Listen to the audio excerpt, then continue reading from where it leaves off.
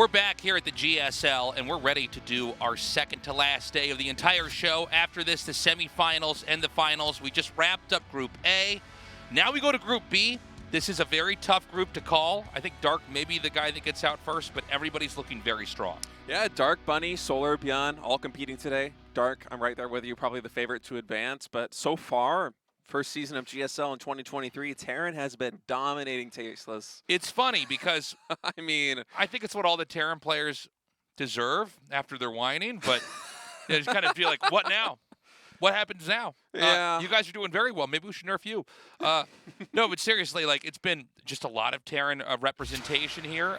Hero, the top Protoss, was eliminated right at the start of this tournament. That Classic in Group A didn't make it out. Yeah. Had a very valiant fight there, but eventually to get eliminated against Maru of all people who got second in his group. That was a great run by Cure. Yeah. To be able to win it. And we might have top 4, 3 or 4 Terrans heading into the semifinals. I think we're going to get at least one Zerg to move on. I think it should be Dark, but I agree with there's you. a lot of different ways this could go. ByuN has been playing extremely well. I don't want to count him out. By the way, guys, if you want to support the GSL, this is the time to do it. This, whether it's actual cash and whatever currency you're using, or the Star Balloons, which is the payment method for the actual Afrika TV website, 100% of that money goes to the GSL prize pool. There are some bonuses for this that we're going to be giving out depending on, we can see the perks listed over here. If we surpass the $30,000 marker, that just rolls over to the next GSL. Yeah. And of course, obviously, Patreon takes a small cut of those fees as well. But that's like, I think, 8% or something like that. So not very much. But you can see we're up to 17K now. And yeah, the support's appreciated. And this is kind of the way things are now. It's kind of more fan to tournament support, fan to streamer support, Yeah, community has been stepping up, not only here in the GSL, but around the StarCraft 2 community as a whole. And all right, we got to mention this. This is where the finals are going to be, and this is how you get tickets. Pay attention carefully. The ticket sales go on starting tomorrow, 5 p.m., all the way to the 18th. May 18th is Thursday? What? That can't. May 12th to May 18th? Okay, I guess it is going to be online. But what I want to point out is that those tickets will probably sell out. So just assume that they go live on Friday. 5 p.m. KST. Make sure you get the date right. Don't get confused by it being Thursday or Saturday or whatever your time zone is, right? Because these tickets, I think, are likely to sell out quickly. You need to bring ID. I hope you're following every word of what I'm saying. Buy the ticket, bring the ID. They shouldn't be too expensive, but you can't get in without the ID. And look, this is one of the last times for the whole year, one of 3 times for the whole year, we're going to have a StarCraft 2 event live in Korea. If you're free and you can make it, you want to come down, you want to come see that. I'm going to be reiterating this throughout the show, by the way, since I know some people kind of skip through the start. Yeah, we'll see if we can tweet that out during one of these breaks as well. And it's going to be at a beautiful Coliseum, too, the Vita 500 Coliseum by Lotte World. In Jamshil Station, not at the, if you're a regular from the, the last decade plus and you've been coming and watching GSL, it's not at the studio you're probably thinking it is at. Yes. It's at where Jamshil was. They did have the round of 8 and up held there for the ASL, if you maybe were here and got to check the ASL out. So if you're going to get a ticket, do it fast. You want to jump right on that. That's about, I think, what is it, 5 p.m. KST it goes live, so make sure you want to get on that as soon as possible. 6 p.m. 6 p.m. 5 p.m. the ticket sales go live. Ticket sales, right. The show itself, the final starts at 6 p.m. KST. So it's going to be 1 week from now. If you want to buy the ticket and you're not sure and you're watching live right now, like, when is that exactly? It would be an hour and a half earlier, 24 hours from now. Does that make sense? I would just Google it. 5 p.m. KST in my time zone. Go 24 hours from right now and then subtract an hour and a half, and you're going to be good. Yeah, exactly. You can use either one of our methods. I'll let you pick which one works for you. The tasteless method or the state method of converting times. So our first player here in the lineup, we've got Bunny, who I believe that's Amir, or maybe he's in the real-life game portal, and he's opened up a portal to somewhere else. Get like blue LEDs, yes. LEDs around that oval. Yeah, interesting garbage bag right there. It's a purple color. Usually don't see that very often in my neighborhood. Not common. A lot of people, so you know, a lot of different countries and cities around the world, they manage their garbage in different ways. In Korea, it's interesting. You don't really pay taxes for garbage. You pay the taxes by buying the government trash bags, which supports the local community thing. And I've never seen a purple one before. Yeah. Interesting. Not in a part of town you lived, apparently. Yeah. Oh, and here is the greatest room of all. Jeez, just puts everybody to shame. Yeah. You gotta love Solar's room. Nice mug, too. This guy's complete. He's a whole human. And Solar, look, I mean, he doesn't get deep in GSL as often. I feel like he's always been around the GSL. You know, I've got so many memories of catching this guy's games, and he's played so great, but this has never really been his tournament. He has done well in Super Tournament, but never won a GSL, never been to the finals of a GSL. Never been to a semifinals of a GSL, if I'm not mistaken. This might be his first chance to make it to a semifinal here in 2023, so it could be a big moment here for Solar, starting the year off on a good note.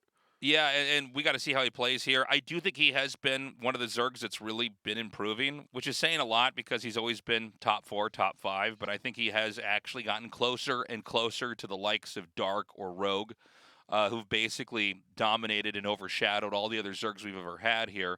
I would say the same is true for Ragnarok. Obviously, he's not in this tournament anymore, but they've been doing a good job playing the game of catch-up. Yeah, and I feel like Solar, above a lot of other Zergs, has been kind of becoming more well-rounded over the years. When I think back to Solar playing years ago, particularly in ZVP, it was a lot of very high aggression, roaches and lings and ravagers, and just kind of go, go, go, kill, kill, kill. And Solar still has a little bit of that aggressive mentality, but he's a lot more flexible nowadays than it feels like he used to be. And, just becoming more of a complete player. And it's translated to success in GSL Super Tournament. We'll see if it can translate into success here as he tries to reach what should be his first ever semifinals in GSL Code S. Let's see if he can do it. First obstacle in the way is Bunny. Bunny, of course, is playing out of his mind as well. This should be an exciting best of 3. Let's get Group B started as we wrap up the final day of the round of 8 here in the GSL Code S.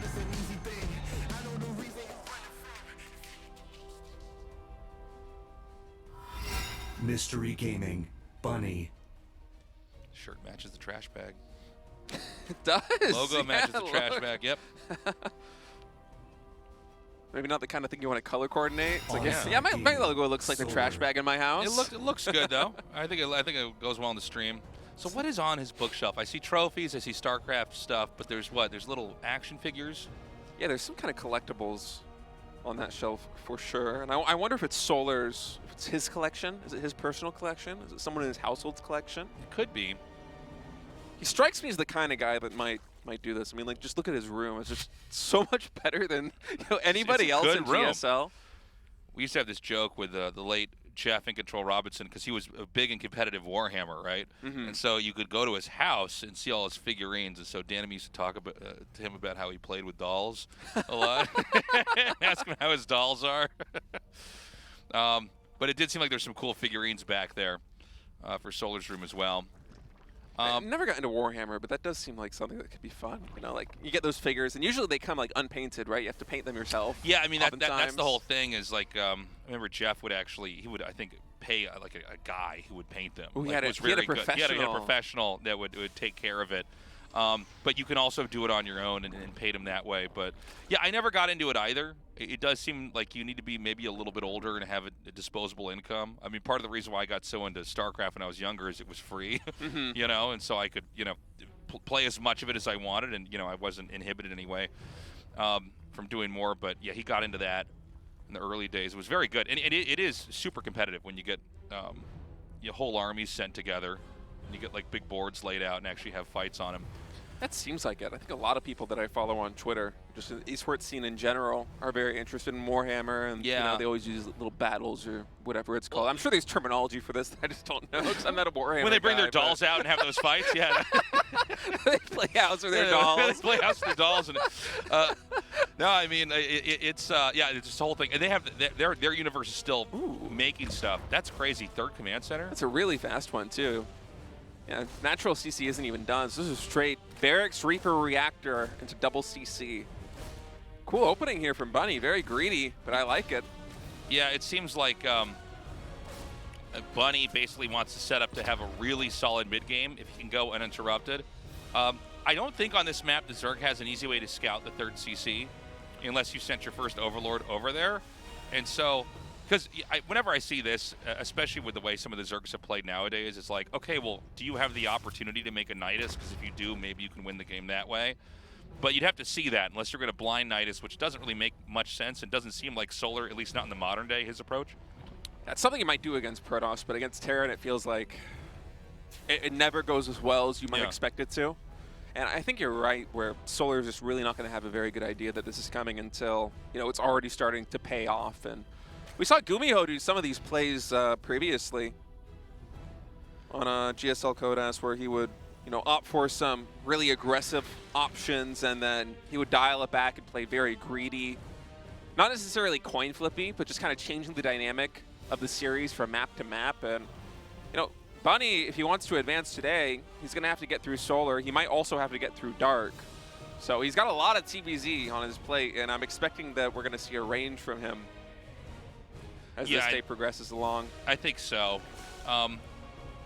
So look, I mean, it's been a game of teching and racing up towards that. That third command center's done. He won't land that for a little bit. He needs to keep landing mules and making SCVs. Excuse me. And so I think this is going to be a little bit of a slow start. But, I mean, look, the reality is that that Overlord has been isolated there. It can't really move to the left or to the right, and certainly not down. Yeah, not even checking the gas timing because of its position. So doesn't Solar, see anything. Just in the dark completely. I mean, he knows that there aren't Hellions driving out of the map, so he should have an inkling of what is coming. And for ByuN right now, he's just powering up with a ton of Marines, Combat Shield and Stim both underway. Only just now at the 4-minute and 30-second mark throwing down that first factory. So maybe behind this third command center, he's going to do something akin to what we saw ByuN do. And I think the first group of GSL this season where he would, you know, move out with these large groups of Marines and just try to get some damage done. Because even though this is a 3CC opening, there is potential to get some work in. Yeah, this is a lot of Marines. Now. It's quite a bit. Double eBay coming down. So he probably won't do any committed push until 1-1's done. But he is going to... Oh, I guess these Lings can try to draw him back. It's certainly not enough Lings that the Terran ever has to respect. Okay, that's wild. That's actually a lot to lose. I know that Zerglings are like the most expendable thing in the game, but to lose 12 for 0 in trade is quite a bit. Yeah, ByuN hasn't lost a unit yet.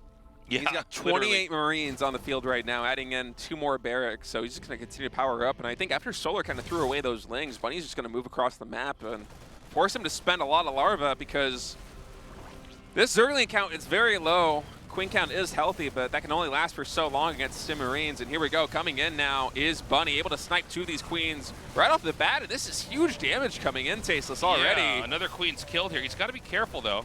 You know, you could definitely overextend with this. He might want to consider trying to get back out here. He's targeting these Banes. Oh, that one Bane got so close. That's all it takes. That's all it takes. I mean, look, I guess he was probably okay trading those Marines in for that, but you want to at least not let that last Bane connect, because if that Bane connects, then it's over. And so now the Lings can actually come up here. He can seesaw the attention over to the Terran side of things. It looks like there's not quite enough. But he did kill off, was that 3 Queens I saw that were shot down there? Might have been 4 even. And keep in mind, he killed a ton of Zerglings as well, and those are Lings that were transformed from larvae as opposed to drones. So even though the end of the trade didn't go too hot for ByuN, I think you kind of still look at that and you take it as a win. It's been a good opening for him so far, especially, you know, keep in mind that this isn't like him doing 2 base aggression. This is behind a 3rd command center, so he's been moving behind this. And he's got a 4th command center coming here. Oh, does he really? Yeah, it's right by his 3rd. Wow. And so, you know, normally we talk about these games like, okay, it's going to be that push on the 4th. That push is going to happen, by the way, but not the kind of way I think we would have in a normal game. He's going to be basically taking the opportunity to have another expansion very soon here. So, ByuN aiming for a very different type of tempo in relationship to the Zerg, at least from what we normally cast here. Now, he is going to get a siege tank up here, and I think he actually will just deny this 5th base. I don't know that there's anything that can stop this. Yeah, it gets canceled, so that's a nice win there for ByuN. It's that 4th command center almost completed, 3 more barracks and another factory in production, so he's really ramping up back at home. Gonna go for a drop here in the main base.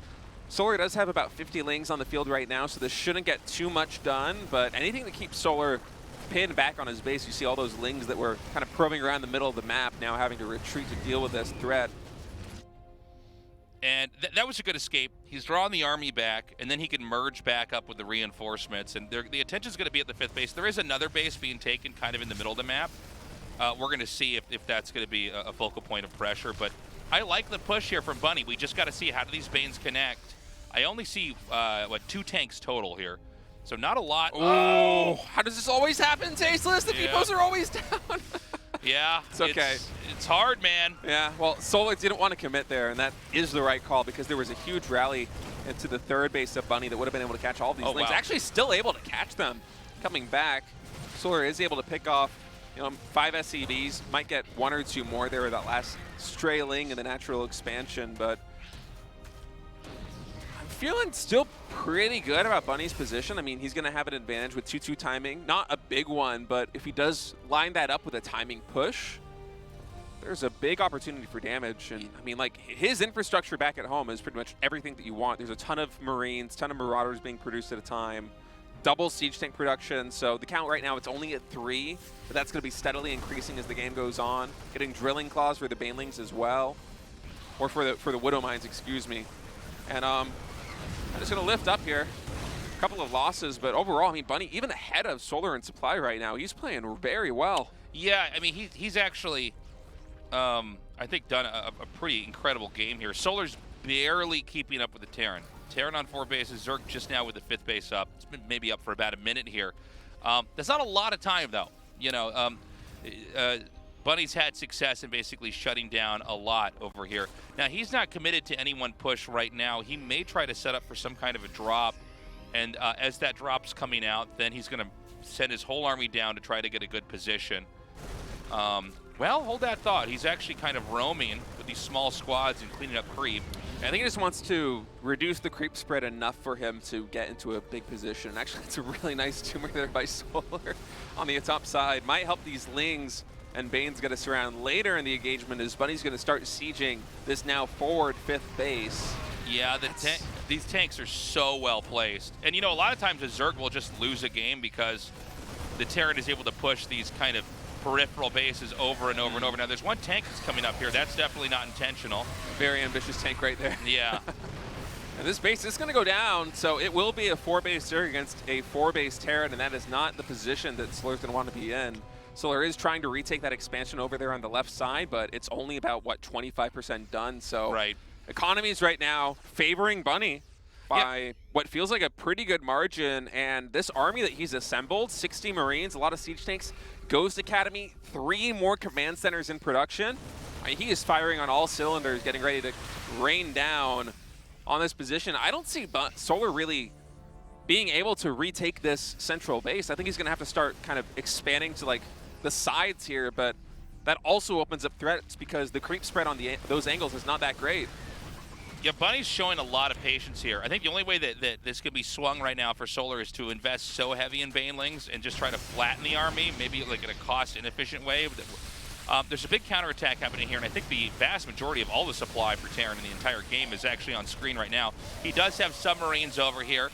This is going to be enough to be extremely disruptive to all the mining over there at the 3rd base, but at the same time, Zerg doesn't have that much to deal with this push here.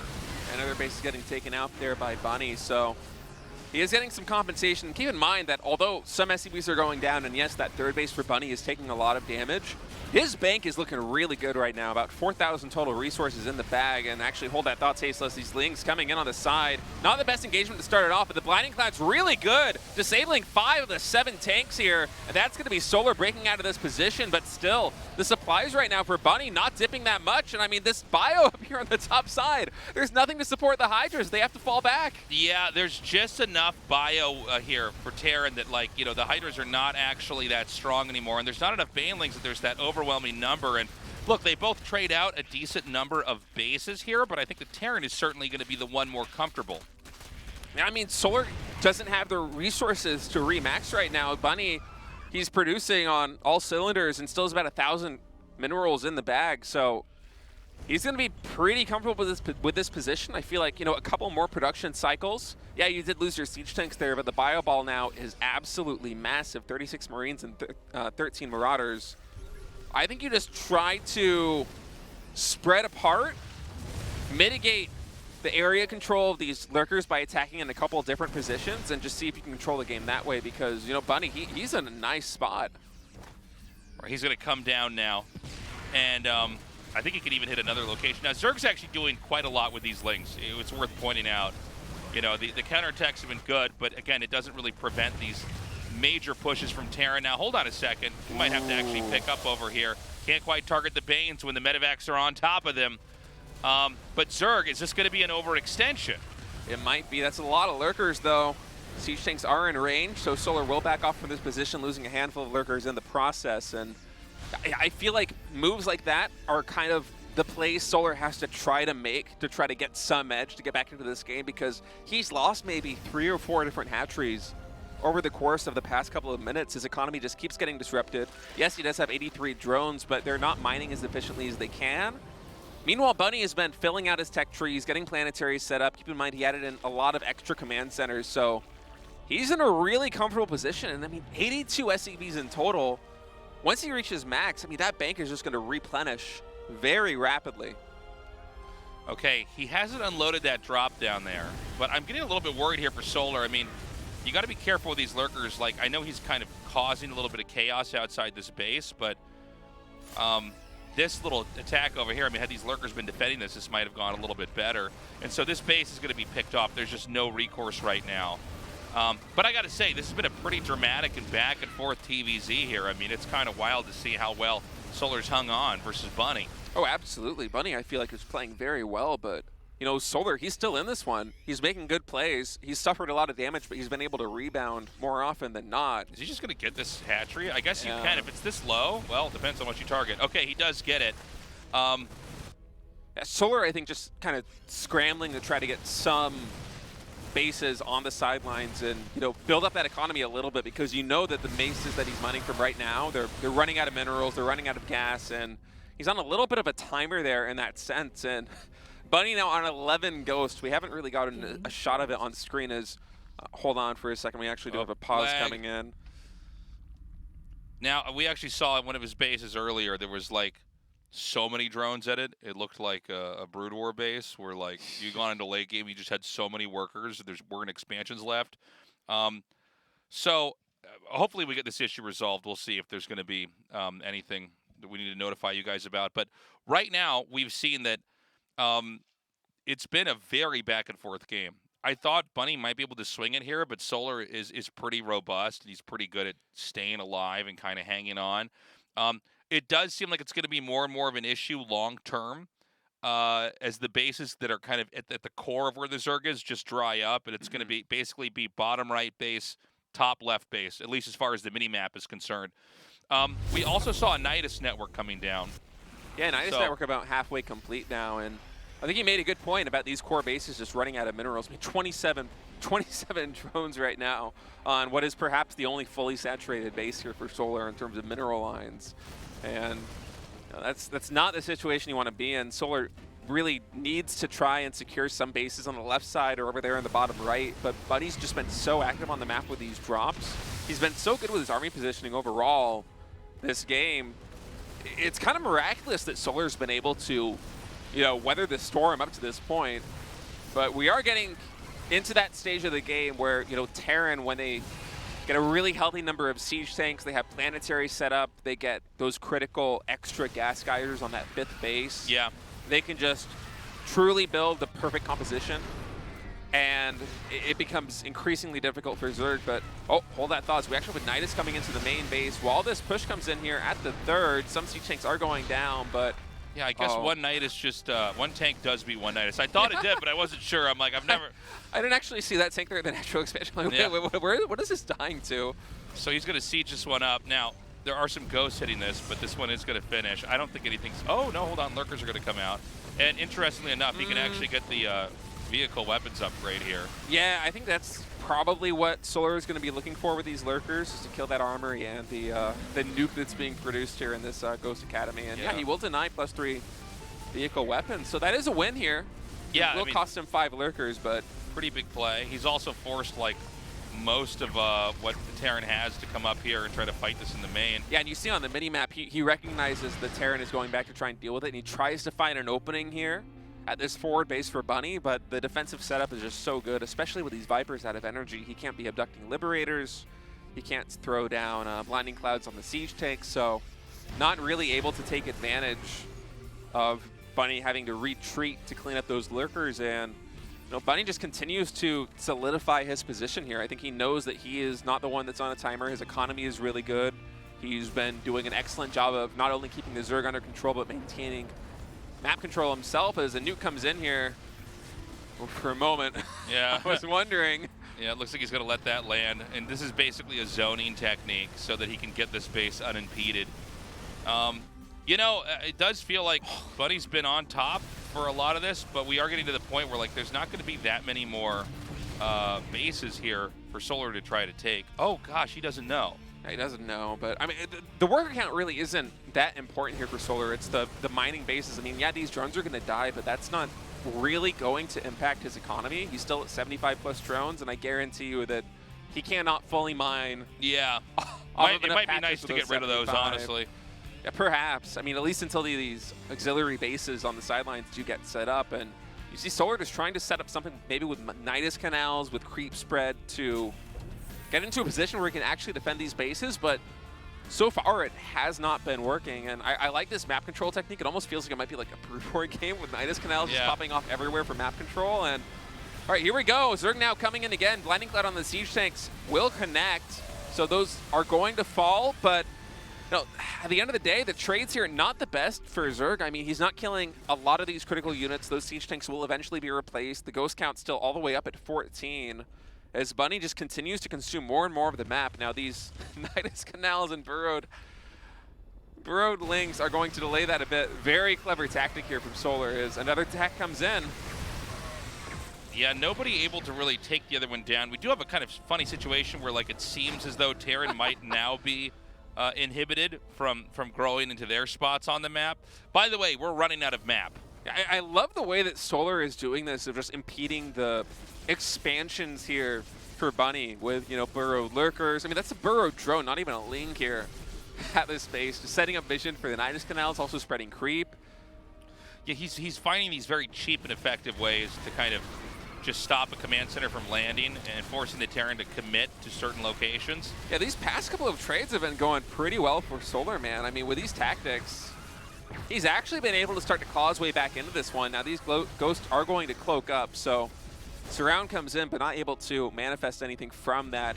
No ghosts actually falling here, but Bunny, at least for now, he's kind of getting stifled. He hasn't really been able to take any new expansion bases despite these nice defensive setups, and also all of this pressure on his side of the map has allowed Solar to finally start taking, the gold base there in the bottom right. These expansions at the bottom and also on the left side are going to be, starting to get saturated here. And it seems like Solar might actually be in a position where you can start to, at last, build a bank and defend these locations. So Zerg's now moved into the bottom right pretty comfortably. Terran's going to be sucking up all the gold resources here as fast as possible. I don't know how much there's going to be that he can do to prevent that. I like the idea of the lurkers coming in over here. But really what Zerg's trying to do is try to push towards what I think is basically the infrastructure here. If he can break through this, and this is a lot, man. I mean, it's a lot of Banelings. It's a lot of key units there for Terran going down. All those siege tanks do get wiped. Now the ghosts are going to cloak, but there's a lot of overseers here. So Lings and Banelings are going to get surrounds, and man, Tasteless, I mean, with the past couple of minutes, the momentum really swinging in Solar's favor. I mean, these units are going to get cleaned up, but just look at the resource bank now for Bunny. Yeah, I mean, Bunny is right at 0. He still hasn't been able to land that CC there. I've been looking at the minimap thinking that it was, a planetary morphing, but no. Yeah, I thought we were going to see SCVs get transferred over there, but instead, the Zerg is mustered enough to, and also brought the Terran to his knees at the same time. He's got a huge army. Looks like he's going to send the Infestor in there to fungal that. And if he makes like another army like this, never mind that gold base. The truth is that he could just kill this army that's sort of in an important position outside the natural and then just run into the main. It's possible. A lot of times that's how Terran ends up getting killed, is that they just, okay, hold on. Is he going to see this? This is funny. It's right on the gas geyser. I wonder how hard that is to see. Apparently pretty hard. Yeah. Those drones. Okay, he notices now. Okay, so Probably realized actually a lot earlier and just want to get maximum mining there from the gold base. But this will set up Bunny going on the left side, killing 18 more drones, taking down another hatchery.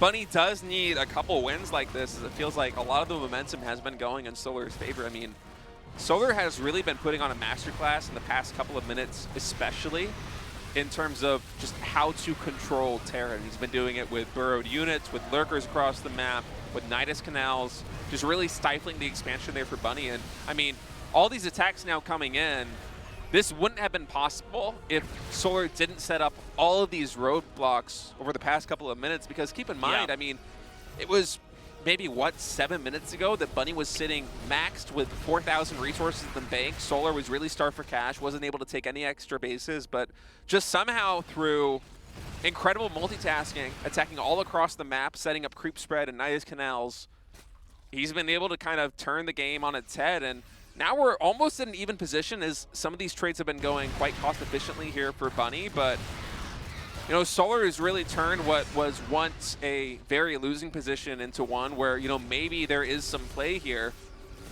But keep in mind, Bunny, he has been consolidating very slowly. yeah, you know, I think Bunny is actually on the verge of death here. It's, if you look at the map, there's the middle spot just to the right of this camera shot.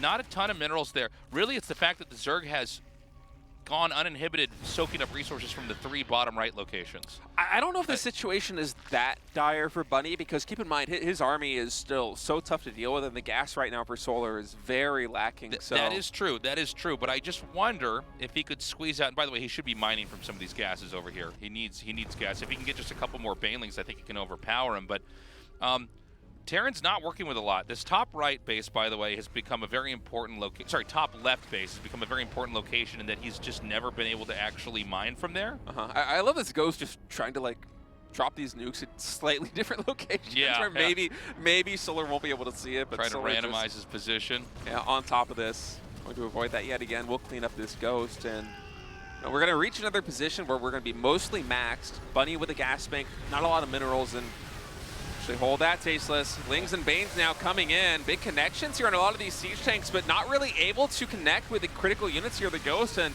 there's only one Infestor who does get taken out. There was only one Viper on the field for Solar as well, as that was a, I mean, yes, he did reset the tank count, but not a cost-efficient trade. I mean, look at his army. It's 30 Lings, 7 Banes, and a Viper. I think he should have gone for a Nidus in the main here. I think that's the play, is once you get them low enough, okay, then they're going to hyper-commit to their most vulnerable position, but that's always going to open up their main. Get an Overseer up in there, make a Nidus, start to try to destroy their barracks. Remember, neither of these players are maxed out. I just feel like the army composition here for a Bunny, there really isn't a way for Solar to ever reset the Ghost count, and that's just the critical problem here. I mean, the economy just isn't there for him. He's at 64 drones right now. He's only recently been able to retake some of these bases, and yeah, Solar might have just ran out of gas here. And I mean, like, metaphorically, not like Vespian gas, but I guess he doesn't have a lot of Vespian gas either. But, you know, he hasn't really been mining Vespian gas from these other bases. It seems like he's been very committed to just kind of getting the minerals, not the resources, but the minerals here out. I think he feels like he's in the position where he cannot resume droning. I mean, he's so far away from being max. He's just doing nothing but pumping Lings and Banelings and trying to muster enough of a force that, you know, maybe Bunny oversteps, maybe Solar is able to come in, get a 6 around, reset the Ghost count, and then give himself the breathing room that he needs to actually saturate these bases and get back online. But he just hasn't been able to get that critical engagement. We'll see if he's able to do it now. Lings and Bangs coming in yet again. Nice surrounds on the siege tanks, but keep in mind, critical units right now for Terran are these Ghosts, and it's just a gauntlet that Solar's trying to go through, and I don't think that he's going to be able to break it right now. 84 army supply for Bunny, and that's going to be it. Solar running out of steam there at the end, but I got to say, Bunny is able to emerge with a win, but Solar did not make that easy, and it really did feel like there was a moment there where through constant aggression, through these Nidus plays, through the burrowed units, through the creep spread, he was able to turn that game on its head, but he just never was able to truly come through with the engagements that he needed to reset the critical unit count there for Terran. And although the economies at some point did equalize, Bunny just, especially in the later stage of that game, so cost efficient.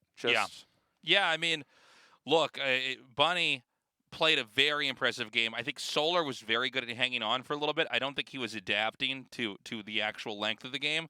He had this moment where he was using Niduses, not just to like try to come in and harass, but to block off command centers. And at that moment, it looked like he could take this, but he needed to tech up maybe a little bit more. And I think the moment that they were both sub 150 supply, I think that's when you go back into Nidusing. A Nidus in the main with Lings spilling out, even if it's like 24 Lings that go in there, okay, they're going to pull some of the army that's defending that gold base back. I think when a Terran, especially in super late game, you're trying to dislodge them from the position. There's moments where you clobber their army, and then there's moments where you go, okay, I'm not going to fight you head on. I'm going to fight you somewhere else. And if you pick that fight somewhere else, you know, Zerg is going to be more mobile in those moments. Terran have to unsiege. They got to run everything back, kill off what infrastructure you can, maybe go back through the Nidus and save it. But, you know, try to destabilize the Terran. Terran should not be able to have that much of the map, in my opinion. Yeah, he was expanding so quickly. He had a lot of the map, which means he's got to be weak somewhere. Either way, though, great game. Bunny takes it in the end, and we're going to go to game 2. That was a fun one to start on. Yeah. And, you know, thinking back to the earlier stages there on Royal Blood, you know, Bunny was in such a commanding position, and Solar just fought back to a point where he had almost equalized up until he ran out of steam. And, you know, if he gets maybe a little bit of a better start here on Crespin, he might be able to turn this one around and tie the series up 1-1. Definitely seems like he has what it takes to do it. As it looks like the map is loading up, Tasteless. I'm ready to get into this one. Bunny versus Solar, Group B, round of 8. Bunny 1 win away from going to the winners match.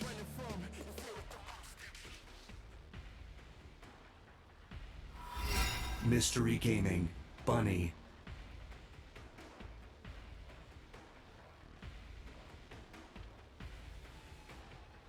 Is that an air purifier behind him? It's got this I got one of those in my house. On-site Gaming. I've got Solar. 3 of those in my house, man. I'm afraid of the mungie, the dust coming in. Dust here.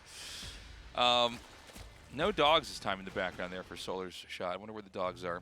Yeah, maybe that's what cost him the game. You know, Yeah, it could maybe be he the needs dogs the morale, told him to take moral his gases. support. Make a Nidus in his main. Like, wait a minute, is the dog watching the cast? So I want to point out in that last game, we had an early 4th command center from Terran, a little bit earlier than I think we normally see. And a very fast 3rd as well. Yeah, so this time Bunny's going to go for command center first. Yeah, so Bunny playing with a little bit of greed here, not only in game number 1, but also in game number 2. And, you know, he was able to translate it into a win. It does feel like, to me, it's always safest to go for command center first if you win game 1. Yeah, Zerg doesn't want to do anything super cheeky to try to blind counter a command center first, right, on game 2 when you're at match point. Yeah, That is exactly. a good point. This is one thing that I always struggled with as a competitive player, not only in StarCraft 2, but also in other RTS games that I competed in, is just planning through a series. It's hard, man. I don't know why. It's just something, like my brain, it works one game at a time. And I never really was able to excel at this. But, you know, GSL, it's been going on for more than a decade now. It's been, what, 12, 13 years? And Yeah. these players, all veterans, it's honestly, we're spoiled being able to see, you know, the game plans that they come up with, not only in a particular map, but also an entire series. Especially these championship caliber players like Dark, like Maru, just the way they're able to navigate from game 1 to game 2 to game 3, and a best of 3 and a best of 5 and a best of 7, just the ebb and flow of their strategies.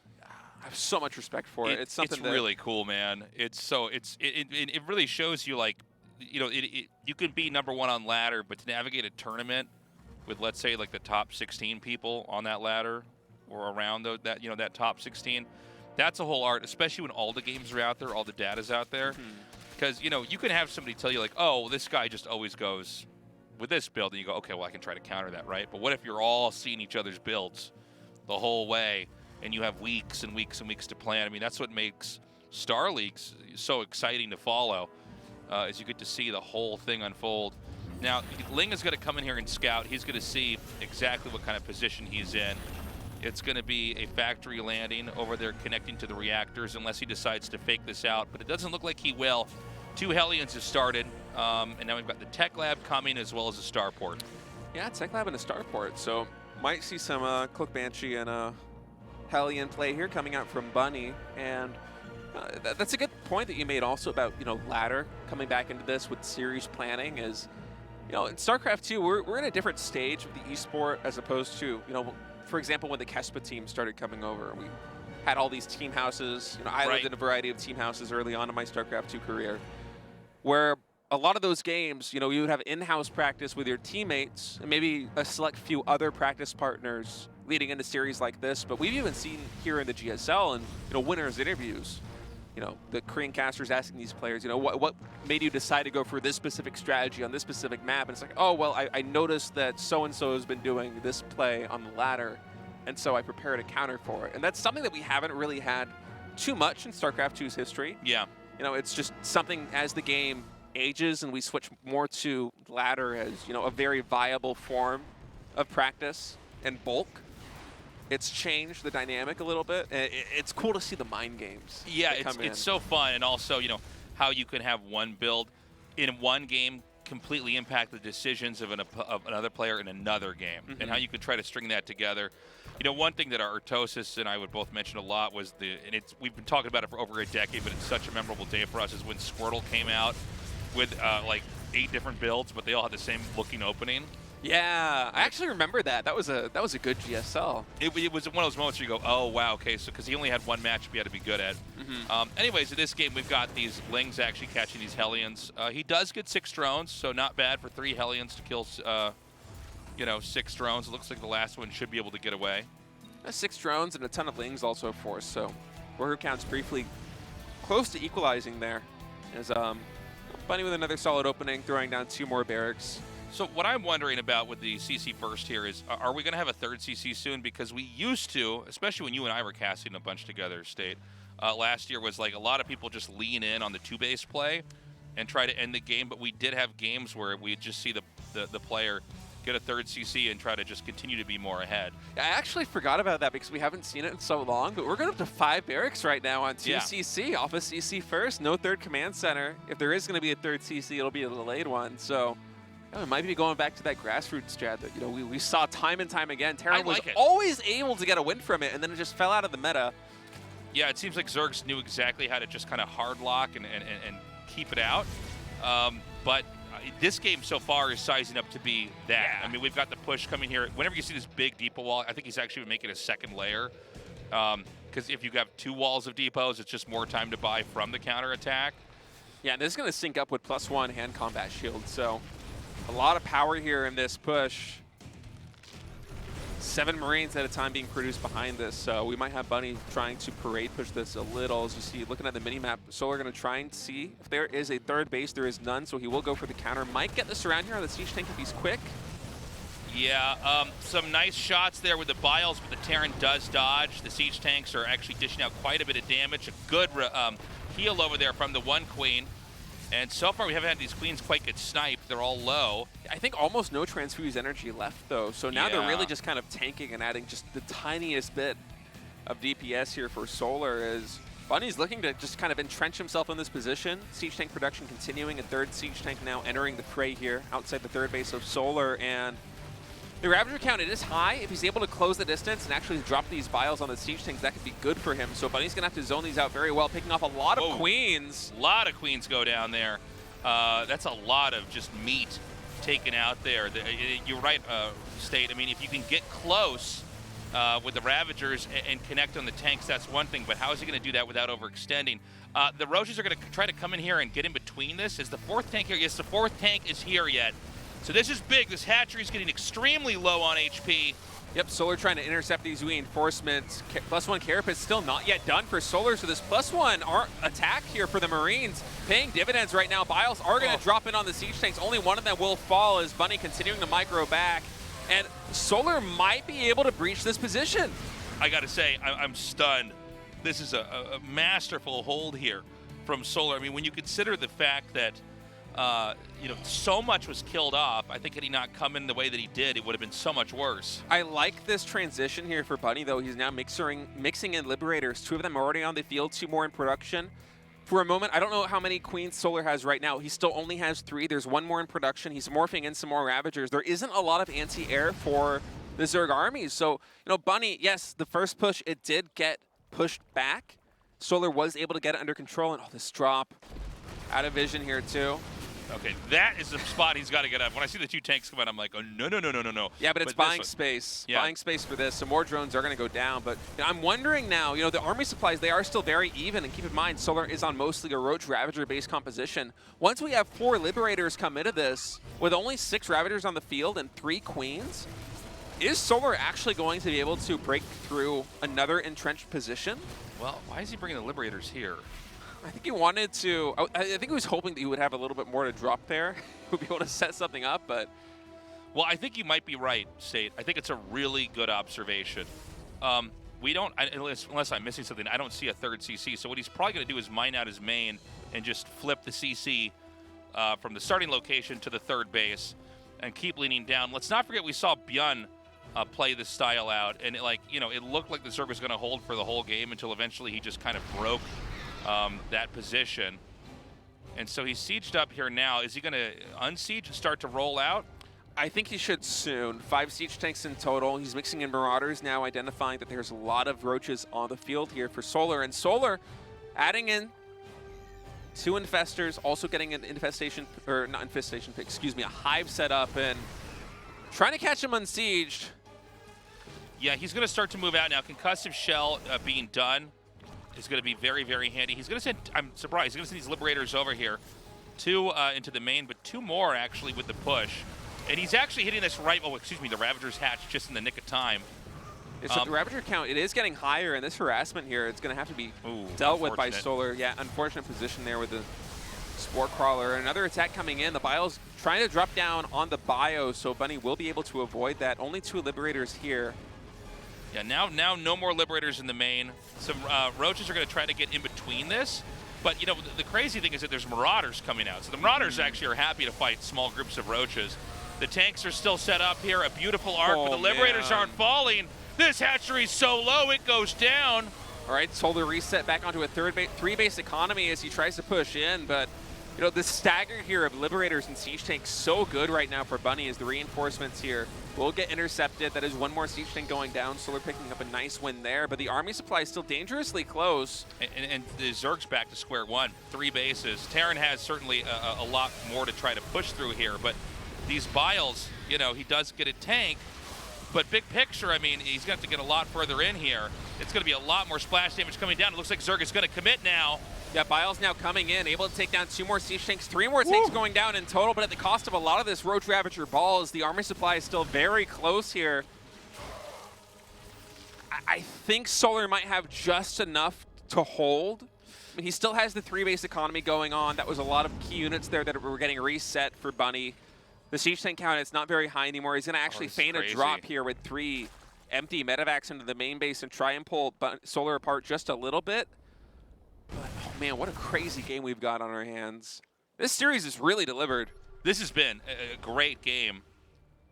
Yeah, so Bunny, he's just trying to make him think that he was going in for a drop and that Solar still has to commit units there. I like the idea, but I don't think he has any kind of setup here where he can do anything with the medevacs that are full up here.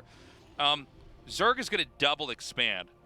And so, the idea still remains the same for Terran. Terran's trying to just build up enough. Zerg is trying to get the bases up and try to tech out of this. You don't want to be on Roach Ravager forever. Eventually, it just starts to be a unit comp of diminishing returns. But he did kill that 1 hatchery. That's very important to note. There's 2 more hatcheries making, but they're not mining yet, so they haven't really kicked in yet.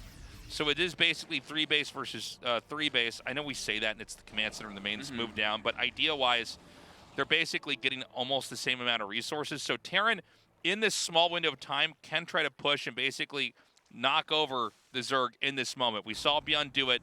The question now is, can Bunny do the same?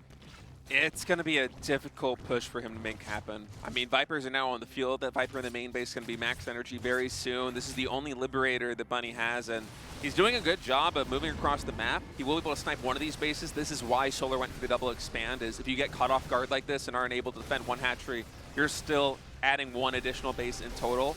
And now that Solar is maxed, I mean, but he's throwing down a 3rd CC because he identifies, I think, that if he tries to go for a killing move right now, it's not going to work. But you know what? Can't you hit this base from the low ground? Am I wrong about this? the minerals. Can't you hit them with tanks on this map? I think you can, Yeah. but then you're opening up yourself to a surround where Solar comes in from the top side, he comes in from the bottom. He does have that or not the infestor, excuse me. He has 2 Vipers on the field, so blinding clouds are going to be in the cards here for Solar. And I feel like Bunny just doesn't have the tools. Hold on a sec. He's going to get this hatch again. He does take this out. Now remember, Zerg's maxed out, but it's Roach Ravager. So there's a disproportionality of how much supply that actually takes up. The Zerg's on 3 bases again. Third for, command. for function here. And so, you know, that base that's at the upper right, we haven't really even gotten a shot of it. We haven't really paid much attention to it, but that is eventually going to mine out. Oh, damn. Maybe we should have left here a little bit sooner. Yeah, those are 3 medevacs going down, and this is army supply that I feel like Bunny can't afford to bleed. And he does have a 3rd command center now, so he's going to look to try to expand to a fully saturated base that he can mine from, but I mean, the army here for Bunny has almost no nuance. It's the same composition that we saw 5 minutes ago. There's 1 or 2 Liberators. There's maybe 5 siege tanks. Okay, 6 in total. The Zerg's maxed out. Lots of Roaches, lots of Ravagers. Terran is very low. Keep in mind, Terran has 34 SCVs. Yeah. So it's actually, like, really not a lot. Liberators are going to set up over here. The tanks are going to be in the back. He needs to actually reconfigure this. This wasn't quite pairing together. I think he can do it now. The blinding clouds could be huge here if these tanks don't get spread. And he's going to harpoon 1 in, but he won't have energy to do that again. I feel like Bunny just isn't going to be able to break this position. I mean, Lurkers, Vipers, and Infestors, Solar has all the tools that he needs to really start slowing this one down. And you see Bunny, every time that he tries to encroach the position, Files come in on the 4 Liberators. Solar's happy to bleed off a couple of units, and I think this might be Bunny tapping out very soon. Yeah, I think you're right. I think you nailed it. I think, you know, especially when the supply is slow, the counterattacks are just too much of a threat. Terran's going to have to pull back. And I'm not sure what else to say. I mean, even if Terran pulls back, can Zerg then try to come in here and engage with that? This is such a sparse amount of units, and especially when these tanks get harpooned and pulled in, you know, you're going to start to just lose all the core stuff that you needed in order to survive here. I mean, it's 3 tanks and 2 Liberators on the field right now for Bunny in total, whereas Solar has basically filled out his tech tree. He even has +2 Carapace now. Bunny never even threw down that armory because he was so committed to the attack, and he's going to try and fight it out, but this is one of those moments where you just kind of have to wonder how long can it truly go on. Yeah, this Solar should be the end.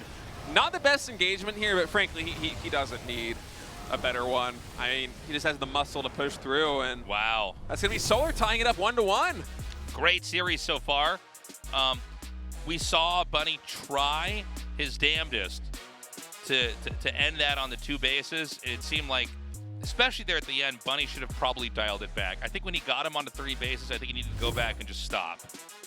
It's difficult, though, because, I mean, you run into the situation where if you allow Zerg from that position to start filling out their tech tree and potentially going for a double expand, where even if you're Bunny back at home and you're throwing down a 3rd command center that late, your SCV count's still going to be very low. You're going to be spread really thin because, you know, you go through a push like that, you lose some siege tanks, and then suddenly it's hard to defend all these extra bases against whatever push Zerg's going to come out with. Right, so I think Bunny, he felt like he was up against the ropes and he had to very heavily commit to that attack and just wasn't able to translate it into a win. But Solar with just a fantastic hold. I mean, if he didn't take those engagements quite as well as he did, that could have been Bunny just going up 2-0 and heading to the winner's match, right? I mean, that was some fantastic control of the Ravagers.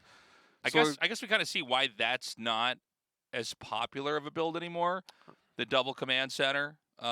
Coming out, like, it looked good and it was cool, and ByuN made it work, but it does seem like if the Zerg can just buy enough time, there's eventually enough Roaches and enough Ravagers, and there's not actually that many tanks coming out on the 2 bases that, like, you can just start to pick them off, you thin out those numbers, and once the tank count gets reset, you just don't have the same kind of push you had before, even with Marauders with concussive shell in there. Yeah, the map pool also feels like it's not quite as good for these kind of pushes right now here in 2023. True. I think when we were doing these games, there were a lot of maps, which I'm blanking on the names on, but there were all these little nooks and crannies that you could actually like put siege tanks in. Especially at the 4th base, yeah, at the 4th base especially. And it would basically just be Terran kind of putting Zerg into a chokehold where even if they get to a 3 base economy, I mean, they're not taking favorable trades because the siege tanks are in such pristine position. But Yeah. as we saw there, Solar was just able to, chip away with the Biles and really navigate that game perfectly. Solar doing a great job of, not droning too heavily, not taking up too quickly, just making exactly the amount of units that he needs to hold on, and then trickling in the tech as he can afford it. I mean, he was making like infestors one at a time for a while.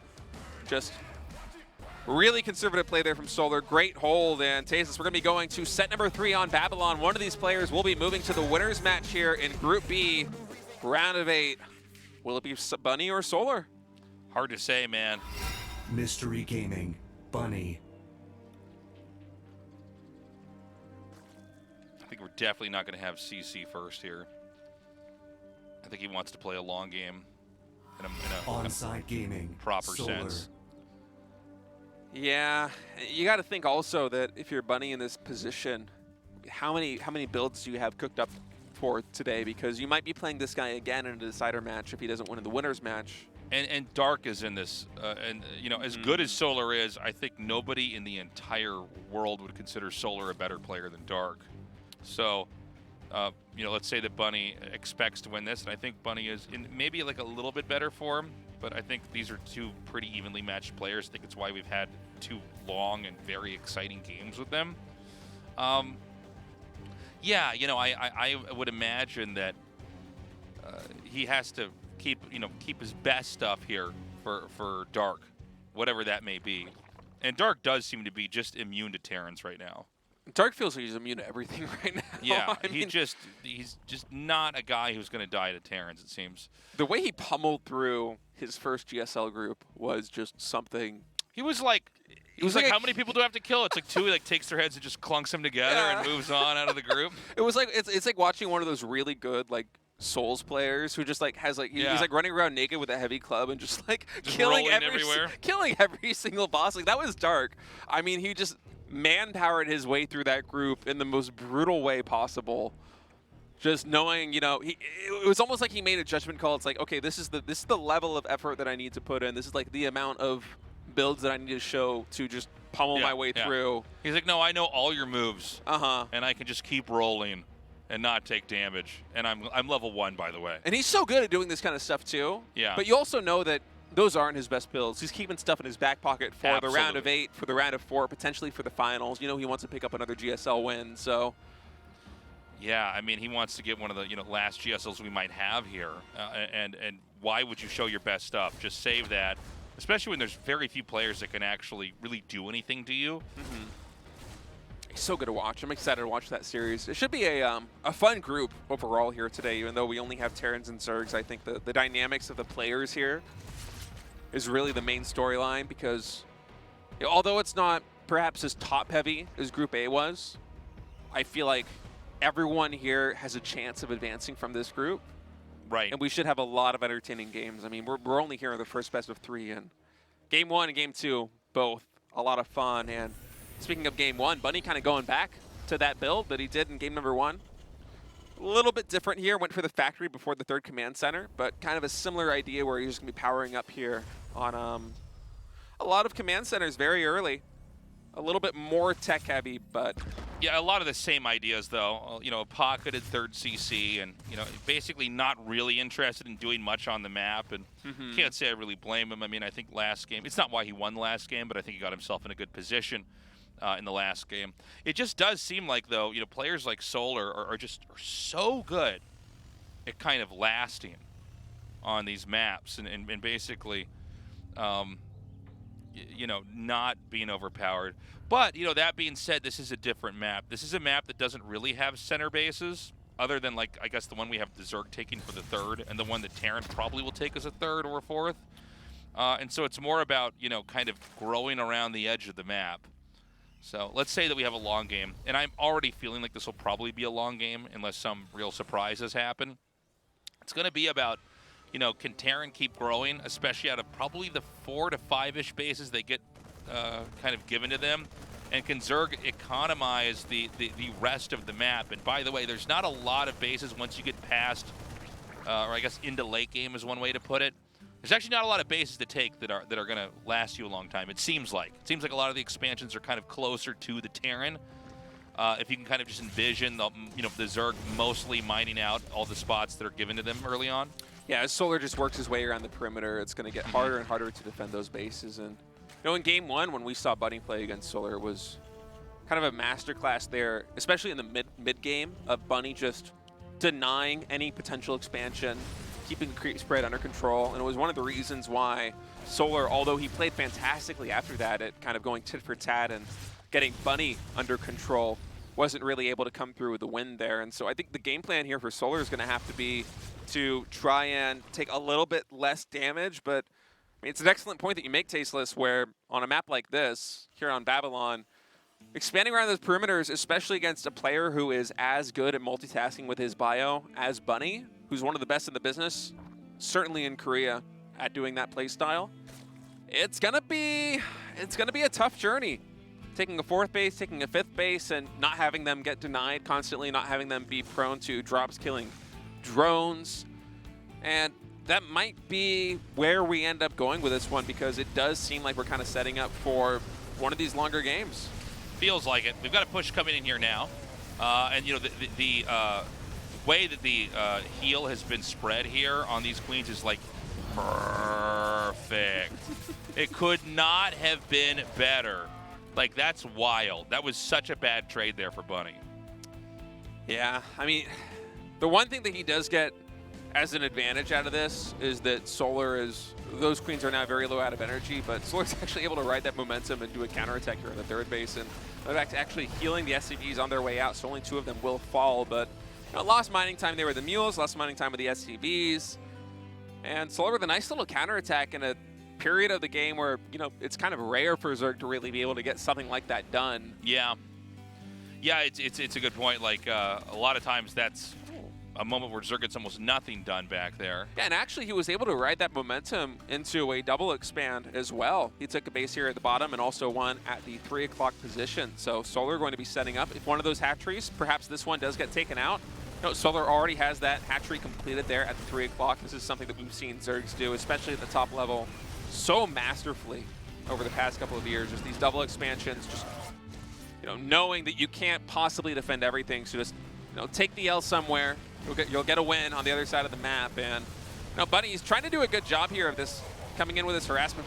Both Medivacs actually going down. Bunny's kind of floundering here. Yeah. I do wonder if there's a little bit of fatigue from game 1 and game 2. It's especially a thing in this matchup where you have like these really grating long games where it's like a death by or victory by 1,000 paper cuts.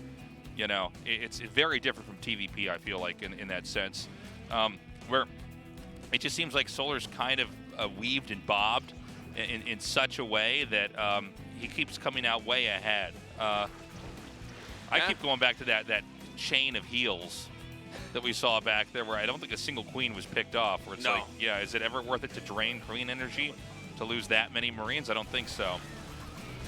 Maybe if you have some big follow-up push, but so far, Bunny really hasn't been able to deliver with anything. I mean, think back to game number 1. At this stage of the game, it felt like Bunny was, all over the map. He was picking off drones. He was getting a good number of queens. He was able to keep the Zerg bases under control, but Solar already at 80 drones, fully mining off of 4 bases, taking a 5th base up in the top right. The creep spread also hasn't really been controlled except here in the bottom left side of the map. And I mean, the number of Lings and Banes here on the field for Solar is already exceptional, and there is no upgrade advantage for Terran either. I mean, +2 infantry weapons is even behind +2 Carapace there for Solar, so not really many timings to be found here for Bunny moving forward. I feel like if Bunny is going to win this game, it's going to be one of those games where, you hunker down with siege tanks, with ghosts, with planetary fortresses, maybe with some extra command centers to shore up your economy a little bit, and you just try to play the cost efficiency game, because at this stage, it feels like Terran has no momentum. And now that Zerg is up to 90 workers on 5 bases and is reaching max, we're reaching the stage in the game where Zerg is going to start attacking relentlessly because he wants to take trades as cost efficiently as possible. And with Bunny at only 167 supply, it's not going to get much more cost efficient as this.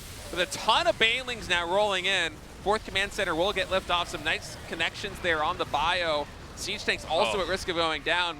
Solar actually diving so deep here. These Banelings will fall, but I mean, the economy behind this is just so strong here for Solar that he can afford to take these cost-efficient trades. This is him just kind of manpowering his way through. I mean, he knows that he can constantly just muster these armies. I mean, 50 Lings right now in production with 800 more minerals in the bank. I think that was a pretty bad engage, though. Like, I think it's still okay, but I think he went way too deep with those Banes. He is doing a good job counterattacking in here now. Again, he's attacking him when there's no Banes that are actually ready to go. He does kill 24 SCVs, which is huge. Yeah, that's an entire mineral line, an entire base of mining eliminated there for Bunny, and the economic differential just continues to expand here for Solar. And you know, once he maxes, especially now with these Vipers on the field, he's going to go again. And it might not be another, it might be another cost-inefficient trade for him. Yeah. But I mean, that's just kind of what you want to do here, Zerg, because you know that Bunny's win condition is finding a way to navigate to a position where he cannot be broken. Yeah, you know, you're 100% right there. What his goal here is to basically survive this point of the game and force Zerg to overextend, and then when all these bases dry up, there's going to be a few places within reach that he can come out here and just pick off and run back to safety, pick off, run back to safety. So the Zerg has to not just trade out, Zerg has to completely sledgehammer the positions over and over to the point where maybe the Terran can't hang on to a fourth, or maybe the Terran, you know, can't get a fifth. But I think if this Terran does get up to 5 bases and the Zerg can't trade out nicely, it's going to be a big problem. All right, another tech coming into the third base there for Bunny. Meanwhile, here are the fourth. Blinding Clouds on 2 Siege Tanks. Banelings racing to connect to the Marines. They do get some nice connections there in the front, but overall, Bunny able to have a nice defense here. And these Lings, the counterattack at the third was not able to get too much done, so a much worse engagement than we had the first time around, and that's going to be Bunny getting a bit of momentum to come here and start doing some much-needed creep control. You know, I think that last moment there was the big overextension. This is now going to be a very unusual moment. We were talking about Bunny maybe having to hang on.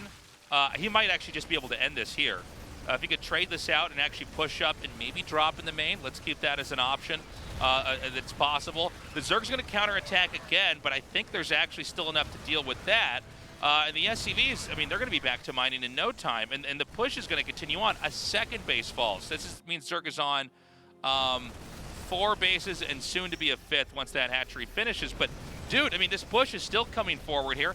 I don't know how many Banelings are actually in a good position. It looks like there's 26, but this is a lot to go through. All right, Blinding Clouds coming in on the Siege Tanks. Banelings racing to connect here on creep. They are able to get better connections. Nice spread, though, for Bunny, and I don't think that was a cost-efficient enough trade here for Solar. And he's running out of steam, man. You said it, he's only on 4 mining bases. The main and the natural now mostly mined out means that he's only making, you know, a small amount of minerals per minute. I don't know if he's going to be able to remax and hold.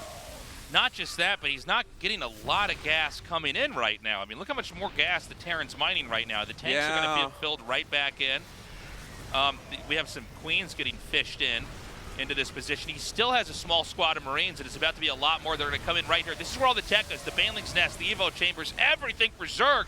I think Bunny's got this. I think so too, Tasteless. All of the anti-air falling right now. Siege Tank connections here on the Hydralisk, and the Bio Ball is too much. Solar with 1 overextension. Attacking into the 4 space there for Bunny just gives all the momentum back to the Terran player, and Bunny was not going to let that opportunity go to waste. He's going to go to the winner's match with a nice comeback win against Solar, man. Solar just a little bit overeager there. Yeah, he was a bit of an eager beaver, man. He rolled in a little bit too deep with the Banelings. I think when you force the lift, he also came in like after the thought with the Link counterattack. Yeah, I mean, you can't overextend in those moments. And especially, I think it was the 3rd attack in there where he really pushed with all his Banes. That's when you could suddenly see Bunny catapult across the map, get a position, take out 2 bases. And I think he handled it very well. He didn't just then try to play whack-a-mole killing bases. He tried to hold that spot. Could have gone into the main, decided instead to try to get into the natural, and that's where all the tech is. And once you kill the Baneling's Nest and those Evo Chambers, more importantly, you're going to be able to win that game. Yeah, that was a really well-played series there by Bunny. I mean, Game 3, it felt like Solar was in a commanding position, but just really good, patient Terran play. Waits for the Zerg to overextend and then pounces on the opportunity. Able to pick up the win, and yeah, we're going to have a Terran in the winner's match. One step Yeah. closer to GOM TBT. That's what I'm talking about. I hope there's no Zergs. I already got my wish of no Protosses, so now we just need to make sure the Zergs don't make it. We're going to have the best season yet. No, but seriously, Bunny played very well. Solar goes down into that losers match. Up next is Dark versus ByuN. We're going to go to that after this break. We'll be right back.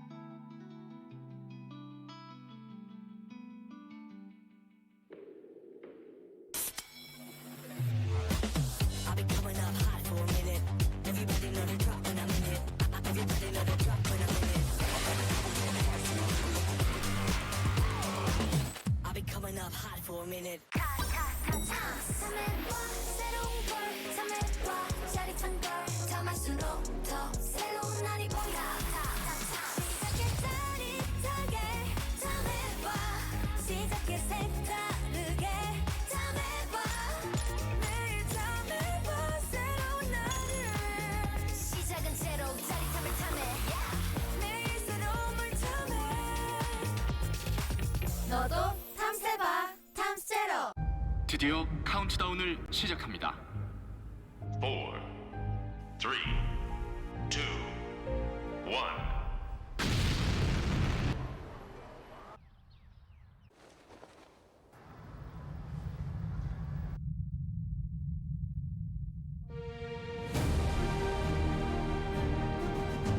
떴다.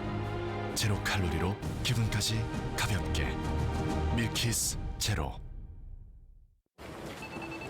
똑같은 하루에서 답답함을 빼면 더 청량해질 거야. 제로처럼.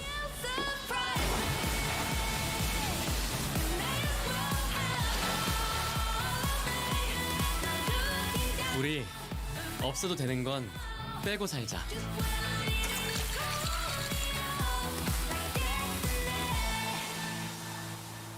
실성 사이다 제로.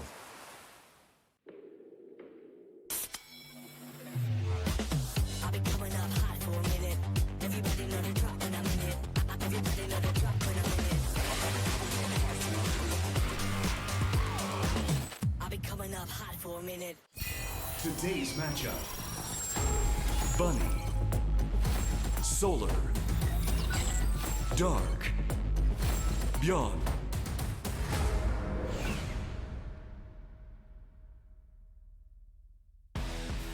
I am lower. They're right. I don't know. My chair won't go up. They keep telling me I'm. Oh, now I can make it go down. We should just keep it like that. Hold on. Can I get it up more? All right. Anyways, There we go. in case you guys are wondering, I'm a solid 5 feet tall. All right. I'm a very short person apparently. Yeah. Welcome back, everyone. We just saw Bunny up 2-1 right now, and he's going to move on, of course. And now it's going to be Dark versus ByuN. I've got my fingers crossed here for ByuN. I am worried that Dark is going to just tear through this group. Yeah, Dark looked really scary there in the first GSL group in the round of 16. Yeah. So I'm a little worried for ByuN here that he's going to ride his momentum and just, plow through this one on his way to his semifinals. But, I mean, so far, ByuN's been showing some pretty good games. I mean, if anyone's going to beat Dark here in this group, I feel like ByuN probably has the best shot. Yeah, I mean, I don't know. Look, ByuN had a great game versus Morrow. He looked really good versus Morrow. But I don't know if that translates into the matchup TVZ. I feel like one of the things that Dark is so good at is kind of absorbing blows. He's very good at getting beaten up and kind of waiting for his moment in the game. And then when it's his moment, suddenly it's like everything activates. All bets are off. And he's got the game. And, Dark, he has been in he's actually been a champion for the GSL 2 times. I think he's hungry to try to come through and get another one. I just don't know that ByuN can stand in his way. Now, that being said, if ByuN does win here, I am happy as a clam. I would love that. Happy as a clam. I would be delighted to see ByuN win here because that would be a crazy upset. I'll believe it when I see it. Yeah. We'll see if he's able to do it. What are these figures in the top left? Is that those aren't your Cow Talk characters? No, I don't think so. One looks like the Shiba Inu dog or whatever. Huh. But look, I mean, ByuN, I think he's got a shot in this group. I think he's probably the least likely to move on. But I think if he wins, I think he's the least likely. But I think if he wins, it's not going to be by beating Dark.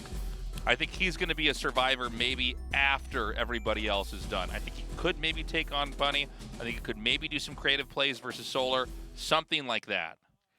Yeah, I feel like if he loses here to Dark and it goes to a TBT versus Bunny, that's really anybody's game. I can see ByuN winning that one. And then ByuN and Bunny, guys, too many. There are some all IDs the that are same dangerous letters, to man. cast at the same time. Yeah.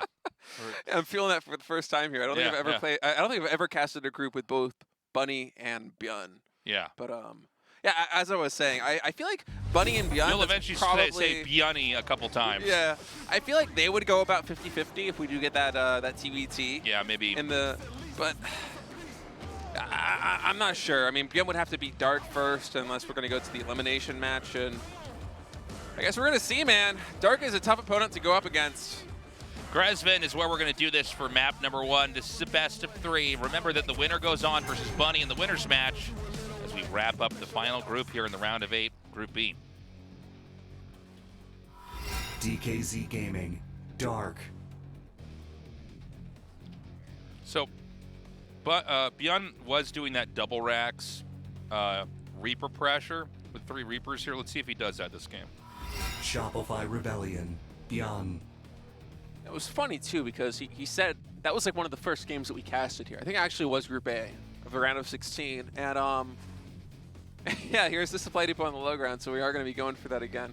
But I remember in the interview, ByuN was like, yeah, you guys are going to be seeing a lot of Terran players doing this here in the GSL. It's the hot thing right now. It's very cool. And, like, nobody else has done it. It's just been ByuN. Yeah.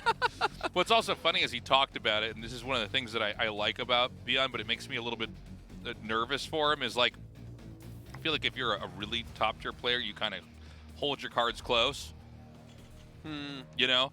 And I don't know if I would have said as much as he said about that build here now. I mean, you know, Dark is probably going to have something prepped specifically for this. So I think from a Zerg perspective, this could be a really cool game because we might just see exactly how to deal with this new opener that ByuN's pulled out and so far had a lot of success with.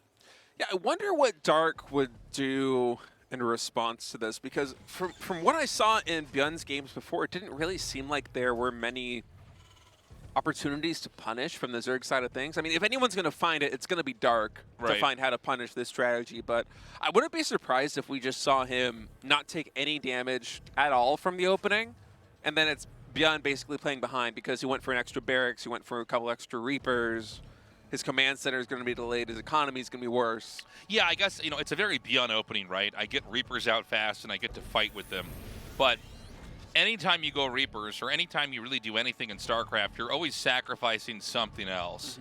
And so if he gets the Reapers out and he doesn't really get any work done, well, though you could have been making Marines, my friend, or you could have made a command center a little bit earlier. So Sixlings are going to be ready, but the idea is that enough Reapers get here in time that they can basically start to kill those Lings and anything else off. And a really smart play by Dark, hiding the drone at the third base. We'll be able to get that third hatchery down a lot earlier than you know, he has any right to do, frankly, here against a Reaper opening like this one. So more Reapers are going to start to build up over here. He sees that the hatchery's down, so he realizes he got duped. Yeah, a little bit. But, you know, there's not as much that you can do against that. Now, it's a Marine coming out across the map.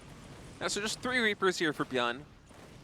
Factory now in production back at home. And look at the minerals. I think ByuN might be going for a 4th command center here, if I'm not mistaken. Wait, what? You mean a third or command? Third command. Okay. Excuse me. sometimes I just forget. No, you're fine. I'm a Protoss player. Remember this. You're fine. I was like, wait a minute. That would be crazy. The 5th command center is going down now, Tasis. And now here comes the 6th command center. And then Dark won the game. Yeah. So I think it's going to be, at least I was thinking it might be 3CC. We'll see exactly what ByuN is going to do with this opening, as he is floating around 400 minerals right now. As the factory finishes up, probably will be swapping that in with some add-ons. I wouldn't be surprised to see some Hellions entering the fray here to join in with these Reapers at the front lines. And Starport also underway. So no, not going to be that really fast 3rd command center here for ByuN, at least not yet. Just instead opting to spend these resources on filling out that tech tree a little bit more and, you know, giving himself a few more options in terms of aggression. But overall, Dark has really not had to bow to this build at all. No? I mean, he's basically brushed it off.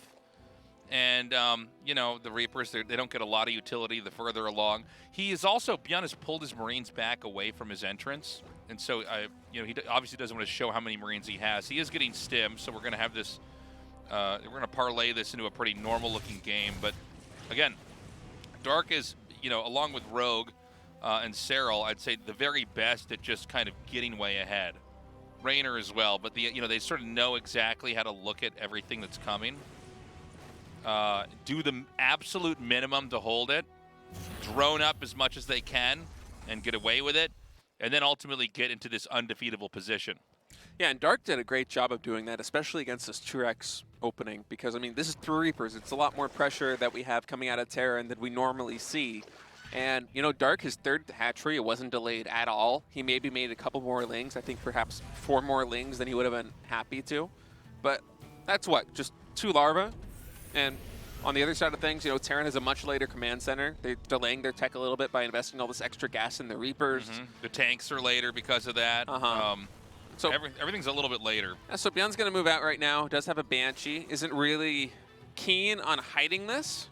So just wants to force some Spore Crawlers, get a bit of indirect damage. Might be able to pick up a couple of kills here, but the Queen count already at 7. These could be one of those moments that looks misleading, like, wasn't it better to hide it? He doesn't really care. He wants to kill that Overlord, have that guaranteed pick, and then he's like, yeah, if I just force you to make spores, it's like it's kill drones. And then you can use this for scouting and other stuff later on. And also the faster that the Zerg's going to build those Spore Crawlers, I mean, that's less mining time there for the Zerg anyway, right? I mean, realistically, if Dark didn't build these spores at all, he would also still just be fine against this one Banshee without Cloak with how healthy his Queen count is. So, yeah, smart play there by ByuN. This is just something that Dark's going to have to keep in the back of his mind, that there's this Banshee hovering across, you know, near his main base. So this is going to be that moment where they pocket the tank. and then try to come out on the map. Oh god, he doesn't even kill it. That sucks. I don't think there's +1 ground weapons with this attack too, if I'm not mistaken. For so, Terran? yeah. I don't think there is. No, because there's 2 eBays being made now. So what can he get done here? Now the attack may be a little bit unusual. He's going to kill off all the queens. That's a nice engagement, actually. Dark perhaps over-droning a little bit. Has to pull the drones in to try to break this position. That's so many drones going down. What? Queens as well? ByuN, you madman! I guess the timing is weird enough, and I guess the build is unusual enough. I mean, he has enough sustain. He's just going to keep pushing through here. He's Am I not even, wrong? He doesn't lift until the very last moment, and the siege tank also survives. So 21 drones go down, a ton of roaches go down. There's no +1 infantry weapons, but it doesn't matter even against Roach Queen. The Banshee comes in for more kills, can only find 1 more drone. He's like, oh, well. The drones are already dead. Yeah, I guess there really isn't anything here. Yeah, I don't know exactly what went wrong there for Dark, because, you know, you're seeing that push move across the map. It's like, okay, yeah, this has the potential to get some damage done, but that was actually so much. I mean, Dark doesn't even have 1 queen per hatchery right now. He only has 2 queens in total, going up on 4 bases. So this Banshee able to get some work in. I wonder if a follow-up push can just end the game. I mean, when you lose that many queens and you don't have the injects, your whole macro engine is sort of out of whack.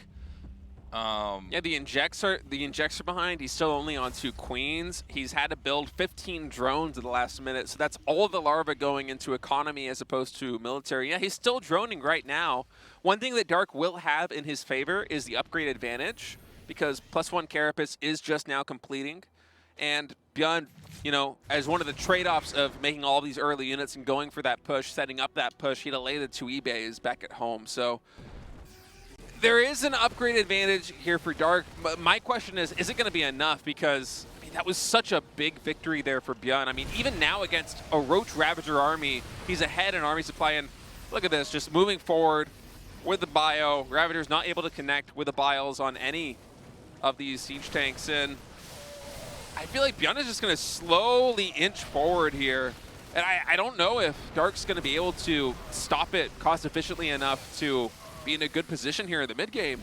The other issue is that if Dark hangs on, I think he's going to be fine. I think the game will go on, but Dark is going to have to be a total master at recovery here. Now, there's not a lot of tanks coming here. He's leapfrogging 3 tanks right now. I think there's a 4th in the mail right now that's going to meet up with this. But if this is going to succeed, ByuN has to kill the hatchery, and that's easier said than done. Infantry weapons and armor now completed for ByuN, so that upgrade advantage neutralized here for Dark. And ooh, nice Roach counterattack. He should be able to catch a siege tank and a couple of Marauders if he's lucky, but yep, just like what we saw Solar do. Basically send enough roaches in there that you want to start to bank up what you've got, and then maybe you can try to intercept and flatten this small position Terran has. So ByuN backs up, he sieges onto the high ground, sieges up back at home as well. He's going to wait until he has enough that he can actually pinch these roaches in the middle. But as I'm saying that, I got to wonder, I mean, you know, how much more can Dark muster here? He might be able to come and just pounce right on top of ByuN.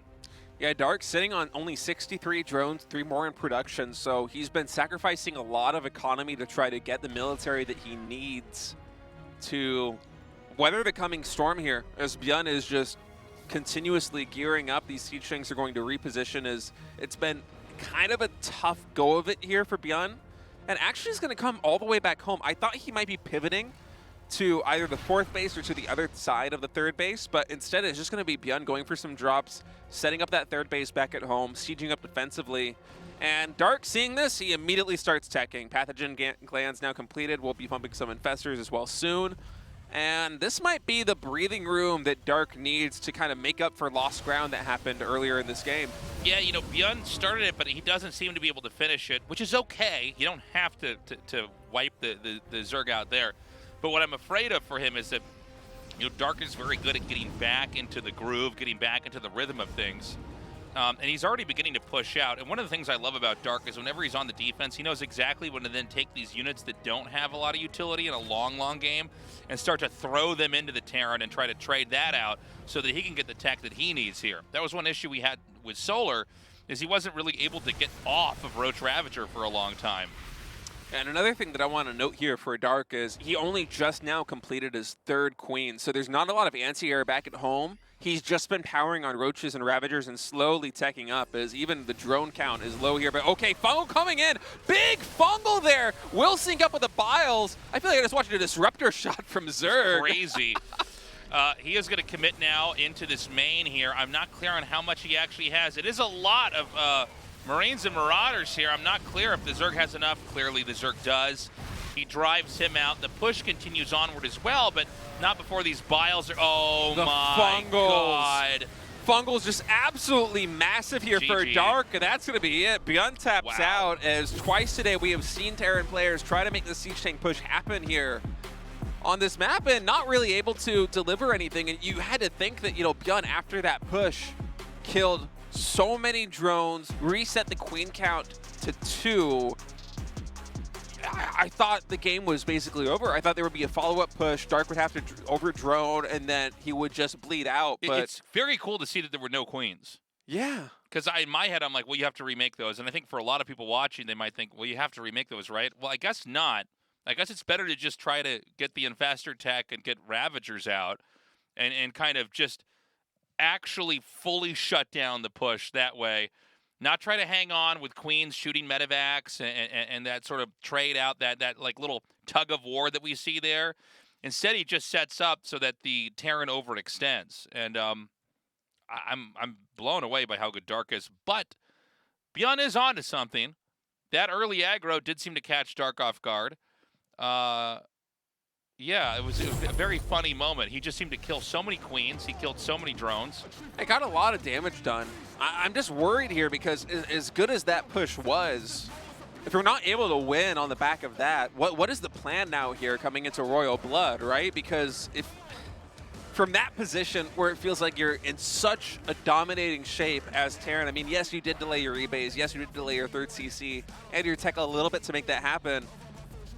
If you can't kill Dark, are you going to be able to kill him here on Royal Blood, or is Dark going to win map number 2 and head to the winner's match? I mean, it feels like that, right? I mean, one big issue I've got here is that Gaming. when you Dark. look at Dark in general, he's very ever able stopped early on, and he's extremely good at basically swatting away Shopify every move you Rebellion. have. ByuN. And then he always knows how to get to that point where it's like, okay, now I close it out. Now I've got everything you need. Like, you can see that ByuN got the advantage and completely misread the situation. And frankly, you and I kind of misread it. We thought it was going to be more Queens coming in. It's like, oh. No, yeah, Not at all. Dark's... And here we go, same build. Yeah, same build. Assuming we have the second barracks mid. Almost certainly going to be the same build here coming out of ByuN. But yeah, it was an interesting decision because, you know, my instinct also tells me that in that position as Zerg, you need the Queens, not only to spread the creep, but you want transfuses, you want them to be able to control medevac drops that could potentially be coming in, and also for the injects. We were really worried about the injects, but, you know, Dark was just like, okay, I'm going to stick with mostly Roach Ravager. If I'm playing very Ravager heavy, it's not Larva intensive. I'll be able to make drones and also produce these units that I need, and up until the very final moments of that game, after that first push, he was on just those 2 Queens, which is just so... It feels wrong, but clearly it was right, because if he had perhaps invested those minerals into Queens instead of units that are going to be more apt at defending that Siege Tank push, maybe it kills him. So Dark just, you know, just so smart, so good at knowing exactly what he needed to do in almost any possible situation that he can get thrown into. Well, he's got this depth of understanding. Like, you don't normally get to see Dark get tripped up, so that was already exciting, right? Like, we were both looking at this, and it almost looked, by the way, like, Terran, maybe you have 2 more Marines in that fight, and you have just enough damage output that you kill everything off, and then run up there and start, you know, the snowballing effect happens. Luckily for Dark, that didn't happen. But what's crazy is to see Dark about to die, barely recover, and then under 5 minutes later, he's shut down everything that the Terran has. It just shows that he really understands exactly how the race operates. All right, Reaper coming into the natural expansion now of Dark. Dark, yet again, able to throw down that 3rd hatchery, this time on the right side. So Reaper won't be able to delay that, and nice control here coming out of Dark, too. And, oh, we'll lose 1 drone. I jinxed it a bit, but up until then, hadn't lost any lings. So... Queens being out will kind of get this under control, and that's a little bit of an awkward wall in there with the add-on, so we'll see if that comes into play later in this game. Sometimes you can have moments where the Zerg can try to punish that. Oh, 4 racks opening here for ByuN. Okay, well, you know, I like the idea. He's basically like, oh, okay, so you held this off in game 1. Well, I'm going to make it look like it's game 1 here in game 2, and by the way, I'm not getting much damage in, but then I'm going to have a lot more, and maybe your third base is going to fall. Stim already being researched here, so this should hit very quickly. It should hit before Medivacs as well. Yeah, absolutely. ByuN's one of the last guys that I see from the Terran side of things. It's like, let's just try not making Medivacs. Let's just come out really early, and it's a little all-in-ish. I feel like I almost have to find a better word than an all-in, but it's like, if it works, it really works. If it doesn't, the Zerg shuts you down. When you don't have Medivacs and you're in a fight you're going to lose, you don't trade. You die.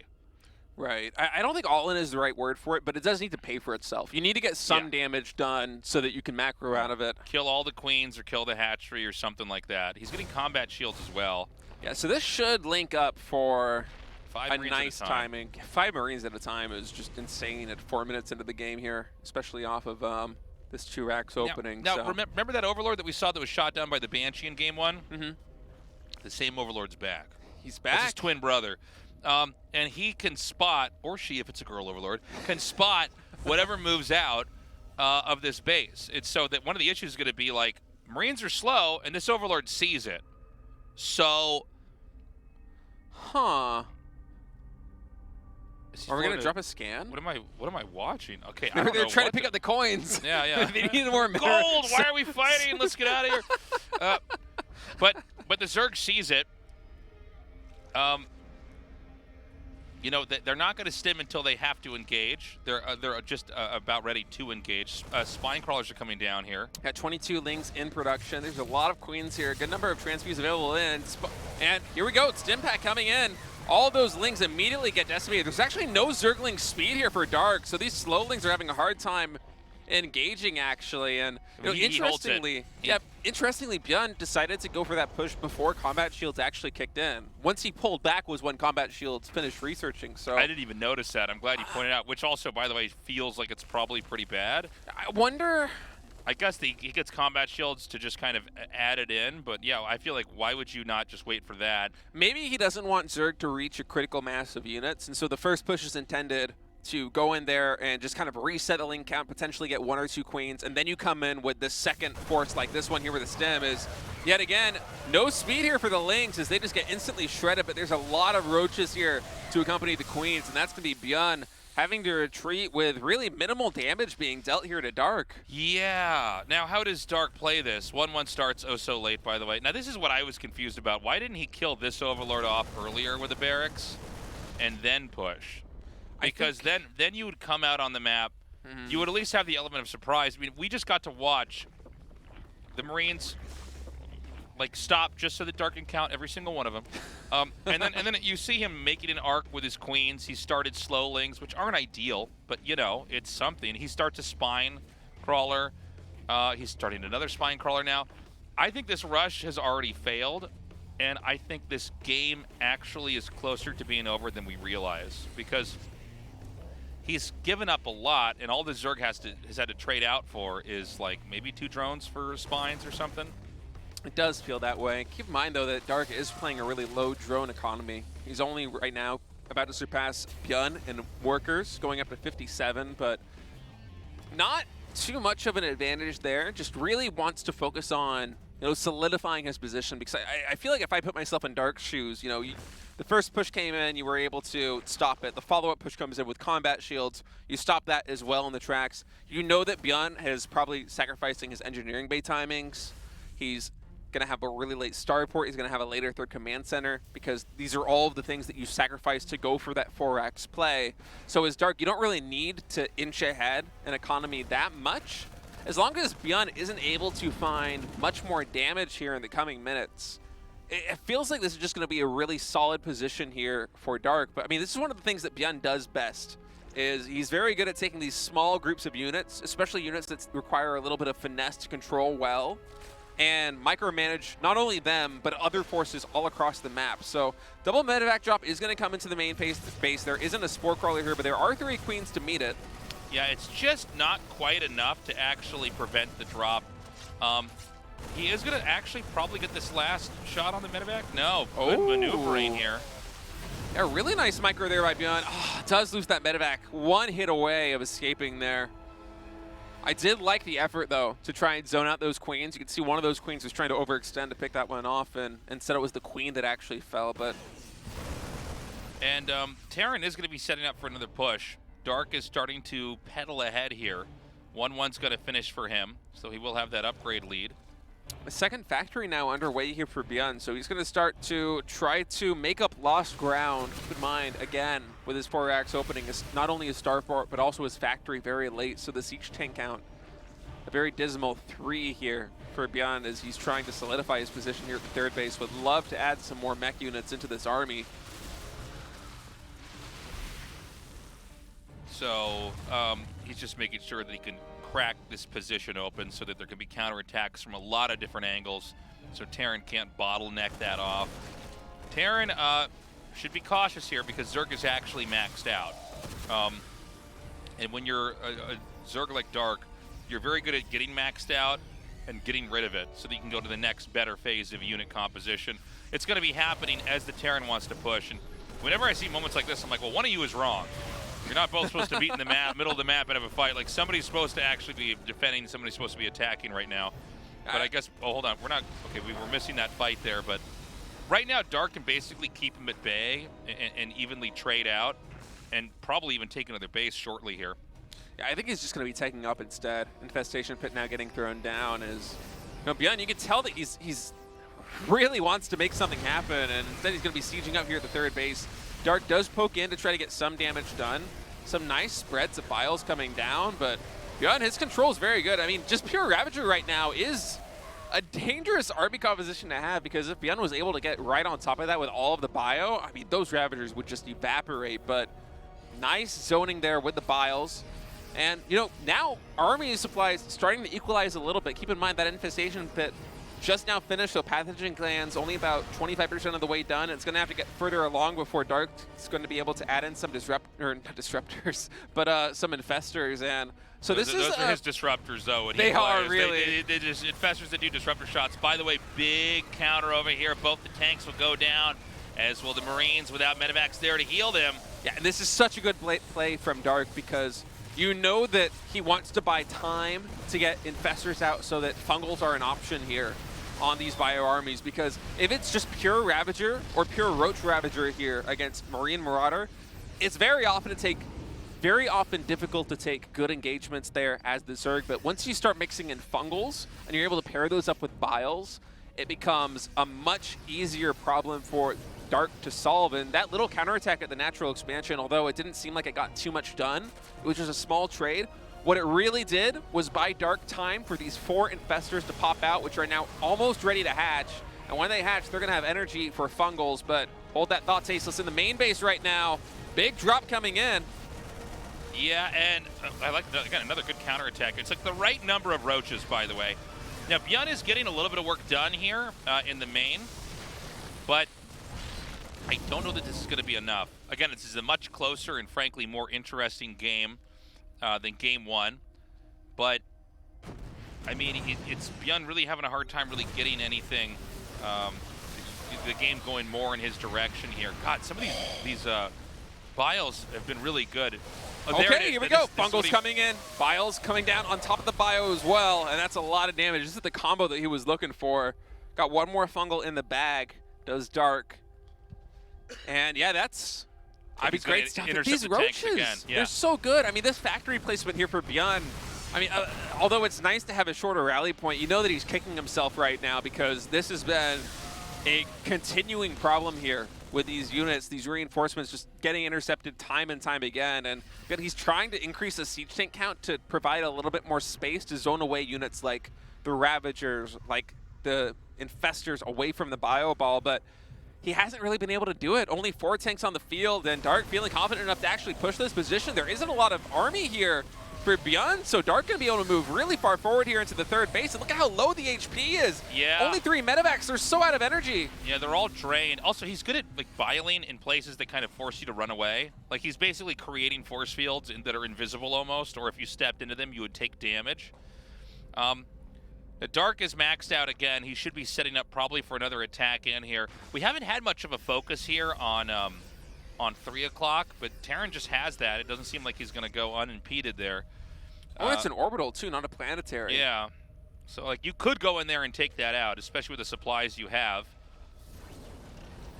All right, more upgrades now coming in for Dark as Seismic Spines. That's one of the cooler sounding upgrades. I know. Seismic Spines What kind of is spines? completed. Seismic ones. 3 lurkers underway. There is 1 fungal burrowed here. Does get spotted out by ByuN. Man, they're so fast on creep. Yeah. Whiskered away. This Bio's falling down. Another drop does get intercepted here in that main base. That medevac's going to fall as well. Oh, the Spore Crawler too. Oh That's my another God. medevac going down. And the fungals here at the 4th. You can almost see that ByuN doesn't really have an answer for this. He's like trying to just kind of Oh, force his way no. through this. I think we're going to see this game end shortly here. Especially with this base going down. Terran just trying to kind of force a win in. He's going to harpoon these tanks over here. Of course, that only pairs even better with the fungals. Yeah, the synergy of the army. Vials, excuse me. The synergy of the army that Dark is just assembling here is so fantastic. I mean, Well, this is just how you beat what ByuN's trying to do.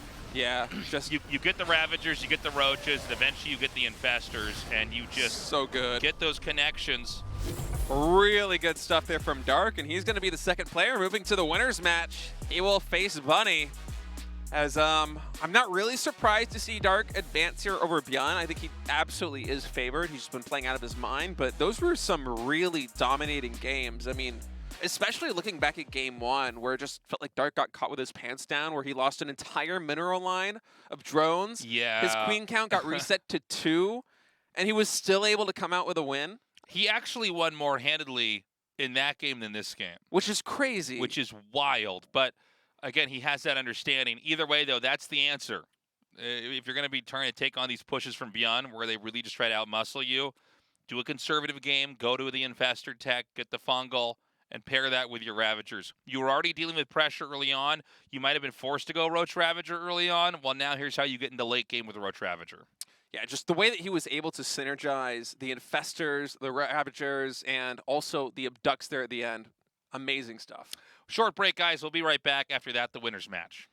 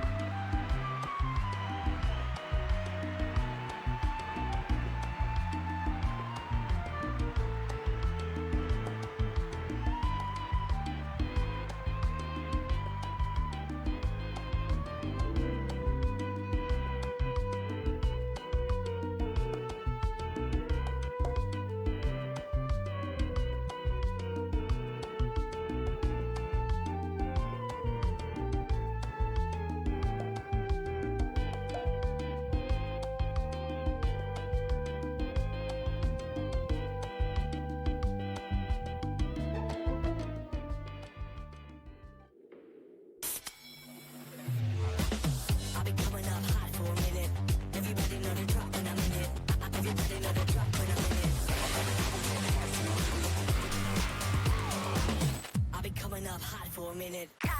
참해봐 새로운 걸 참해봐 짜릿한 걸 담을수록 더 새로운 날이 보여 시작해 짜릿하게 참해봐 시작해 색다르게 참해봐 매일 참해봐 새로운 날을 시작은 새로 짜릿함을 탐해 매일 새로움을 탐해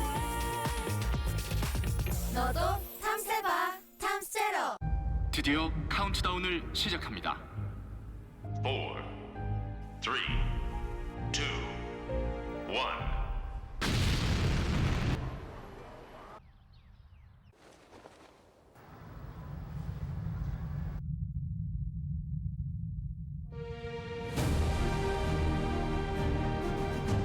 떴다. 제로 칼로리로 기분까지 가볍게.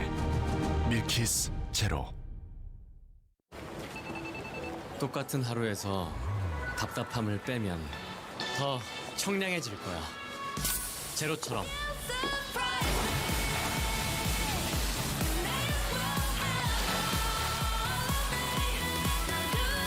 우리 없어도 되는 건 빼고 살자.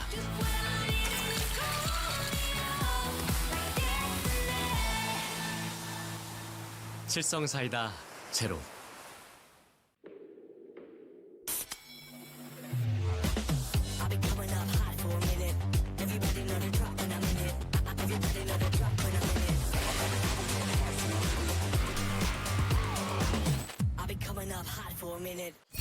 Today's matchup. Bunny. Solar. Dark. ByuN.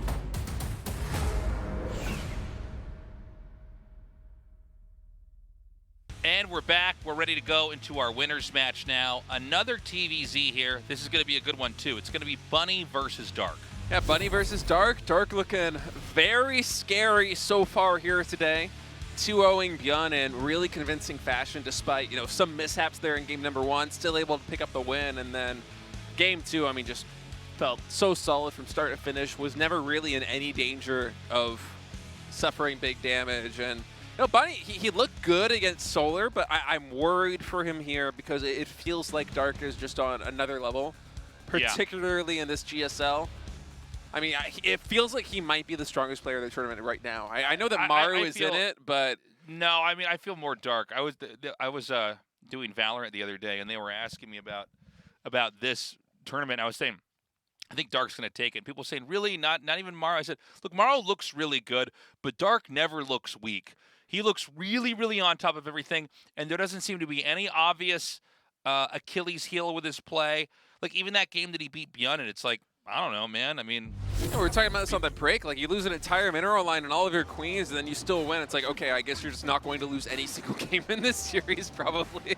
It's just wild stuff. We'll see if Bunny's able to cook up something, though. I'm sure he has a game plan. Whatever his best TVZ build is, he's going to be coming through with it right now. Because if Bunny wins this, he's going to the semifinals, and he's going to play against Terran. And he wants to go to that offline stage of the GSL. All right, we're going to go to Grezvin for map 1. This is the winner's match. Whoever wins this goes on one of the 2 spots remaining in the final 4.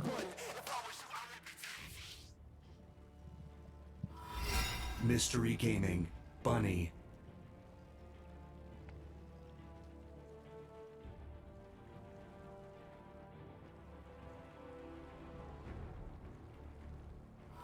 DKZ Gaming. Dark.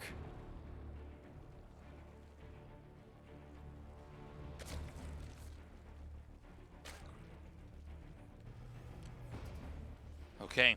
This should be an exciting series. This might be the best series of Group B, to be honest.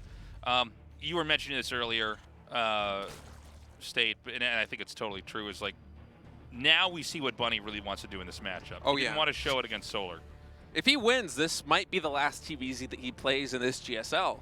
Very up until true. next season, right? I mean, unless he meets a Zerg in the finals, because whoever he wins, he's going to play after this match. He'll play either, I can't recall if it's the winner or he'll play the loser of He'll play the Group loser, A. which was Maru. So he'll play a TVT against Maru. Nice prize for getting first place, bro. Yeah. Good job winning that. Now go up against Maru. But yeah, he wants to just close this one out right now because If he can win this series, he might just be done placing Zerg entirely, and that would be a big weight off his shoulders. He can primarily prepare just for TBT.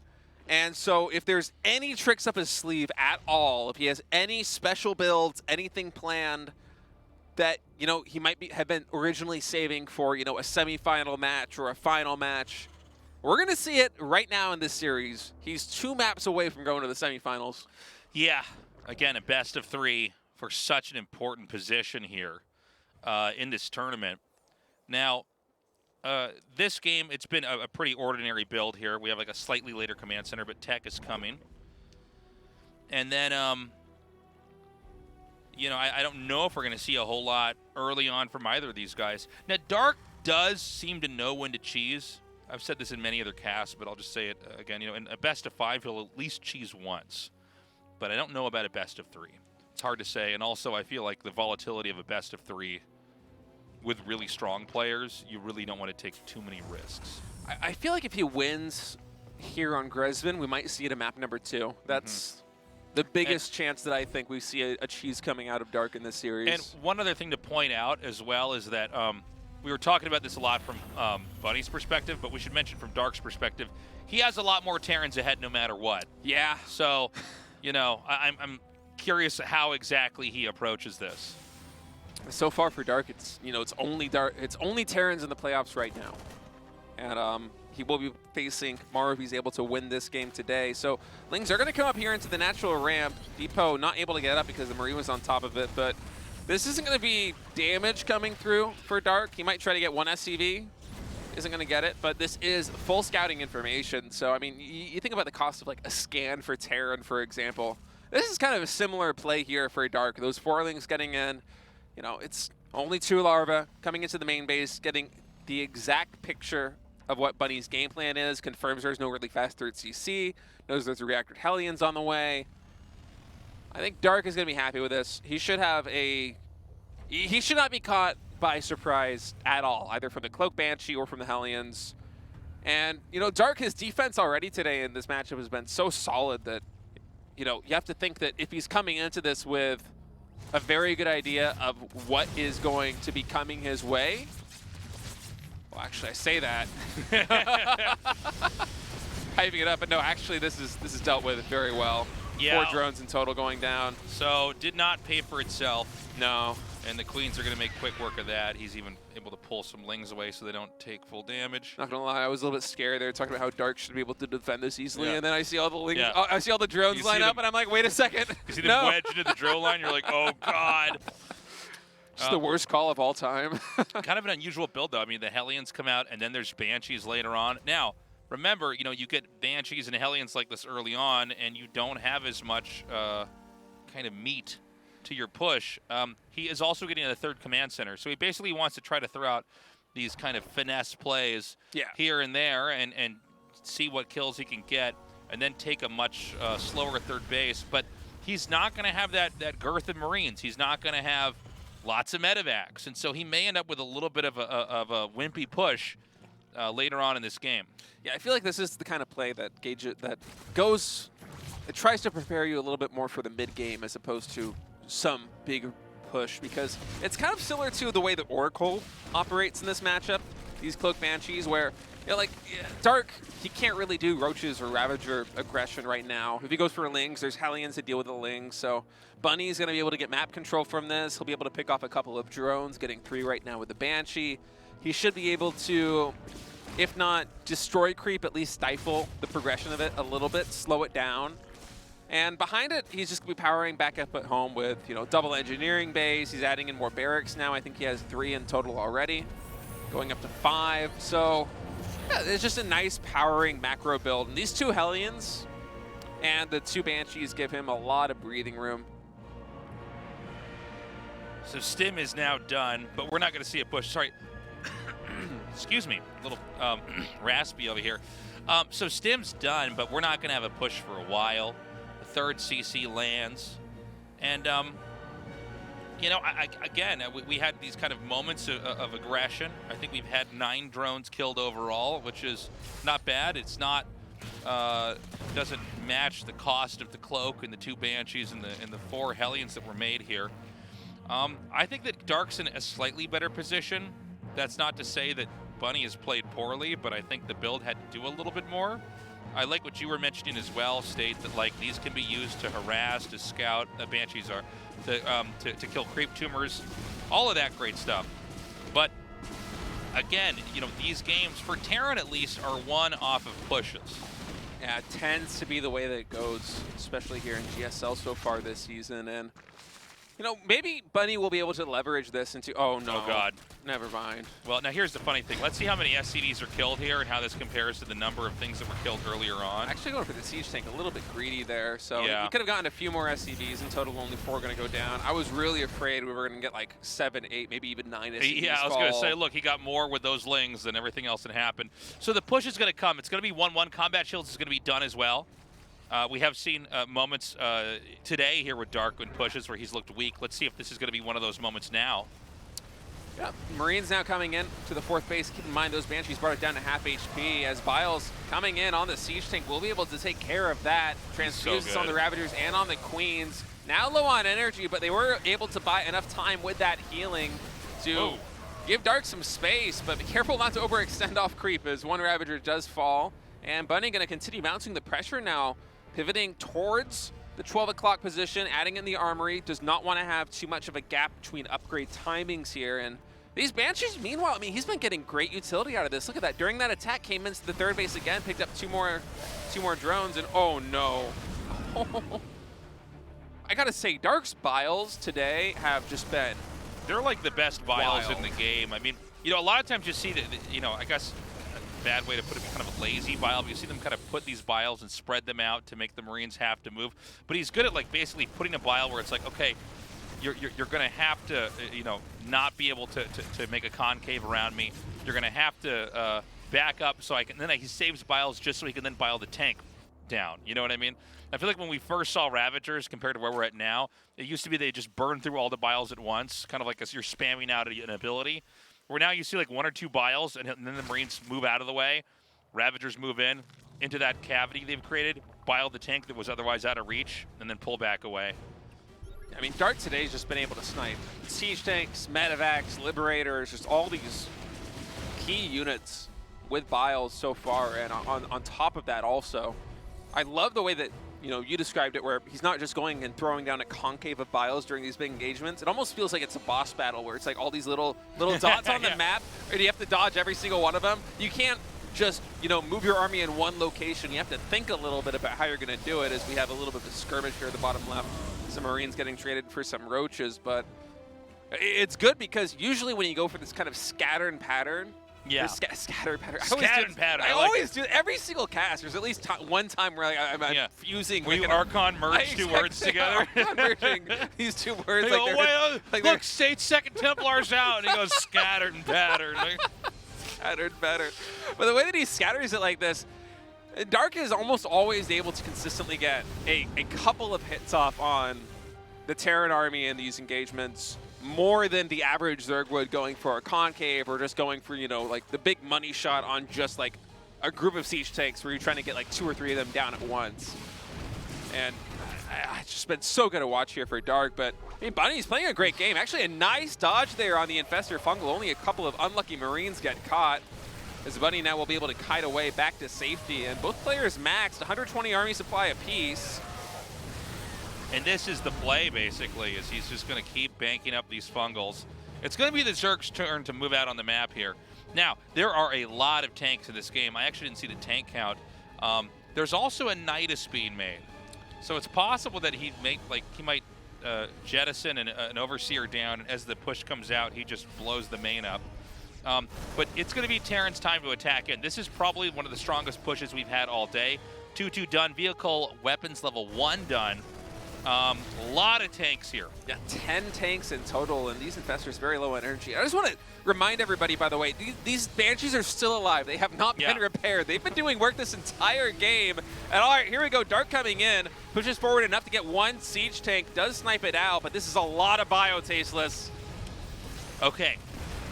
We have these tanks coming up here. The first hatchery falls. Zerg didn't really have a whole lot to say about that. Bunny's going to continue to push, and I got to say, I'm getting a little bit scared right now for Dark.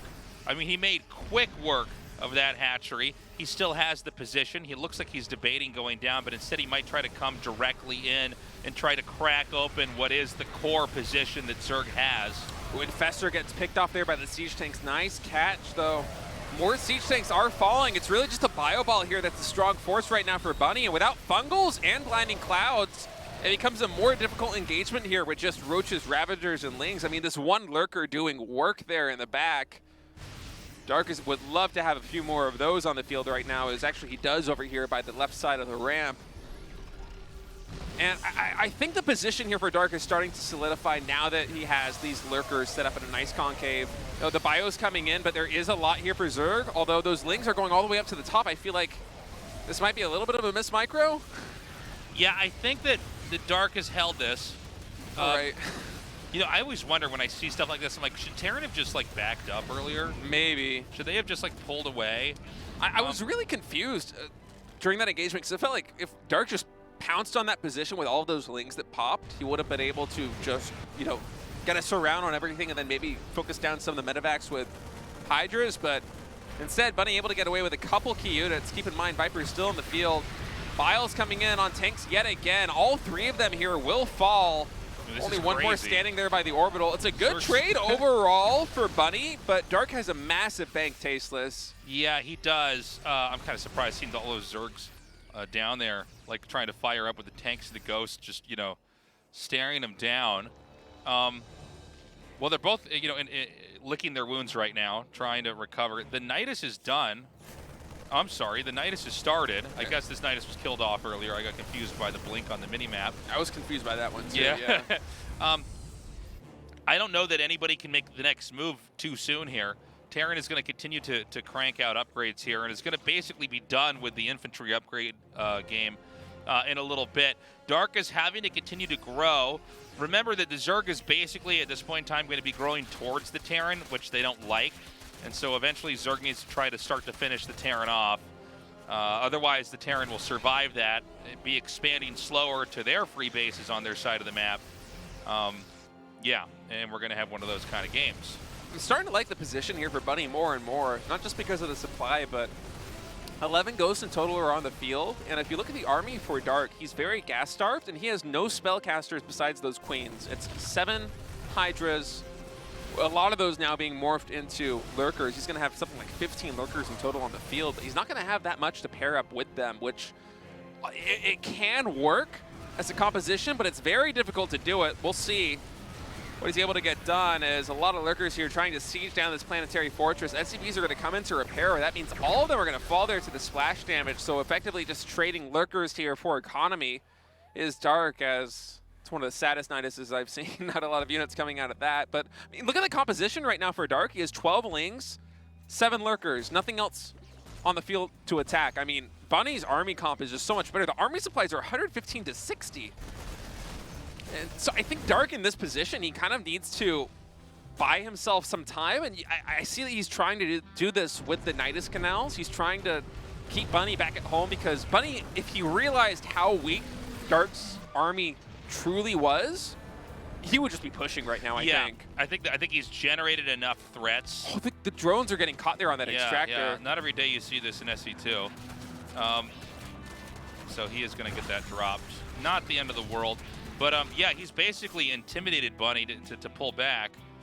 But Bunny actually has more. I mean, Bunny could actually take this game. I think he might. This army's looking really good, Tasteless. And with just Lurkers on the field here for Dark, I mean, still no Vipers, no Infestors, 9 more Lurkers being merped. So Dark has to make something happen here. But the Ghosts coming in, they just snipe down all of these Lurkers here at the top base for Dark. And yeah, there are Lurkers spreading across the map and sieging all these different bases you see on the minimap. It's happening at the planetary as well, but is that going to be enough? Because I feel like the overwhelming force here for Bunny, if it just converges on Dark space, is going to be so hard to deal with. I feel like if Bunny comes back to his base and tries to put out all of these fires that Dark is creating, that might give Dark the space that he needs to start coming back, but look at that. Look at these Ghosts. It's actually crazy how many... 21 Ghosts. It's crazy how many little tiny fires are being set all over the map Yeah, look that at then this. Bunny has to come back and clean up. And he still hasn't cleaned them all up. There's this lurker just kind of in plain sight doing damage. Another night it starts, but again, Bunny is the wrecking ball right now. If he can just recognize that, it may be beneficial to actually abandon some of these fires created on the map and just go and destroy your opponent entirely. I think he's realizing it now. 20 plus ghosts coming in and just evaporating everything. Dark is going to try to cut off some reinforcements here in the middle of the map, and Bunny is going to fall back to try and deal with this. So perhaps confident enough that he's able to kill these lurkers, he should just be able to ride this one out to a win. And man, Bunny with some great control here. I mean, just the way that he's navigated this mid and late game here as Terran is so good. I mean, Dark seemed like he wasn't in that bad of a position, but a couple of bad trades didn't go his way, and Bunny able to fill out his entire tech tree, get all of these bases on his side of the map. And I mean, Dark, finally, I feel like we're reaching the point where he's not really able to start any more fires, and when the wrecking ball that is Bunny's army, 25 ghosts marches across the map. I mean, we almost have more ghosts than Zerglings in total, and that's like basically all that Dark has right now are Lings. Yeah, it's like 3 lurkers, well, 2 lurkers. He's not even sniping, and he's killing lurkers with all these ghosts. It's just ghosts are like hydras right now. I think we're going to go to game 2 here. I think that Bunny's basically done it, and he did it the right way. And you can see Dark relied on counterattacks, but then that backfired. And that's going to be it. GG. Game GG gets 1. called. Beautifully done. Yeah, Bunny with just some fantastic late game there. I don't think we saw like almost any ghosts die at all over the course of that game. Maybe 1 or 2, but I want to sing Bunny's praises here because he looked great against Solar. He honestly looked even better against Dark. I don't think that Bunny had any bad moments in this game at all. Really, like Dark, I think he had the right idea with the counterattacks, but the reality is like there were enough ghosts in the game. Bunny, I was saying maybe he should just go and actually fully counterattack. No, I think I'm actually wrong. I want to walk that back. I want to apologize to all the viewers. No. I think you were right. Where he could have really won. I think I'm actually wrong on this because I think I've seen enough games where I'm like, yeah, no, what you do want to do is counterattack and do that, and then the Terran actually dies. I think actually he was right. Just keep staying back and doing it because what is Dark counterattacking with? He's counterattacking with like lurkers. I don't know, other expensive stuff, right? And if you can just keep relying on the ghosts and using energy to kill that off, as long as there's something killing hatcheries, I think he's got it. Yeah, it definitely simplifies the game. I think he's got it. I think he might move on. He might. Which, by the way, this is unimaginable for me. Well, he's that playing Bunny would be Dark very well. But I want to say also that like if we go back and we watch that game, if we hide the IDs of the players, I think you could tell that Zerg is good. But that Terran, you might think it's Maru. I mean, the way that he was able to play, it did look like Maru, especially later in the game, it just felt very Maru-esque. I mean, just building up this insane ball of ghosts and all these fires moving across the map. He's not panicking. He's not going for a base trade situation. He's just like, okay, I'm going to go back. I'm going to kill this. That will be cost inefficient for you. And then I will just come back stronger. And then I mean, if you want to try to put more fires on my side of the map, I'll do it again. Eventually, you're not going to have the gas and the minerals to actually fund all these lurkers. And that's basically what we saw there is Dark just completely out of economy to really support these expensive counterattacks. And Bunny now up 1-0, 1 map away from meeting Maru in the semifinals. We might have our 3rd Terran in the top 4. I think so.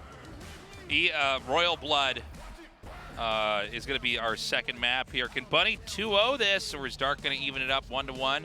Let's find out.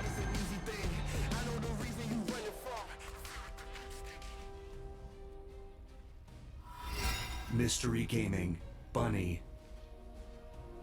Oh, tasteless. Look at this mini-map. Oh, look at the mini-map. No. 2 at once? DKZ Gaming, Dark. Why would you send 2 at once? I don't know exactly. Maybe but maybe so that one SUV can protect the from a drone.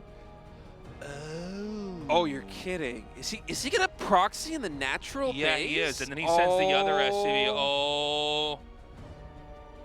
Oh, it's gonna be double. Wait, I don't think this is gonna get spotted. I don't think I've seen 2 barracks I've proxied never at seen this 2. location. I've seen 1. Hold on. You better not spot that. This You is better so not spot cool, that. Now, here's the buddy. thing. If he spots it though with 2, you can just make the Marine I think it's pop barely out out of in the back. vision. I think it's like, I Hold think on. it's 1 tile out of vision. We'll see. It's like an eye test. I'm like, all right, is this a W I or think it's an 1 E? tile out of vision. Is it? Is it 1 tile? It's He's 1 not going to tile. see it. 1 tile. 1 tile. Oh, that is Oh, my God. tremendous. Oh, man. All right. That's exciting. Round of 4, go. Maybe. Yeah, we say that, but then, okay, let's watch Dark's face cam here, because he's going to find out. He's not going to know until the hatchery is done, I think. If Right. I'm Bunny, I'm realizing because there's been no SCV or no drone pull that And he doesn't know yet. Bank the Marines, wait for the bunker, wait for the hatchery to be done, get that guaranteed kill on that hatchery as soon as it pops. Okay, never mind. I'm stupid. Why Go would for you- it now. Won't he cancel though now? That's what I was thinking. All right, no, okay, so I All guess right. he knows. I guess there's a point of no return where it's like, all right, Yeah. Roach Warren starts, second gas starts. Oh, this is so cool. Dark, you know he's kicking himself. He knows that his Overlord just barely missed. He knows his spotting hair's on these fire 2 right now. Marines. He's just got to. Oh my God. Crazy build here. 1 Marine stuck. So he just wait. Oh, I can't even get in the. Oh, it can't get in the bunker. Yeah, yeah. Okay. Yeah, we know how this game works. Yeah. I thought the same thing. I'm like, there's no way. He's got it left off now. All right, Marines now coming up. This Queen's gonna pop here, the natural expansion, and just immediately get taken out, I think. All right. So Bonnie's there's playing this roaches so there. conservatively. I thought he would have just jumped on that.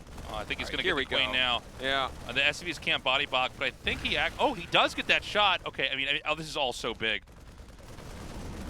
This is a huge win here for Bunny. Back at home, building a factory, continuing SCV production. So this hatchery, it looks like it is going to fall. Oh my God. These roaches right now, the natural expansion, going to try and morph one of them into a Ravager, getting that extra armor. Can't morph that one. Doesn't have the my gas God, to morph it's the so close. second. But the Ravager's going to finish. Yeah, the Ravager will finish. Hold on. This hatchery's going down though, Tasteless. He's going to go for the counter. What's actually back at home? It's going for A tank? Tech Lab. Could be No, yeah, tank, Cyclone, maybe? Cyclone. Yeah, one or the other. We'll see what the choice is going to be. And yeah, it's going to be the Cyclone here. Oh, for he can get this Bunny. Just a Overlord. crazy game. Oh, he's already supply blocked. Okay, Three okay. Overlords Dude, in production. I actually just forgot the Overlord's even out there. Oh, this is a disaster here for Dark. I want to Oh my take a shot at the natural expansion. I think it's just 1 Roach or just 1 Ravager attacking the wall in there, maybe trying to kill the depots. And these Roaches, they will be able to pick off a good number of these Marines. So this is getting whittled down a little bit. We might reach the point where Dark is able to siege down the bunkers at the natural and retake the hatchery, but I feel like Bunny from this is getting so far ahead. And also, what is the answer here to the Cyclone, right? Yeah, I guess the Cyclone can basically come up here and actually aid the bunker. Or I guess the Marines now. Well, where is the Cyclone now? It's coming up, right? It's almost here. It's just behind this Roach. And so the Marines are going to get cleaned up. And I guess there really isn't a good answer to the Cyclone until speed is done. But Bunny doesn't know exactly when speed is going to finish. So he might be a little bit timid here with a Cyclone. We'll see. Going to see what value he can find. I guess he's got enough that he can kind of overwhelm the Cyclone. The Cyclone doesn't have enough tools at its disposal to really fight this, but what about 2 Cyclones? A second Cyclone, and Dark is going all in, I think. He's continuing Link production, and this actually might turn around where Dark is able to bust down Bunny, because all of those barracks, they have to fly back home. There's a Hellion in production. I was thinking we might have a siege tank back at home, but instead it's just these 2 Cyclones. So, yeah, Bunny's recognizing the situation. He's walling in. Are these barracks landing to block the Zerg in, by the way, on the mini-map? Oh, they might be. Yeah, there's no hatchery. There is no hatchery here for Dark. He is on 1 base. So this is do or die right now for Dark. If Bunny wins this game, he is going to the semifinals, but we might be going to a Game 3, Tasteless. A lot on the line right now. There is a bunker here, but nothing really to garrison in it. Supply depots taking a lot of damage. SCVs are going to be pulled here. He's still able to use those Cyclones to block this off. Some Links come, but the Hellion's doing a good job so far. Cyclone's still alive. That one's solo on HP. Eventually does get taken out by the Ravager. Banshee's about halfway done, and Dark just somehow powering his way through. Man, An insane game. I really enjoyed this. All right, he lifts off. He's like, no, I'm getting out of here. Oh, you see him grabbing his hair. Yeah, I really, man, I think he could have won that one. I think if he didn't go for the command center, if he goes for, siege tanks back at home and just focuses on the defense, I think that he probably had a similar idea to, at least what I was thinking, is that Dark is going to make enough units to break out of the contain, kill the bunkers of the natural base, and then build another hatchery and play from there. And so Bunny was trying to preempt that by already going for the command center, but just a little bit too greedy. And Dark just making the right play call, going completely all in off of one hatchery. And that was a crazy game, man. I feel like Dark is probably, among all of the Zergs in the world, in my opinion at least, the best at navigating these absolutely insane scenarios where there's like 2 barracks that go unscouted in his natural base that kill the queen, that kill the hatchery, and still he's able to make all of the right calls to get a win. I mean, I don't know. I mean, like, Cyril's an amazing player. Rainer's an amazing player. There's so many great Zergs in the world. I mean, Solar, another Zerg player here in the GSL right now. Fantastic. But when you get into these very strange situations, I don't think there's any Zerg I would choose in the world over Dark. I agree with that. I feel like Dark really knows how to comfortably get ahead. And, I mean, talk about getting blindsided. Yeah. That was literally... like, he finds out it's happening the second it starts. Like, the hatchery is like, what, it's 98% done, and the Marines start to damage it. And still knows to run the roaches by, knows to morph the Ravagers. Bunny's shaking his head, thinking, man, I might be going down to the losers match. What do I have now? Something tells me that was the big ace up his sleeve. I think so. That was certainly a tricky play there, man. That was something he had cooked up special here for Dark. But now it's match point. Winner of this match will be going on to face Maru in the semifinals. Who will it be? Will it be another Terran? Will it be a Zerg joining our Terrans? Buddy or Dark are going to advance, Tasteless. Mystery Gaming, Bunny. What a fun day it's been so far. It's been so good. Really thrilling games. Bunny's looking good, too. DKZ Gaming, Dark. Yeah, he looks great in late game. I like the prepped cheese as well. I mean, that was a really good rush that we saw. I almost feel like you can't even call that cheese as much as just like such a cool rush. You know, it's man. It's cheese, but it's like one of the really high-class It's a very cheese. nice, fine cheese. It's very smelly cheese. Yeah, it's one of the good ones they yeah. roll out of the cart at like a 3 Michelin star restaurant That's in right. France. You go, ooh, what is this? And you go, it pairs with this wine that's incredibly expensive. The wine that is Bunny's late game, yeah. Mm-hmm. So, this game, it's barracks and gas. We may just have a command center thrown down a little bit later. I mean, look, the truth is Bunny did win in a pretty dramatic game for game 1. Okay, the rush doesn't work. Whatever. Let's try something else. I think just going to go back to his bread and butter a little bit. Come through with another Reaper expand here is Bunny. And I wouldn't be surprised if we saw him play relatively conservatively here heading into the mid game and just try to set up for that supreme late game situation again, because the style that Dark has been showing so far today, where he's playing more roach heavy, more Ravager heavy. When he's mixing in the high-tech units, it's usually 2 at a time, some at most 4. He's really been playing with low Infestor counts. He's been playing with low Viper counts. And I think if you're Bunny, you see that and you're like, all right, your army, it's good in the here and now. It's not something that scales really well into the late game. It's also not something that has an easy time attacking into a fortified position.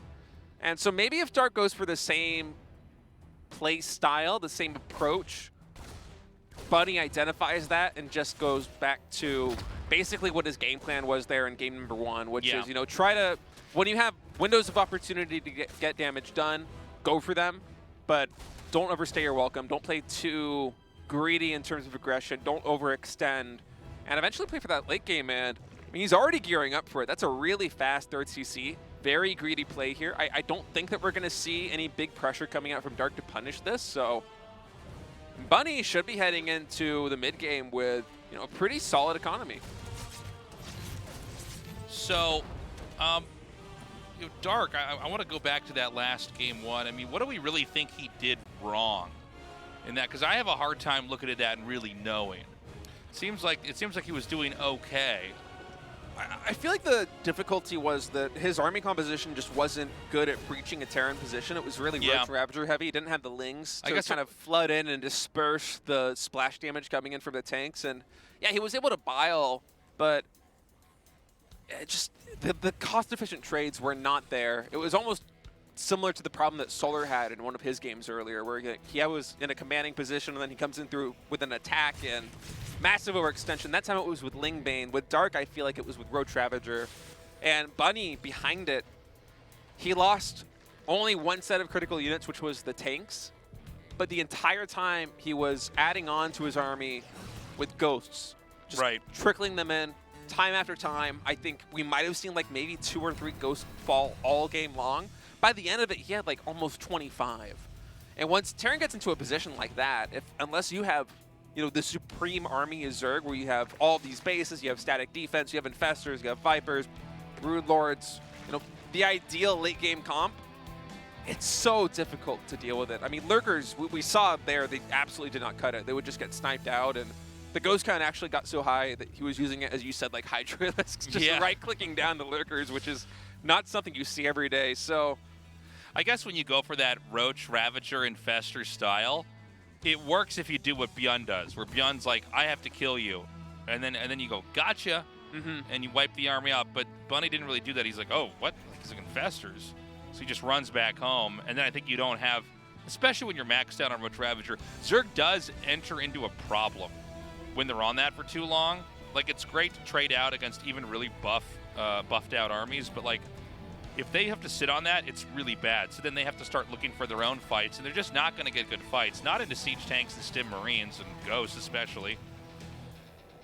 Yeah, and that was also the map where we saw ByuN go for his push with siege tanks and marines onto that third, and that failed, despite the fact that it looked really good. So it's just one of those maps where it's kind of difficult to make these big breaches happen, not only for the Terran, but also for the Zerg if you're rolling with that kind of army composition. And so we'll see exactly how Dark is going to play, if he's going to go for a similar style, because although it did have its problems, it still looked good, and he is popping roaches out right now to try to deal with this marine attack coming out from ByuN, and I like this one, Tasteless. Okay, this is pretty sick. Yeah, this is a big move. This is like what ByuN did, only it might end up being even better. Now, he's not quite getting the pick. Well, now he's getting the picks on the queens. Yeah, he's just trading these ones out. He's going to get a lot of drones as well, and this is reminiscent of that game we had earlier. Actually, man, that's an even better trade than I thought it was going to be. I thought with the roaches that Dark would be able to clean up the Lings, and, you know, he would lose the queens, but still be in an okay position. But he actually has 0 queens right now on the field. It's 6 roaches in total. We don't know how many more are in production, but these Marines got so much more value. I was expecting really something more reminiscent of what we saw with, I think it was ByuN earlier. Yeah. Where, you know, they trade, and then we progress on. I didn't think it would be such a pivotal moment. Okay, so how many queens are actually in the game right now? 0. There's 0 queens. 4 now in production. This is not a monarchy right now. I guess it can't be a no, it's not a there's multiple queens. It's no longer a matriarchy. That's right. It's not a the matriarchy. The roach proletariat has risen up. This is a bro fest right now. But now he's got the Stim Marines with Medivacs, which means anytime it gets uncomfortable, he leaves, and anytime he thinks he can eke out more damage, he just forces in. Yeah, there's really no anti-air on the field at all for Dark to shoo away these Medivacs. So ByuN just kind of has a lot of options in terms of how he wants to approach this game aggressively. And keep in mind, when we had that game between Dark and the Terran player earlier, when his queen count got reset, he didn't rebuild any of them because he still had 2. And that was enough injects with 4 hatcheries to keep building roaches and ravagers. But this time he had to remake up to 4 because he went down to 0. So he needed to catch up there on injects. And as a result, this army coming out from Dark isn't going to be quite as strong as it was before. That's a lot more minerals invested into queens as opposed to into drones, into roaches, into ravagers. And that means there might not be as much counterplay coming out from the Zerg player. And I mean, look at it right now. Terran already had overall and workers going for a 4th command center, but comfortable enough to build that 4th command center on the low ground, not even going to be lifting Yeah, it. he just fits it right in there and moves right into that 4th base. And there's a lot of production here. The tanks were never overexposed, and so they didn't get a lot of damage. It looks like the target's still going to be this base up at 12. And look, he's still trading out nicely. I think this has to be the target just because there's no creep spread here at all. So you Yeah, have so much room to kite through. I mean, you just kind of poke and prod with these small forces of bio.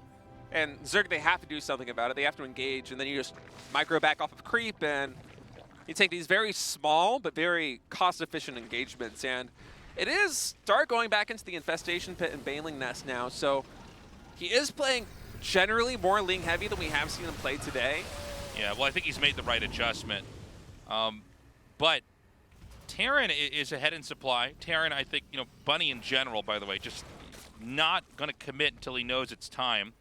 He's going to have a really healthy tank count, and that was the big feature of the game-winning move in Game 1, was there were so many tanks that it's like, what are you going to do now? How long can you stay here and fight if the tanks are not all killed off? And we've got a lot of Ravagers, but I think we're going to have, we have not as many tanks as I thought. We have 5 total? Is it Five, but he's pumping them out now. He has 2 factory going at a time. And he's going to stick this, I think. And yep, that's going to be that hatchery going down. Nice bio connections. Will get some compensation there with bio falling, but oh wait, you got to fix that extractor. Okay, there we go. Yeah. Well, that's super scary, right? Because it's like, well, now you're actually just on 2 bases. Well, it doesn't matter if you have a 3rd, but if they're all on the gas. Yeah, he pulled him away from attack, so just a little bit of micro there. Try to get them all the way to the corner where they would be safe in that base. But this Terran army is looking mighty strong, Tasteless. I mean, the fact that we have so many Roaches and Ravagers on the field, in addition to these Lings, and the army supplies are still even, and okay, so Dark is going to try and force the engagement here without Terran being sieged, but the Terran army is actually just so strong right now. Yeah, he needs to make sure these tanks can cover each other a little bit better. But, I mean, he's got tanks that are just, they're rolling right now. Yeah, Bunny's playing with a lot of confidence. Maybe a little bit too much here, as these trades aren't as cost efficient as they could be, but the Ling count just completely reset. It's almost pure Ravager right now with 2 Infestors here. It's so funny. For a little bit, I'm like, is that just tanks fighting? And then the medevac's moving, I'm like, oh no, there's Marines there. Okay, he's all right. But Terran's going to try to edge in. Is this an overextension? I mean, he's going to try to fight back. Look how well spread the tanks are. He gets 1 set of bios up long enough to kill off a tank, but another tank is already here to replace it. Medevac count also very high here, so lots of healing coming through, and I don't think this is much of an overextension at all, as long as he continues to inch forward here. I mean, there is no creep He's spread. ditching it. He just pulled all the drones away. Yeah. He's going to give it up. Now, this is like a pro-level move. I think it might still be Dark losing, but like just to know, like, no, I see this. If I try to stick it out here, I'm gonna die out. And by the way, there's not a really good spot for the Terran to push from here. The creep spread is actually really good. Yeah, after sacking that base, the creep spread suddenly becomes a little bit less of a problem, although that might change with Bunny killing the only remaining creep simmer on that side of the map.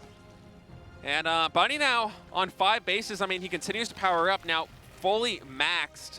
This army here for Dark, it is strong if he can get good fungal connections, but I'm worried, Tasteless. I mean, the siege tank count, it's getting so high. Liberators are now entering the field. We have 9 medevacs in total. Ghost production has begun. And if Bunny is smart about the way that he takes these engagements, I don't think that Dark is ever going to get the combination of fungals and biles and baneling connections that he needs to actually trade cost efficiently with such a highly developed Terran army, because really this is Bunny putting all of the pieces together. This is exactly the setup that you want to have as a Terran player going up against a Zerg here in the mid game. Well, I mean, he's reached pretty far. It's kind of scary to watch him go through the slow zone here. What a play! What a play! That is insane! The bile there on the cooling tower. That's like 15 supply just wiped out. I can't even believe it. Oh, wow. I was looking at it, I'm like, wait a minute. It's like a trap from Indiana Jones. Yeah. I cannot believe that. All right, well, those are the kind of wins that Dark needs. The best play in the last several years, man. Yeah, look at the unit count right now. It's 4 Marauders and 6 Marines. So that the bio count just got almost completely reset. I think that even caught Bunny off guard, even as he saw the biles falling. As this is one of those maps that has, we were talking about this, I think, in the first day of GSL, Where here on Neo Humanity, you know, all the cooling towers, they share the same health pool. And if you kill one of them, they all collapse in on each other. Yeah, yeah. And, you know, sometimes we see players use that to try and close the section off. Dark actually using it to get a military advantage. Very cool play there. That equalizes things just a little bit. I mean, there was a lot of momentum behind Bunny, but he had to eat a little bit of his bank to replenish the forces there. His bio count just plummeted, but I mean, still, a lot of the critical he's gonna units eat here. his, you like look up in the air, I'm like, what are you going to say, State? Like, oh no. No, this was crazy. Look, he's actually now, well, hold on. I think Bunny is kind of still closing in now. I don't think the Bunny can grow out to the upper right, but I think he can keep growing into the bottom left. Anywhere he's going to push, whatever's adjacent to that, he can cover. Yeah, so Bunny lost a little bit of momentum there because, I mean, his bio count basically got reset by an absolutely baller play. But you know, the ghost count, it's still rising. He's up to 7 ghosts now. The siege tank count is still healthy. It's at 6. There's liberators and medevacs that have been untouched thus far. But Dark has been able to buy himself a considerable amount of time to start adding in Vipers, start building in at least a little bit of a bank here. The question is whether he's going to get the engagements that he needs to actually breach some positions like this one. And all right, here we go. Bile's coming in. We'll be able to take out both a siege tank and a liberator. Blinding Cloud also, and Bunny's going to have to forfeit this position, I think, Tasteless. This is a huge win for Dark. Yeah, Dark is fighting back really nicely, but Bunny is getting so big on the map, I almost feel like that's the real story here. It is, yeah. Is like, you know, eventually he's going to have such an engine behind him. I didn't even realize until just then that hatchery was being remade. I thought that was actually finished, the one in the middle. And so, I mean, we're getting to the point where, like, there's actually literally no more bases that Bunny could take, realistically. But, I mean, the money is just coming in. One ghost going to come in here. All right, that was never going to work, but... I'm surprised the EMP didn't go off. I wonder what happened there. He did the scan, so he saw the Viper there with the ghost, but maybe some hockey missteps. Okay, so, and, oh, look at the mini-map right now, Tasteless. Big counterattack coming over here to the third base of Bunny. Yeah, does he have enough to actually just defend this? I think so. We might have a couple of siege tanks and ghosts going down, but it should be defended. Meanwhile, Bunny continuing the pressure over here on the left side. Dark really starved to try and get any resources, you know, from any of these bases that actually have full minerals. I mean, he's been struggling for a very long time. This hatchery in the middle now finally compete. Ultralisks are being added in for the Zerg player as well as Ultra armor coming through. And I think that Dark's going to need a couple more highly cost-efficient trades because the economy right now just isn't there for him. Well, he's going to try to come through now. The problem is when there's this many ghosts, this is when the Terran player can basically start to snipe everything. And whenever you're trading out energy for anything that costs minerals and gas, it's always the best trade. So here we go again. Oh, no, I guess he's going to get out of range. But, I mean, Bunny, again, it's not what I want to call, but I feel like Bunny is playing a little bit better, to be honest here. He is definitely in a better position, but I gotta say, Dark has been doing a great job of using this kind of hard to manage unit composition to continuously breach the positions that Bunny is trying to set up outside of this base here on the left side. I mean, if this hatchery goes down, I suppose now that the middle hatchery's been completed and the top right base is also being taken here for Dark, it wouldn't be as catastrophic as have some counterattacks coming in. I love this. He just like makes one planetary there. He's like, well, you're at least going to have to work for it. Pull it up! No. Those not going to get lifted. All right, lots of connections here with the ghosts on these Ravagers, taking them out. And this base almost certainly will be eliminated here. And you know, this time, Bunny, I thought he was going to go back and really try to defend. And, you know, like he did in game 1. But this time he's just going to try to shove through. And there's really nothing here to defend for the Zerg. No, that's... I mean, this is actually kind of a crazy moment. Oh my God, are these drones going to go right into the nuke? I guess they're going to be killed off beforehand, but you get what I'm saying. Well, Terran has more to give away, I should say. Yeah, a lot of bases going down for Terran, but I mean, this is going to be the third hatchery here for Zerg that goes down, and 2 of these hatcheries are full mining bases. And Zerg is at 60 workers, Terran at 40. Terran with a larger standing army overall right now. But 15 Ghost right now is the main story for me, Tasteless. Yep. The army for Zerg, it's primarily Ling Banelings, 70 Lings, about 30 Banelings in total on the field. There's just this one Ultra over here in the center of the map will be able to take out one tank, this other Ultra over here on the right side, and eventually Bunny's going to stabilize back at home, and he's going to be able to start mining from these bases again. And then I feel like the push is going to come towards Dark, and I'm wondering if Dark's going to be able to control the situation, because that ghost count, it just keeps getting higher, up to 15 now. 5 siege tanks as well, and also keep in mind, behind all of this, not only a base has been falling for Dark, but the creep spread has almost been completely reset. Okay, the attack's gonna come in. The fumble's That's huge! so good. Those ghosts, so many go down. Hold Fumble! on. Can Dark do it? I don't know, man. There's so much back over here. That fungal was absolutely massive, about the best you could possibly hope for, but the Clove Ghost now, there's no answer for them on the ground. And he can start to race up here and pick off these 2 bases. Only Lings in production right now for Dark. He has nothing but Lings and 2 Infestors in total on the field, and But maybe enough Lings can overpower this. possibly, but I mean, with so many ghosts and so many medevacs, I don't think they're going to be able to get the surface area they need. Yeah, he's going to be able to get behind the minerals if he needs to, too. This army, it's so powerful, it's so compact and tasteless. We might have our 3rd Terran heading to the top 4. My God. Bunny just playing a beautiful game here, a beautiful series against Dark. I mean, this was a well-earned win. And that's going to be it, man. Bunny advancing first in the round of 8. Group B will meet Maru in the semifinals. I got to say, man, I mean, these boy. Terrans have really figured out how to take these Zergs on. Yeah. It really is an inspiring moment to see how they're approaching this. Like, he knew exactly, okay, I'm up in bases, and you're counterattacking me with Ultralisks. Right. And a lot of Lings and some Banes. Okay, that's it. I'm going to kill off what you've got. I've got Ghosts. I can come back. I'm going to have energy. I could try to recover my bases. And then he did the next push up to the top right. And at that point in time, if Dark can't deal with it, there's just nothing else you can do. Bunny showing so much patience here. And then also knowing exactly when you don't need to be patient anymore. You can end it. Yeah, he did both of that in this series. In game 1, remember. And he almost won in game 2. He could have almost cheesed him out. Yeah. Bunny, congratulations. He says thank you. So you made it to the semifinals again. You defeated very formidable opponents. How do you feel? 조가 너무 어려운 조에 속했어가지고. So this was not an easy bracket for me. 진출까지는 그렇게 크게 기대는 안 했는데. I wasn't really sure I would make it out of my group at first. Guess you could say I prepared well enough. Also, I think I was a little bit lucky today too. 상대 멀티 바로 왼쪽에다 투병력 짓는 거에 벙커 지어졌을 때 제가 그 The match against Dark. 걸어서 제 판단 안 됐을 거라고. 거의 막 올라갔다 생각해서 막 심장 두근두근 You had a 2-Rex in his natural.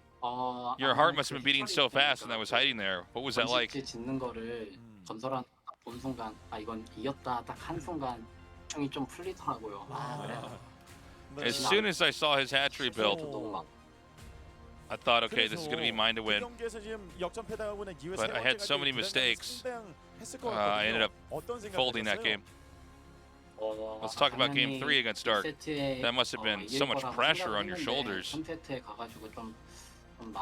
So, I thought in game 2, after I was so confident I was going to win that, I was really disappointed. But so on map 3, I had a special build prepped, and that build mapped out nicely for me. 그 경기를 봤기 때문에 오히려 방금 그 이재 선수의 승자전 경기에서 Dark, you showed a really amazing performance against ByuN. 민수랑 하면서 연습이 많이 됐어요. Did you pick up any ideas in that matchup? 민수 덕에 Sorry, the first match against Solar. 아 그래요. Because of that matchup, 1위로 진출을 했지만 I think I had an idea of how I should try to respond against Zerg. 예, 어떠세요? 이번에는 좀 다르잖아요. So you made it to the semifinals first, but you're going to be up against Maru. What is your thoughts on this? Well, Maru's, of course, a world-class opponent. But I always have this hunger to win on offline stages. And I think whenever I play against Maru, we always make some fun games. 와, 진짜 멋집니다. I don't want to have easy opponents anyways. I would like to go against a good opponent, and I think my fans will enjoy that. So I'm satisfied and actually happy that it's Maru. Any words to the fans? 저도 약간 그 4강 무대가 너무 기대되거든요. 그래서 많은 분들이 오셔서 We made it to the semifinals again. I've got big hopes for this tournament. 즐기셨으면 좋겠어요. I hope that those of you will come down and cheer for me 4강전 경기. 네, and enjoy the semifinals. 승리 축하드립니다. All right, well, congratulations again, Bunny. He says thank you. And there you go. Great Dude, series there from Bunny. I know we were joking, like, please TVT. But honestly, like, you got to be happy with Bunny winning there. And against Dark. And, we are seeing kind of Mario and Dark, who are, the big shots of this big shot league. They're getting outclassed here by some of these other players. Mario got out second in his group. Cure got out first. And then it's like Bunny beats Dark. This is kind of cool to see. Mm-hmm. The landscape is slowly shifting here. These guys that were always overshadowed by the dominant other players of their race, Mario and Dark being superstars, now they're kind of taking the spotlight. Yeah, a lot of these Terran players stepping up here in the first season of 2023. We're going to go to a break. We'll be right back. I've been brave, I've been bruised while questioning everything. Many nights tossed and turned, hearing all the voices scream so loud. I've been in, I've been out, shouldering a heavy load. I've been tough, I've been torn, restless in my soul. Morning light, please shine through, it always makes me whole. Shine down. There ain't nothing in the world that can stop me now. I will trust the voice within, reaching higher ground. There ain't nothing in the world that can stop me now. Fearless, fearless, fearless, fearless. I'm stepped up, then back down, too afraid to see the light. I've had joy, I've had pain on this roller coaster ride. Many days losing faith, knowing there is more to life. Be proud. Rise on up, take a stand, break away from every hold. Don't turn back, look ahead, watch the dream unfold. Morning light, please shine through, it always makes me whole. Shine down. The time has come to wipe away the tears. The time has come to conquer all my fears. The time has come to trust what I believe. The time has come to take a chance on me. There ain't nothing in the world that can stop me now. I will trust the voice within, reaching higher ground. There ain't nothing in the world that can stop me now. Fearless, fearless, fearless, fearless. There ain't nothing in the world that can stop me now. I will trust the voice within, reaching higher ground.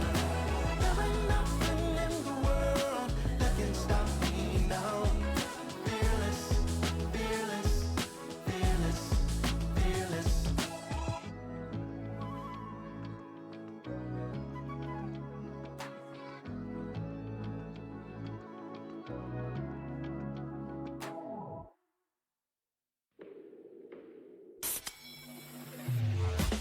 I'll be coming up hot for a minute. Everybody know the drop when I'm in it. Everybody know the drop when I'm in it. I'll be coming up hot for a minute. 참해봐 새로운 걸 참해봐 짜릿한 걸 참할수록 더 새로운 날이 보여 시작해 짜릿하게 참해봐 시작해 색다르게 참해봐 매일 참해봐 새로운 날을 시작은 새로 짜릿함을 참해 매일 새로움을 참해 너도 탐세봐 탐세로 드디어 카운트다운을 시작합니다.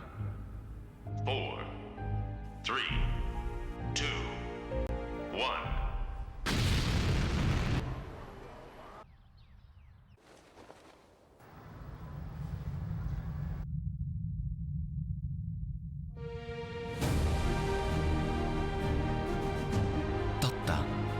제로 칼로리로 기분까지 가볍게 밀키스 제로. 똑같은 하루에서 답답함을 빼면 더 청량해질 거야. 제로처럼.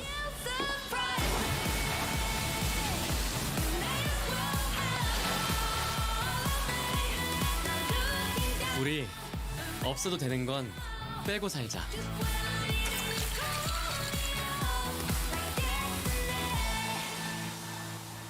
칠성사이다 제로.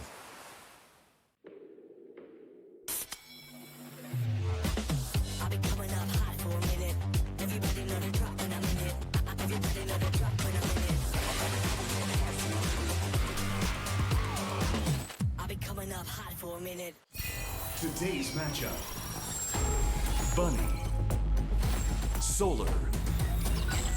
Dark. ByuN.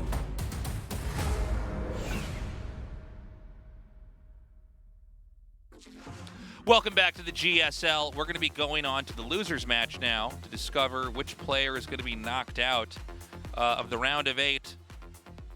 And I got to point this out, like, it's going to be going, the winner of this goes up against Dark. So like it's actually a lot like the group we had on Tuesday, Group A, where it's like, man, the winner of this has to go up against Morrow.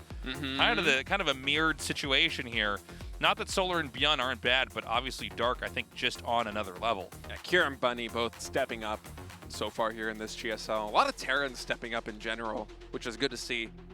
Happy for Kira and Bunny. I mean, these are guys that have been quietly improving for a long time, and I feel like they don't quite get the attention, or not the attention, the recognition that they deserve for their scale as Terrans, because they are a little bit overshadowed by players like Maru and, you know, ByuN. Everybody loves ByuN. He's a fan favorite. He has a lot of really creative How can you builds. not? Yeah.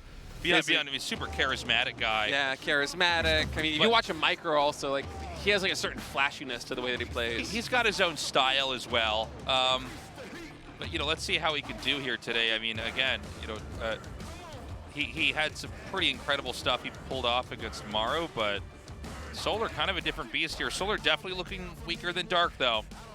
This should be a close one. We're going to go to Royal Blood now to start this best of 3 off. Again, the loser of this series, they're out of Season 1 of the GSL.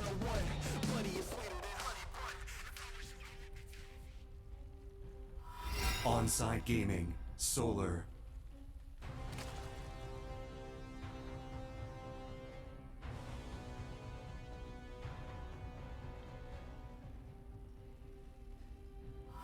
Shopify Rebellion. ByuN. I saw the SCV move out, started the game. Oh yeah, and I got excited, and then I was like, wait, no, this is ByuN playing. He's gonna do what Buddy did. Oh! I was like, no way, this is ByuN. This is ByuN. He likes to wall in at the natural on the low ground. I feel like if I played Terran, this is the way that I would play TBZ. I love my walls, man. I love walls. That's what I do. I like having some kind of active play early on, you know, that I can really get in there and try to get something done. It's cool to see ByuN try this style out.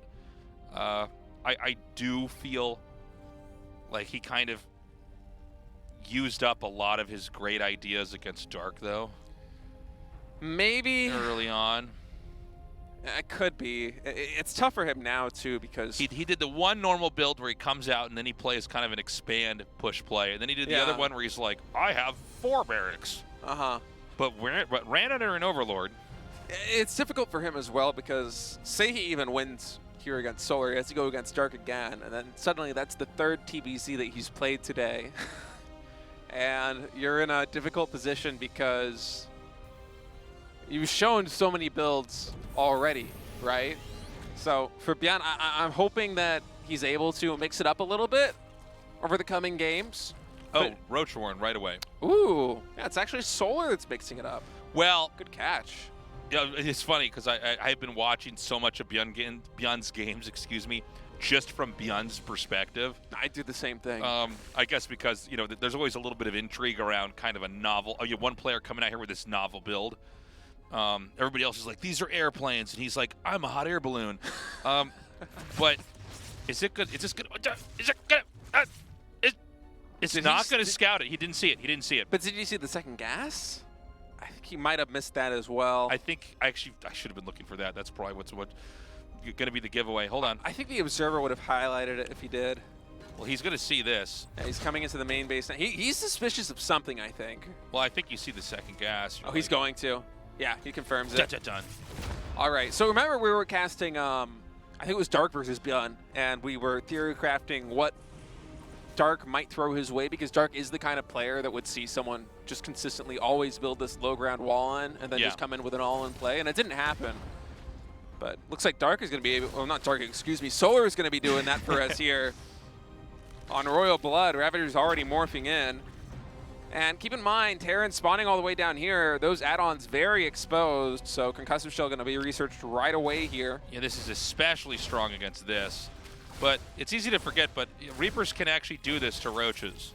Yeah, there is that bunker outside the 2 barracks. We saw this earlier in the GSL from ByuN before when he was able to hold off an all-in, although that was, I think, a proxy hatchery. How many Ravagers do you need to one-shot a bunker? Okay, I don't 400, it went down to 340. Is it really 60 damage? That's a lot. So 400 divided by 6. I'm not a mathematician. It's like, what, 12? I don't know. It's like 100, who knows? Like 6 or 7 or something. It's a lot. Yeah. I think you're more likely to burst it down and then just kind of throw everything at it. As we have a lot of SCVs falling already. That is going to be the bunker going down. Hold on. There are more Marauders, I almost said hatchery, coming out. Yeah, I think the thing ByuN might have done this with a concussive shell. I mean, I don't... The bios for Solar so far, they have been really good, but both Reapers are still alive. Marines are being produced 5 at a time right now. So yeah. although Lings are coming... Lings. If the Lings can meet up with this... I think he needs a Ling surround, and then he needs to bio the bio. Otherwise, it's going to be a really tough situation. I mean, even engagements like this...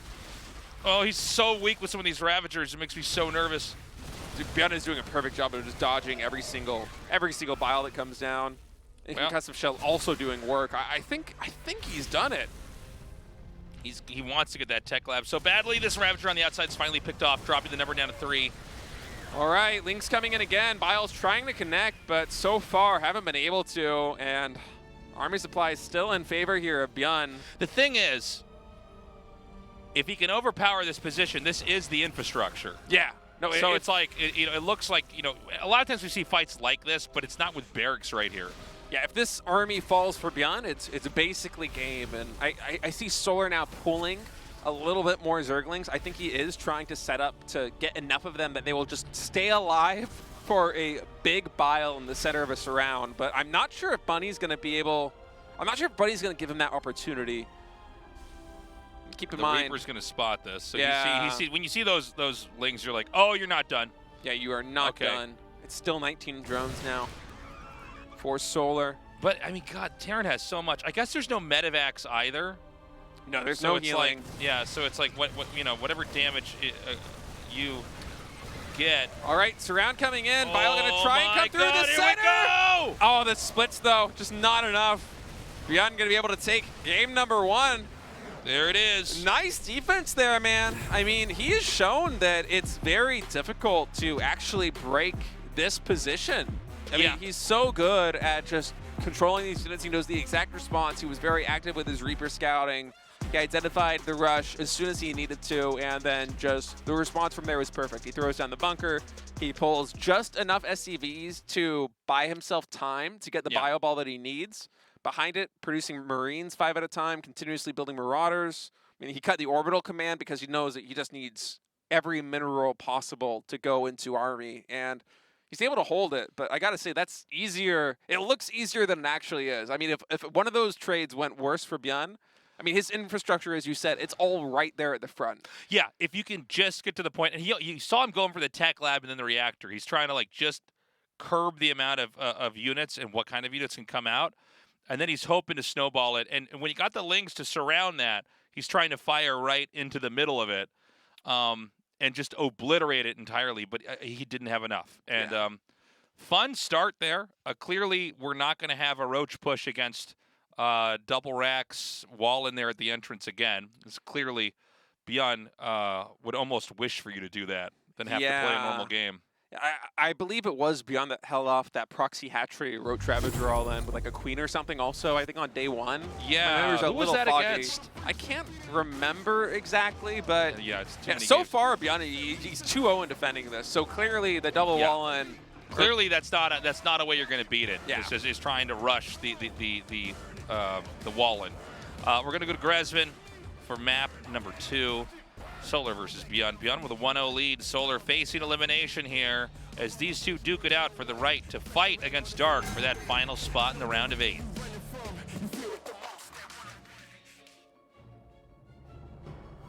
Onside Gaming, Solar. Such a good round. Oh, what's in the box? Right side. There's a new Korea package pose? there. Maybe more stuff for his shelves. Another trophy. Yeah. Shopify Like, oh, he Rebellion. orders his trophies. That's why. That's what I should do. I should just order a bunch of trophies instead of winning them. That's a way more work to win them. So here we go. The depot is going to be down here at the wall. Solar thinking he maybe had the antidote to the build order from ByuN. This is different. Hold on. Hold your horses. This is different. Where are you going, SCV? So he's going to make another barracks over here? Yeah, I think he might be. Or does he make just like a Is this factory? gonna be? Is this gonna be 3 racks? Are we gonna have one barracks proxied here, and then we go double racks back in the natural? So it looks like. You know what? Actually, I'm just wondering. It might not be. Well, we'll see in a second, because if it is, I mean, you have to make sure that you have what looks like at least the appearance of the old build. But it could also just be that you want the second Reaper to just get there a little bit sooner, because there's what ByuN did where he had success with this is he gets 3 Reapers in a moment where you only are ready for 2. And so the 3 kind of, assuming the Zerg is trying to play like a really minimalist defense game, which is basically what everybody tries to do now. You don't want to try to over-defend anything early on or your build's messed up. So maybe the idea with this is that the second Reaper actually gets there around the same time the first Reaper gets there.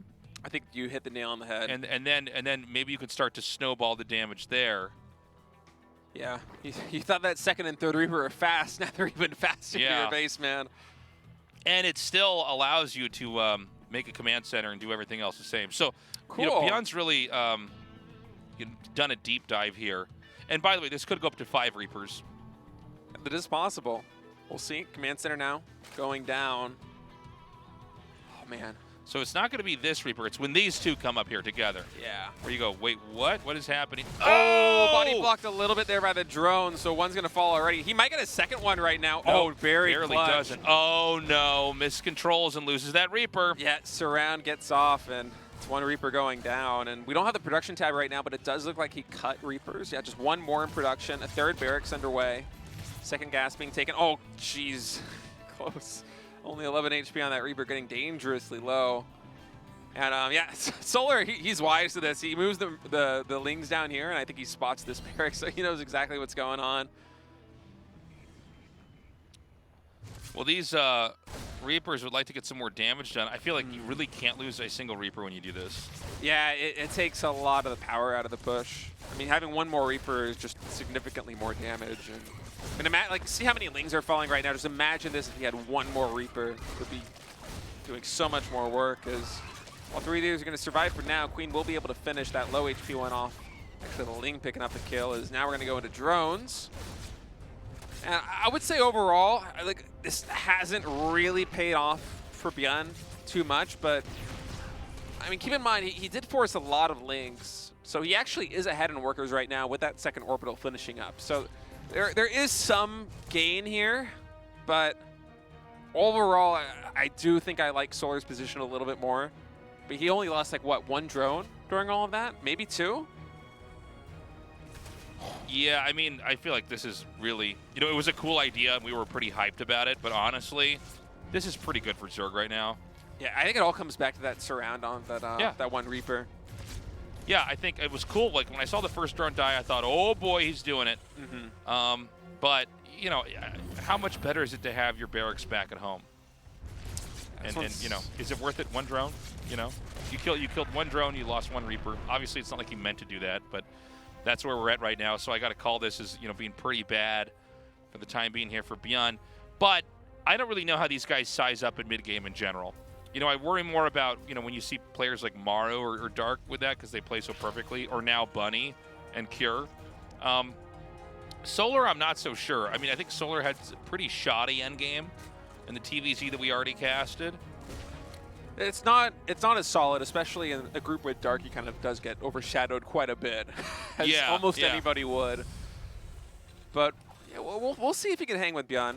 I think at least with the advantage that it feels like he's gotten so far in this game, I would imagine that he's able to kind of bounce off that like a trampoline and just do exactly what he wants to do in the mid game, play it the way that he wants to play it now, throwing down that fourth hatchery. The creep spread is already starting to look pretty good. Terran only just now getting on the field with, I think, some Hellions. I actually thought this Reaper, I go crazy sometimes. I think like Reaper jetpacks are like the flames like a Hellion driving around. Yeah. It's like it's shooting from behind. Right. He's got the two medevacs and the Marines. That squad's going to start to roam. The fourth base is going to be taken in the bottom. No third CC for ByuN. No, he does like to do this sometimes where he's just going to lean into the push, lean into the aggression. And it might work. I mean, he's exceptional with micro. Yeah, we've seen it here on Gresvin time and time again, though, and it can be kind of tough to breach this position specifically. See what ByuN's able to get done. Some links falling. Not too many Marines going down just yet. And Solar will eventually converge. 2 Marines in total go down. Now, he's being smart in that he's not rallying everything out there. He's letting his units accumulate and trying to get done what he can do with this small set of units right now. So that's going to include killing off creep troomers. I'm doing it to you I got now. Elmer Fudd voice right now. But when it's time, he's going to then send the next wave to merge up with the first. There's a third command center started, so he will be expanding again as well.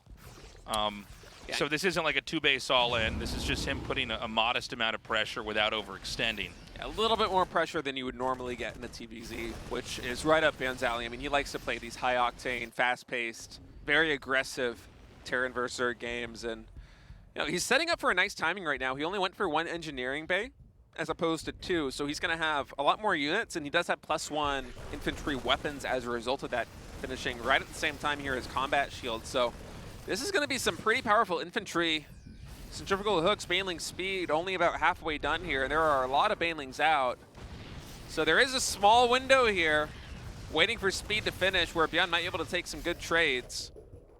Oh, so that's a lot of Lings, actually. This is a pretty ambitious counter, but there's nothing that he can really counter into. It's a wall. Meanwhile, these tanks are very well set up. It looks like, actually, Solar's going to try to come in here with a bit of a sandwich. Yeah, this could be really good for Solar. I think at least he's going to be able to clean up the siege tanks here, but ByuN is wise to it. Yeah, actually, it's pretty big, even those 2 Banes. You just need like 1 or 2 Banes to connect. The problem is now, I think this has been out here for too long. Yeah, it's getting dangerous. And behind all of this, by the way, Solar hasn't been building drones at all. He's been sitting at 60. He's been pumping nothing but Banelings and Lings. He's still doing that. +1 Carapace now about to finish. So I feel like once this third base gets taken here, or once ByuN tries to join his forces in the middle of the map, that's when Solar is going to try and strike, and he's going to do it with a ton of Lings and Banes. 100 Lings in total on the field right now as ByuN sets up here at this third base. You got to think that some big flank's going to be coming in. All right, here we go. Look at this massive surround. These Marines are going to have to pick up and get out of here as soon as they possibly can. The tanks are going to get the best shots they can before they fall. But that's a lot of Marines going down, Tasteless. Yeah, that was rough. Third base lands. There's still infantry in the north. There's also infantry in the south here. The creep spreads, it was good, but it was like 1 creep tumor for that whole area. So, like, he can make this dissipate pretty quickly, and in fact, he's going to try to push in and make sure it doesn't happen. And ByuN's been playing nice and conservatively here. There was an opportunity where if he overextended, Solar with that massive flood of Ling and Banelings would have been able to overwhelm an army and take a decisive lead, but instead it feels like ByuN's just been navigating this very well now, picking off some drones here in the third base expansion, before dropping up here in the main. And there's a lot of free damage that's coming in. Very few Marines are going down. He's picked off drones. He's picking off Banelings. He's picking off Lings. I mean, this is what ByuN does best, is get maximum value out of all of his units all of the time. And, you know, when all is said is done, ByuN right now up over 10 supply in army. If he can get into a good entrenched position outside the 3rd or the 4th base, that could be a troublesome spot to break here for Solar, who's only just now mixing in Hydralisks. I mean, for him, it's almost pure Ling Bane. The tech really isn't filling out just yet for him. Another small push. Going to be pretty hard for Zerg to actually expand in here if Terran can hold this little foothold that they have just outside of here. I'm seeing 4 tanks total, although I don't know why one. Oh, I see. He's going to have like a really wide reach here. Yeah, this is a nice setup, and also keep in mind, this is not a Ravager style that we've been seeing a lot today. This is just pure Ling Baneling, so... Yeah, kind of a classic PvZ style. Yeah, so it's not going to be ByuNs that are taking out those siege tanks. Those siege tanks are going to be a lot harder to actually remove from this position, and so that hatchery going to go down, and ByuN now going to pivot all the way down here to the bottom left, and that is so many reinforcements. I feel like we might be reaching the point where if these tanks siege up, especially with some Liberators covering them, I don't know if Solar is going to be able to break it. I mean, the creep spread also just simply isn't there. The creep spread is so far away from the siege tanks right now that these Banelings off creep are going to be moving very slowly into this position. Solar's going to do everything he can to try to break it down, but the siege tank shots are huge. Trying to get us around on the Marines, but they are able to scurry away. Now kiting backwards is ByuN. A reasonably good trade here for Solar, considering that this went off creep, and he will be able to break that position. But man, I was scared for him there. Yeah, that was pretty wild. I mean, if ByuN had gotten 10 or 15 more seconds to join all of his forces right there at those siege tanks, I don't think that attack would have worked. But Solar just picking exactly the right timing, not only before those forces converge by the 4th base, but also right before infantry weapons level 2 completes. So clutch timing there from Solar. Good star sense, knowing exactly when to strike. And that's a little bit of the wind out of the sails here for the Terran player. And so Solar now powering up, going to be going into Hive Tech and a Lurker Den. So ByuN's going to look for another fight. But, you know, it's kind of funny. We have like the original OG style from Solar being used here. He's abandoned, like trying to go Roach Ravager or make that work. Maybe that was, you know, a little bit of Dark's influence on him and kind of the meta right now. And he's going to go with kind of the classic Ling Hydra Bane, but you really got to have enough every time you attack him when you do that. And really scary moment here. ByuN is taking these small wins. I mean, he is picking these bases off. The counterattacks are good, but you know, I only see one Bane with this. Well, this actually might work because that one Bane's going to connect. Wait for it. Yeah, Marines get cleaned up. Actually, didn't even need Ling's the Bane. got this, there we dude. go. They're actually protecting the Bane. The Baneling connection was like 1 Marine left. That's the hostage. Like, don't let them get the hostage.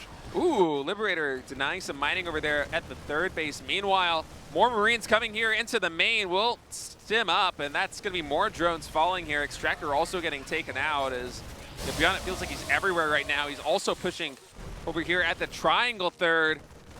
Just the attacks continuing to mount. He wants to get this hatchery down. I don't think he's going to have the space to do it.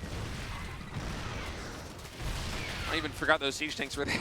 Yeah. Just kind of left. I just kind of watched too. I'm like, oh, they're still around. All right. Yeah. So ByuN is just now getting his 4th base set up. So he's actually been in this game for very long without really having a 4th. Mm-hmm. And, you know, it does starting to really feel like Solar's very much in control of this. You know, once you stop all these attacks, it's going to be the Zerg's turn to try to come in and attack. Especially with Adrenal Glands going to be finishing up very soon if it's not done already here with Hive Tech. You know, in full swing for Solar, and you know, ByuN is one of those players that he likes to take these trades with Marine Tank more often than not. He's not really one of those, you know, Maru types that will gun to build up to 20+ goats every single game if you're not in like the best position. Yeah. So I expect him to try to stay on this composition and not really play for that supreme late game that we saw earlier against Dark. But the question that I have now is whether he's actually going to be able to make that work against the Zerg, who now is adding in Lurkers, has a good number of Vipers. Adrenal Glands is going to be done. You know that 3-3 is also underway. And Solar just firing on all cylinders right now. The only thing that Bunny's really been, or not Bunny, excuse me, ByuN has been able to get in his favor is he's been able to deny these bases repeatedly, but Solar just keeps expanding on whichever side of the map ByuN is not attacking, right? So economically, the disruption, it's not that significant. I think we're going to need some really phenomenal control from ByuN if he's going to pull Solar apart at this point. Yeah, I'm getting a little bit worried here. You know, we're now down to the moment where there's lurkers out. The Zerg is going to start banking a lot of minerals and gas. Terran's going to come across the map and fight again. You know, I think this is almost one of those moments where we saw, like, he hit the button which grabs all units and just went up there to try to get his man, which is exactly what you want them to do, so you can get kills like this. He is continuing to kill these hatcheries. You remember that, you know, this game can be won by just the Terran continuing to mine and just hit different little locations. And the Zerg eventually, you know, has to expand towards the top center spot and the bottom center spot for their side. This army for ByuN, though, is almost entirely Marines. We have triple-digit Marines right now on the field. 102 in total, only 4 siege tanks. The rest of this is just SCVs and medevacs. So the splitting is going to be critical here. And all right, the engagement now coming in on the 4th base. Lurkers are sieged up. He is going to be able to take out the hatchery, though, I think. And also hitting the main and hitting the 3rd. What? ByuN is everywhere with 100 Marines. He's just flooding across the map. He's moving, Solar's moving his entire army with just like all together. And so whenever you start to get drops and little pushes like this, they can't keep up. And so it's what, 1, 2, 3, 4 bases that are being made. Well, the 4th one's being made is what I'm trying to say. And the 3rd base was almost picked off. Yeah, it's at like 10% HP right now. Yeah. I honestly think maybe if less. ByuN, Yeah. I think if ByuN was able to take out that hatchery, oh, it just went down. Something killed it. Yeah, something did kill it. I'm guessing that, you know, maybe we had some sim units just run in there and get the finishing blows, or, oh God, was it that Viper? I hope it wasn't that Viper. That would be the funniest. I doubt it. I doubt it. It probably wasn't. It probably wasn't, but ByuN just with some tremendous play. I mean, Marines attacking from all sides. The Baneling Nest is going to go down, even engaging into Lurkers here. And Solar is basically on a 2-base economy just now, starting to saturate this base here at the 12 o'clock position. And I'm kind of at a loss for words. It feels like ByuN, with what has been almost a pure Marine army, has been able to somehow pick apart this incredible Zerg machine.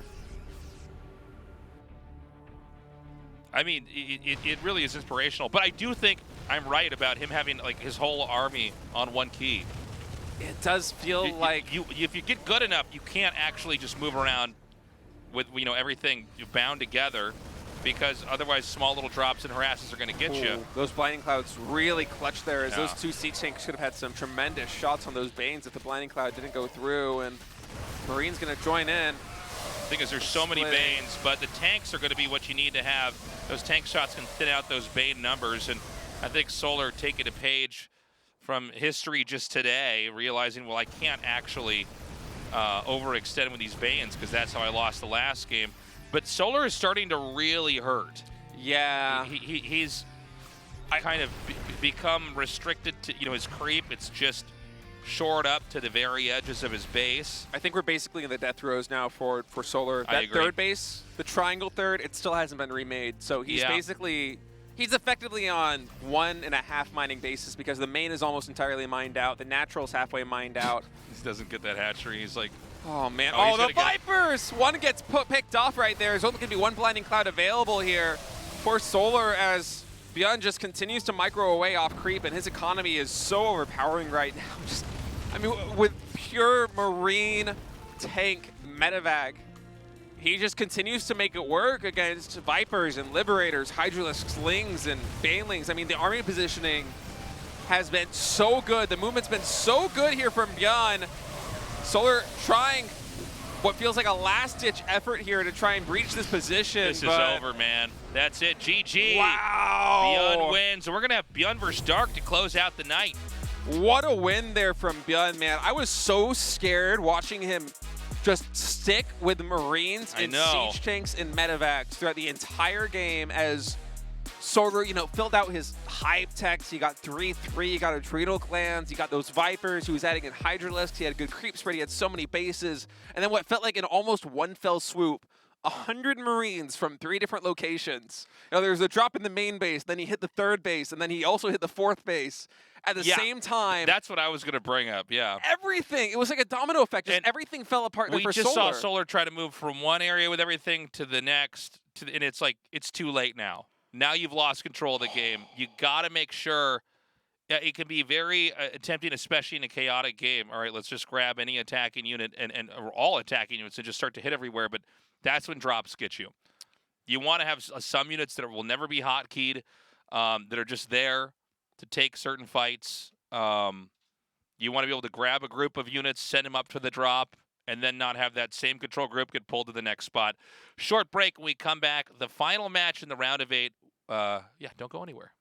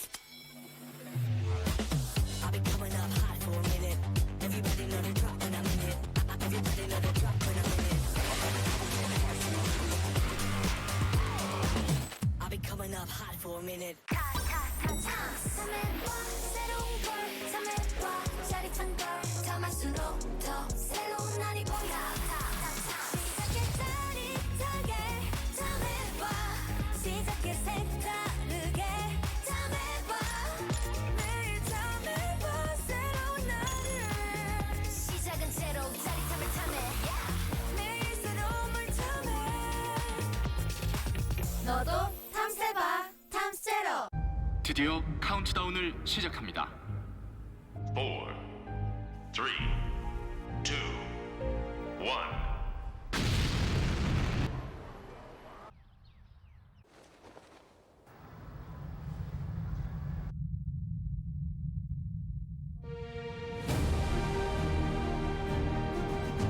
떴다. 제로 칼로리로 기분까지 가볍게. 밀키스 제로. 똑같은 하루에서 답답함을 빼면 더 청량해질 거야. 제로처럼.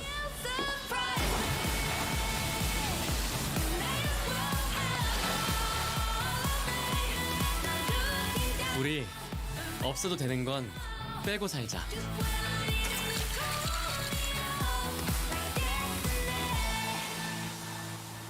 칠성 사이다 제로.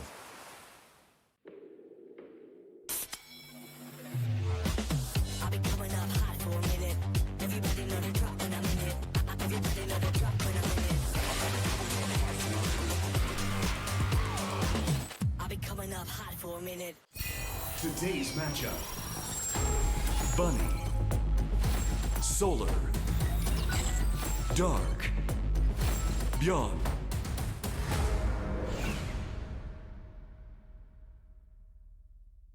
This is it. Just 2 players left in the round of 8. Only one will move on to the final 4.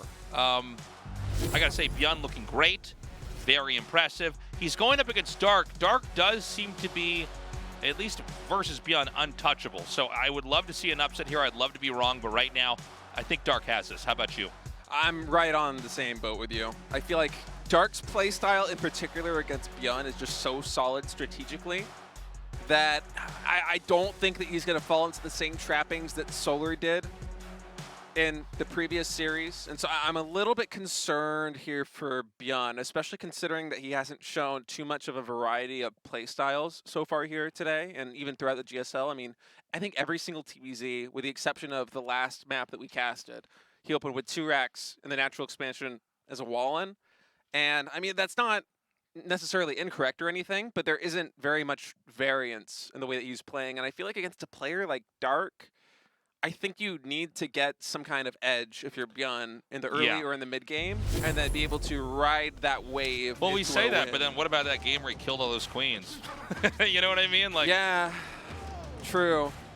I mean, that was also a game like you kill all these queens. It was like what, 5 queens that went down? Yeah, 5 or 6 queens that went down. Dark was down to 2 queens in total. 20 drones, all these roaches, still not able to get the win. So yeah, it's difficult here for ByuN. I mean, Dark just feels absolutely rock solid. I think he's absolutely the favorite. I mean, he was the favorite coming into today to advance in first place from this group, and now fighting for his life to reach the top 4. But in any case, I think it's going to be a really exciting cast. No matter what, this is going to be the last TVZ that ByuN is playing here in the GSL, so he's going to give it everything he's got. It should be really fun to watch. Grezvin is going to be our first map to start this final best of 3 here. Again, it's going to be weird, man, if Dark doesn't take it. We've got 3 Terrans in the final 4. Jeez. That 4th spot either going to Dark or ByuN. Let's see who that is as we're ready to go.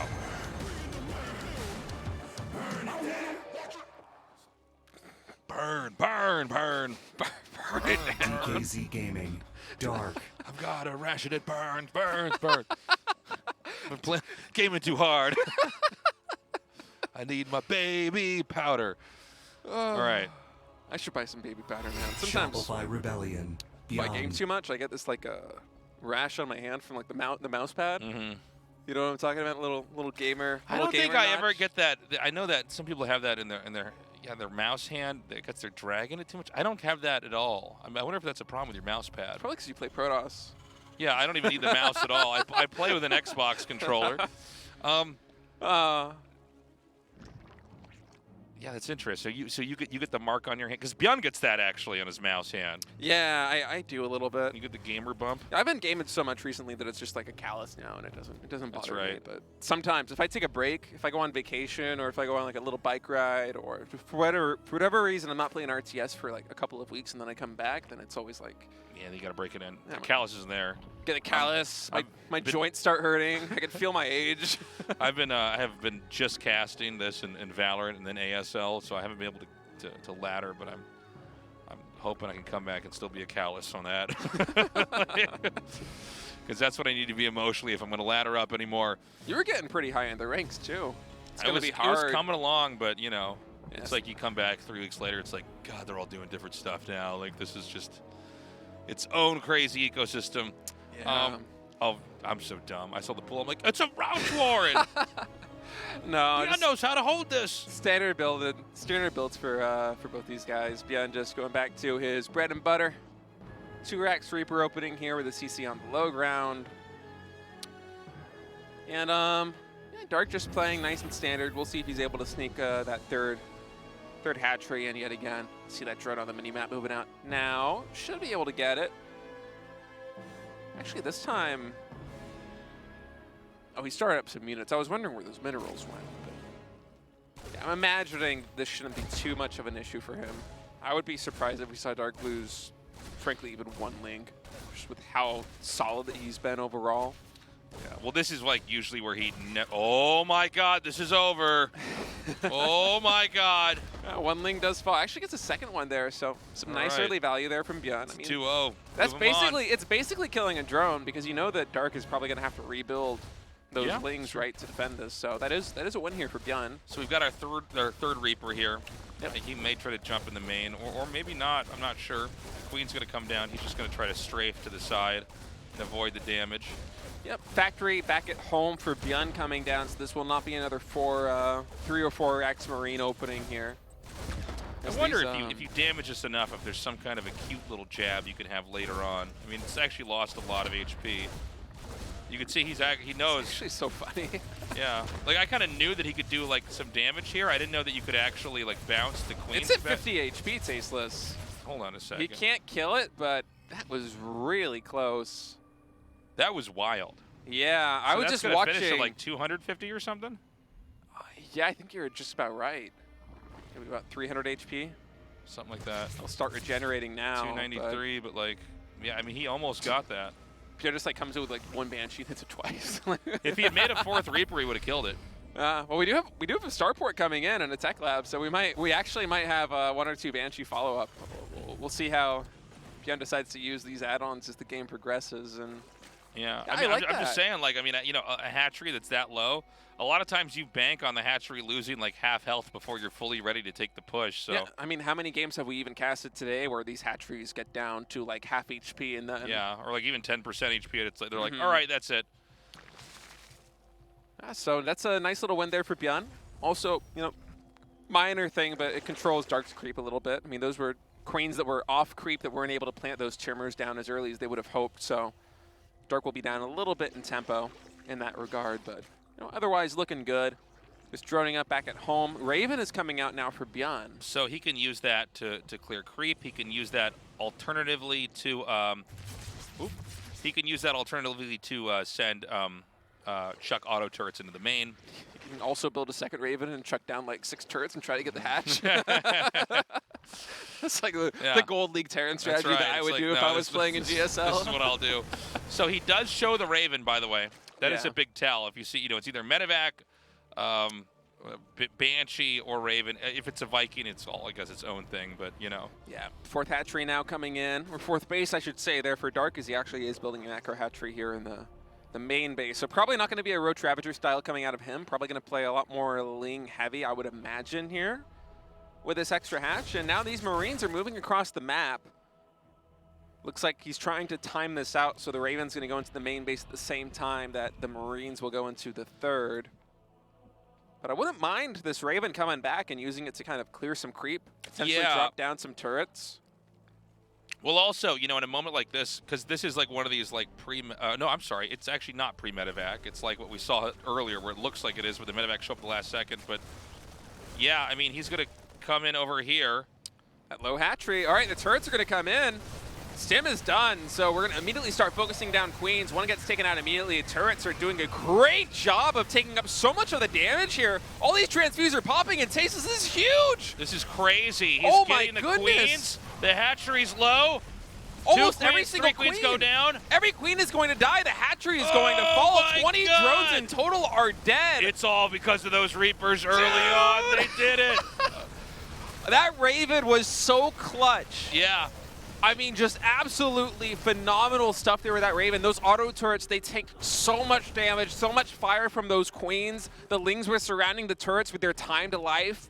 I mean, that oftentimes we see engagements like this happen with these Marines. I mean, imagine if that was a second medevac instead of a Raven here. Yeah. That a lot of those Marines are just going to be dead because all the damage is going to be inflicted straight onto the bio, even with the healing, as opposed to on a turret, which has a time life already. And This so, is a mistake. Yeah, Dark, well, he knows he has to get something down right now. He's at 70 supplied to the 95 of ByuN. There are almost more Marines than Lings at this point, it feels. Yeah, there actually are. 30 Marines to 27 Zerglings. And this is wild. There's my just one tank. Goodness. Now, there's no heal on the medevac. And I just see one medevac. Oh, I'm sorry, there's two more behind coming. it. It's every time I say that, I see medevac shadows on screen. I'm like, oh. It's like Beetlejuice just keeps Yeah, saying the word I got- medevac, and I they got just keep Beetlejuice and spotting medevacs in the in here. game. Medevac.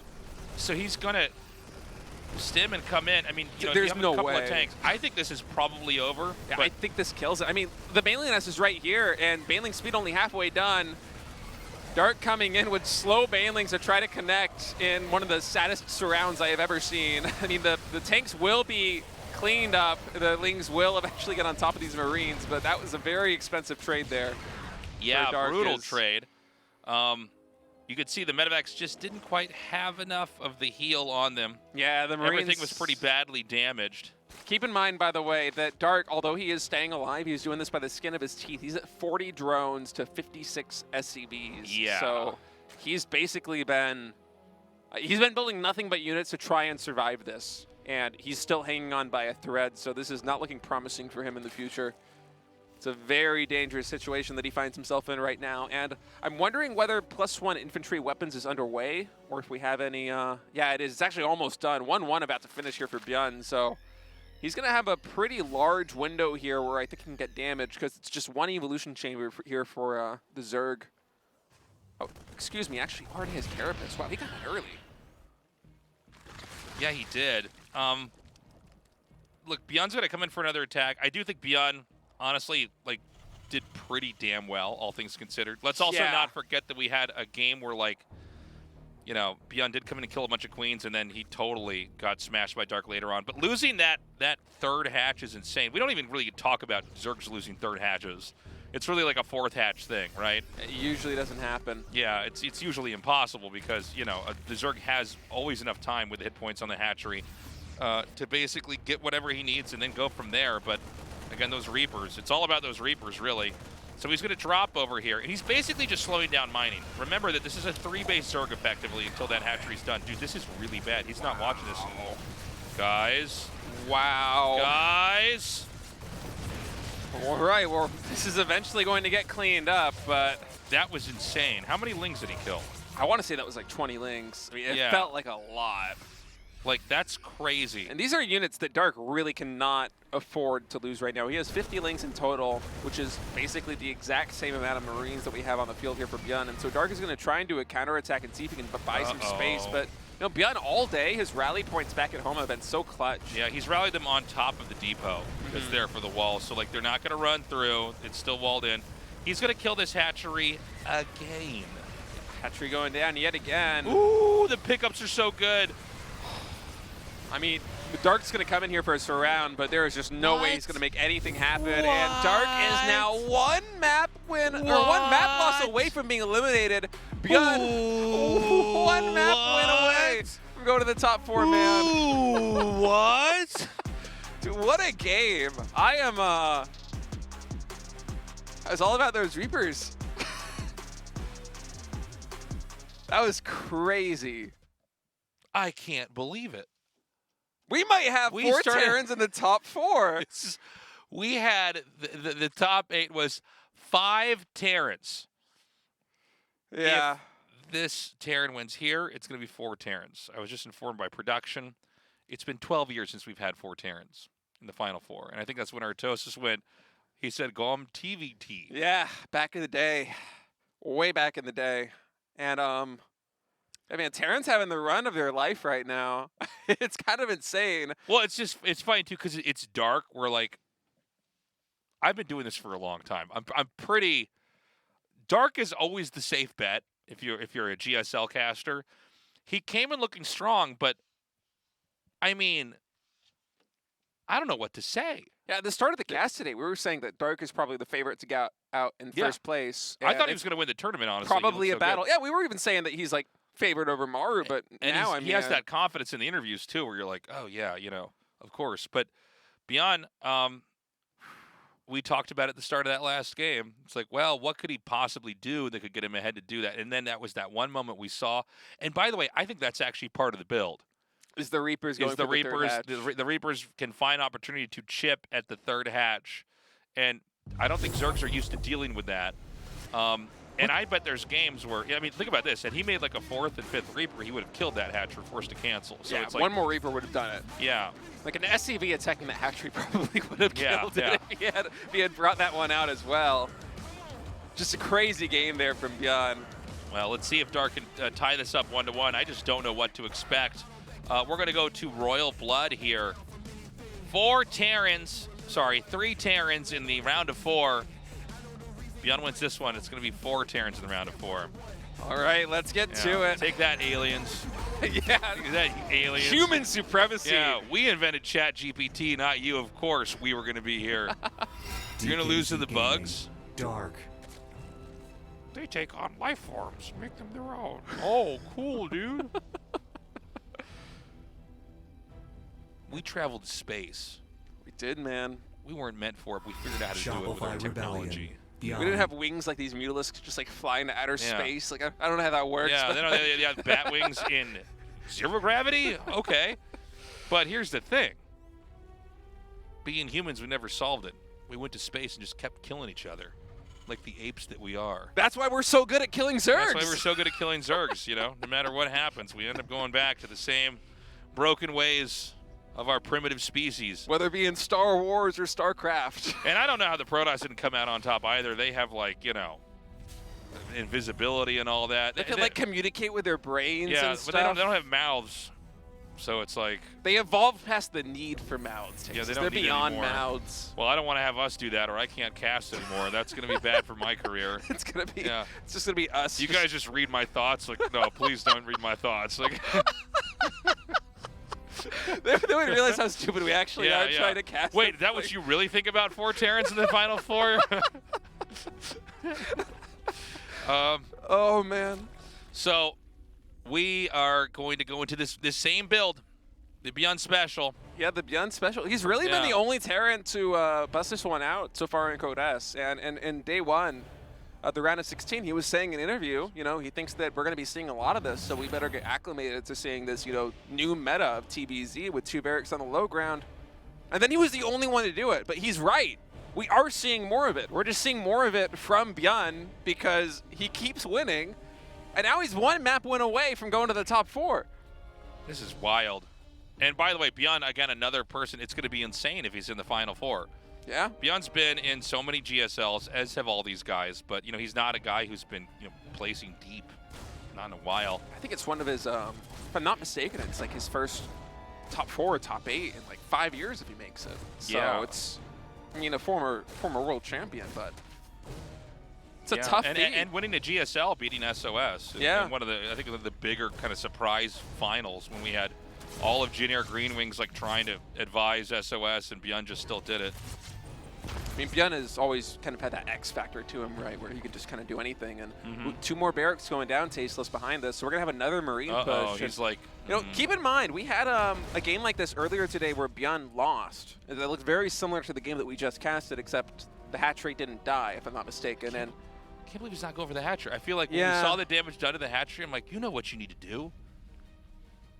So, the time we saw the 4 hatches before, sorry, who did he did 4 this for barracks. Solar? Sorry, 4 barracks. Right. Was it versus? Yeah. It was versus Solar.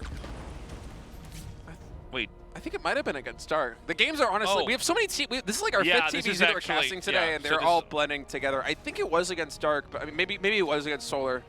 Whoever it was against. I mean, What who, are these who Zergs? really knows? They're all the I mean, same. You They guys just- at home, you guys don't know. They Like, make queens, they make drones. I mean, if we hit the names, you wouldn't know who's yeah. playing. They're And all... if you did know, it's like it's a game. Get a life, loser. Like, so. But yeah, we saw the same thing earlier today with the 4 barracks, and you know, it was able to get almost the same amount of damage done. But ByuN, because you sacrifice a lot to actually invest in getting all these Marines, nice kill right there on the. That was nasty. Jeez, on the Shimmers. I wonder if Dark is going to be able to stop it again this time, and that's a. What is happening right now? Yeah, he's trying to get away. So the creep's been inhibited. It's still not even connected, actually.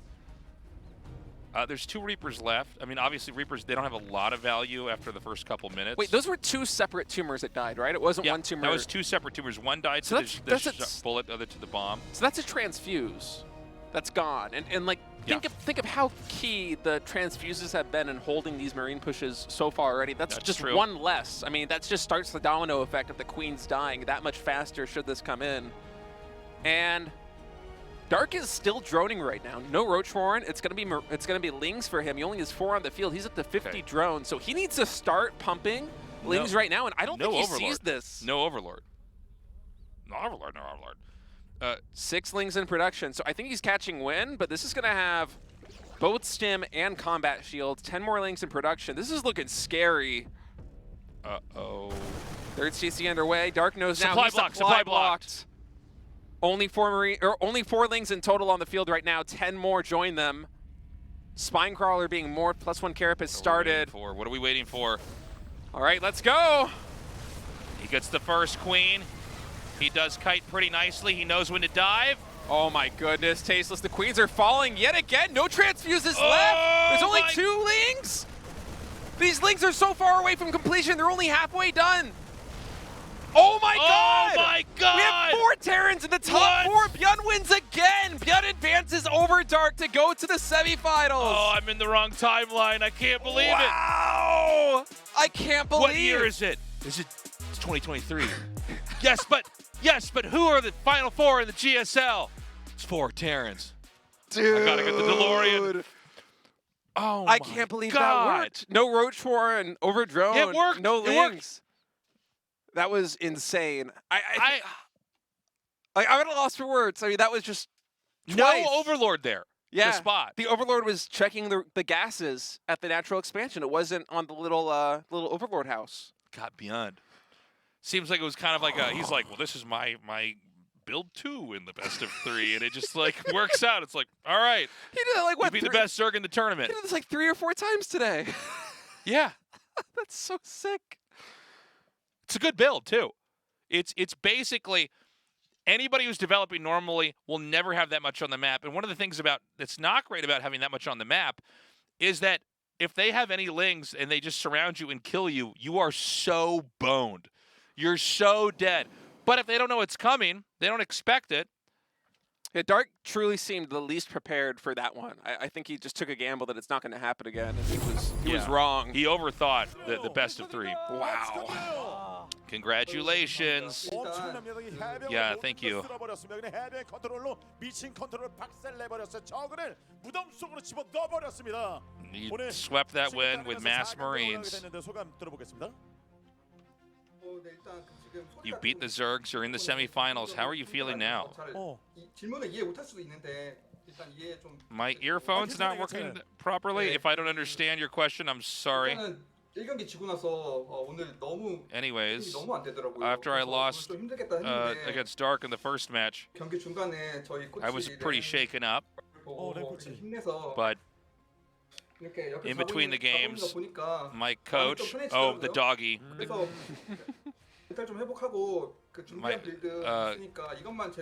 consoled me, and so I was able to gather myself. The key point is I just have to kind of keep control of my mental state.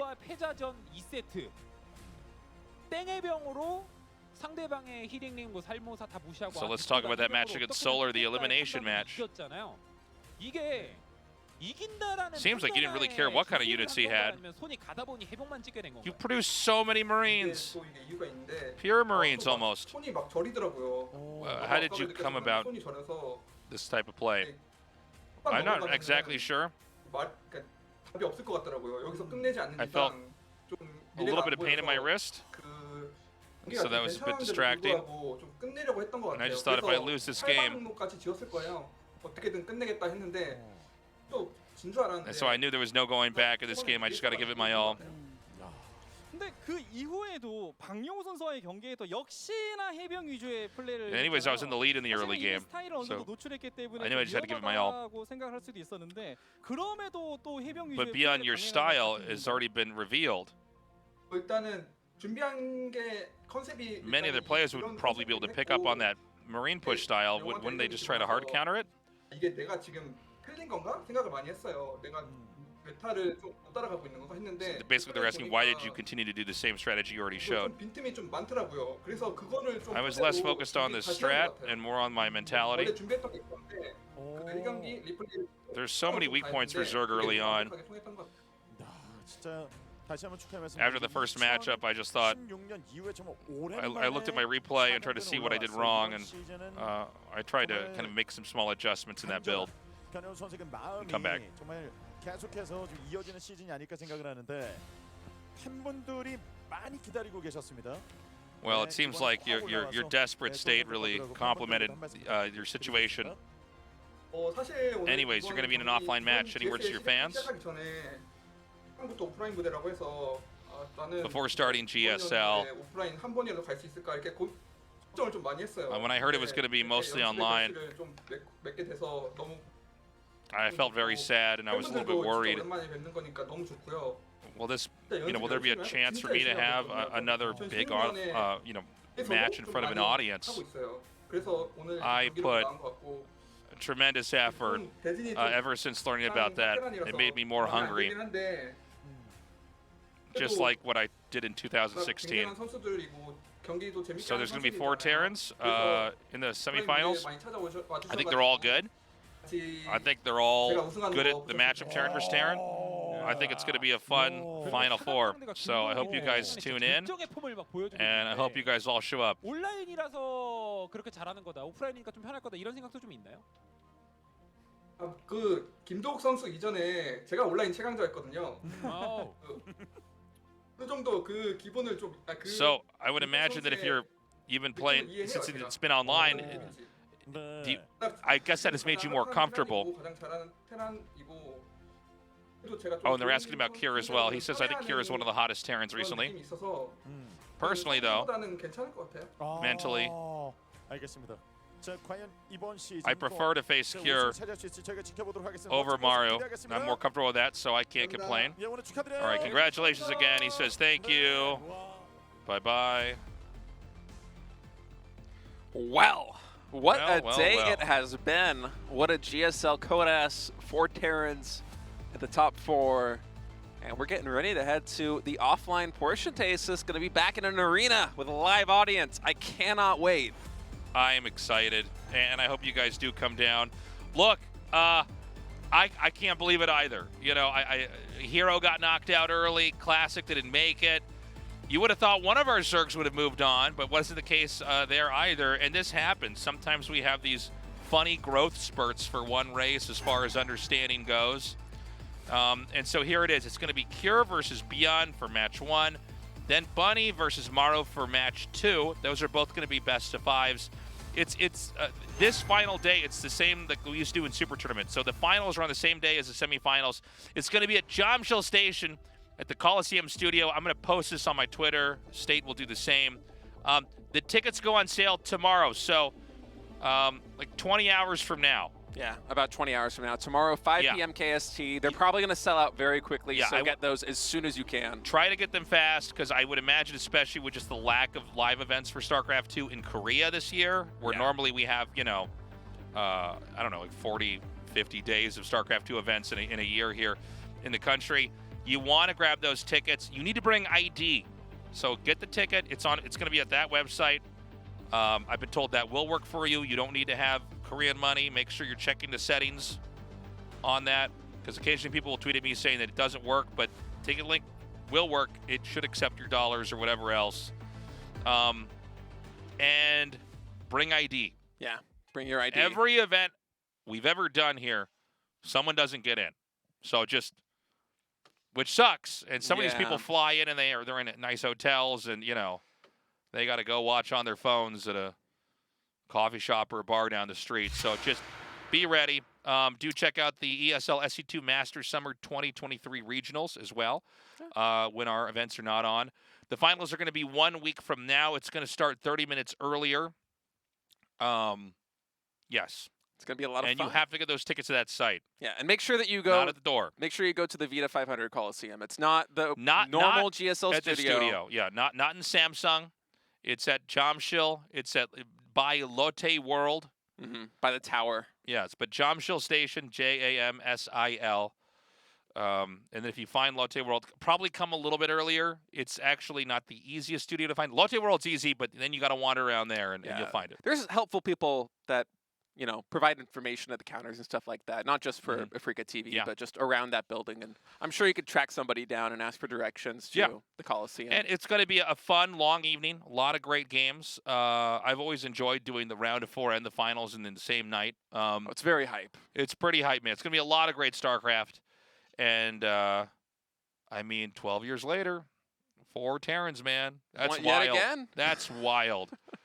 I don't think we've that's all the time we have. All right, guys, we love you. Take care, and we will see you in 1 week. Get those tickets tomorrow. Bye-bye.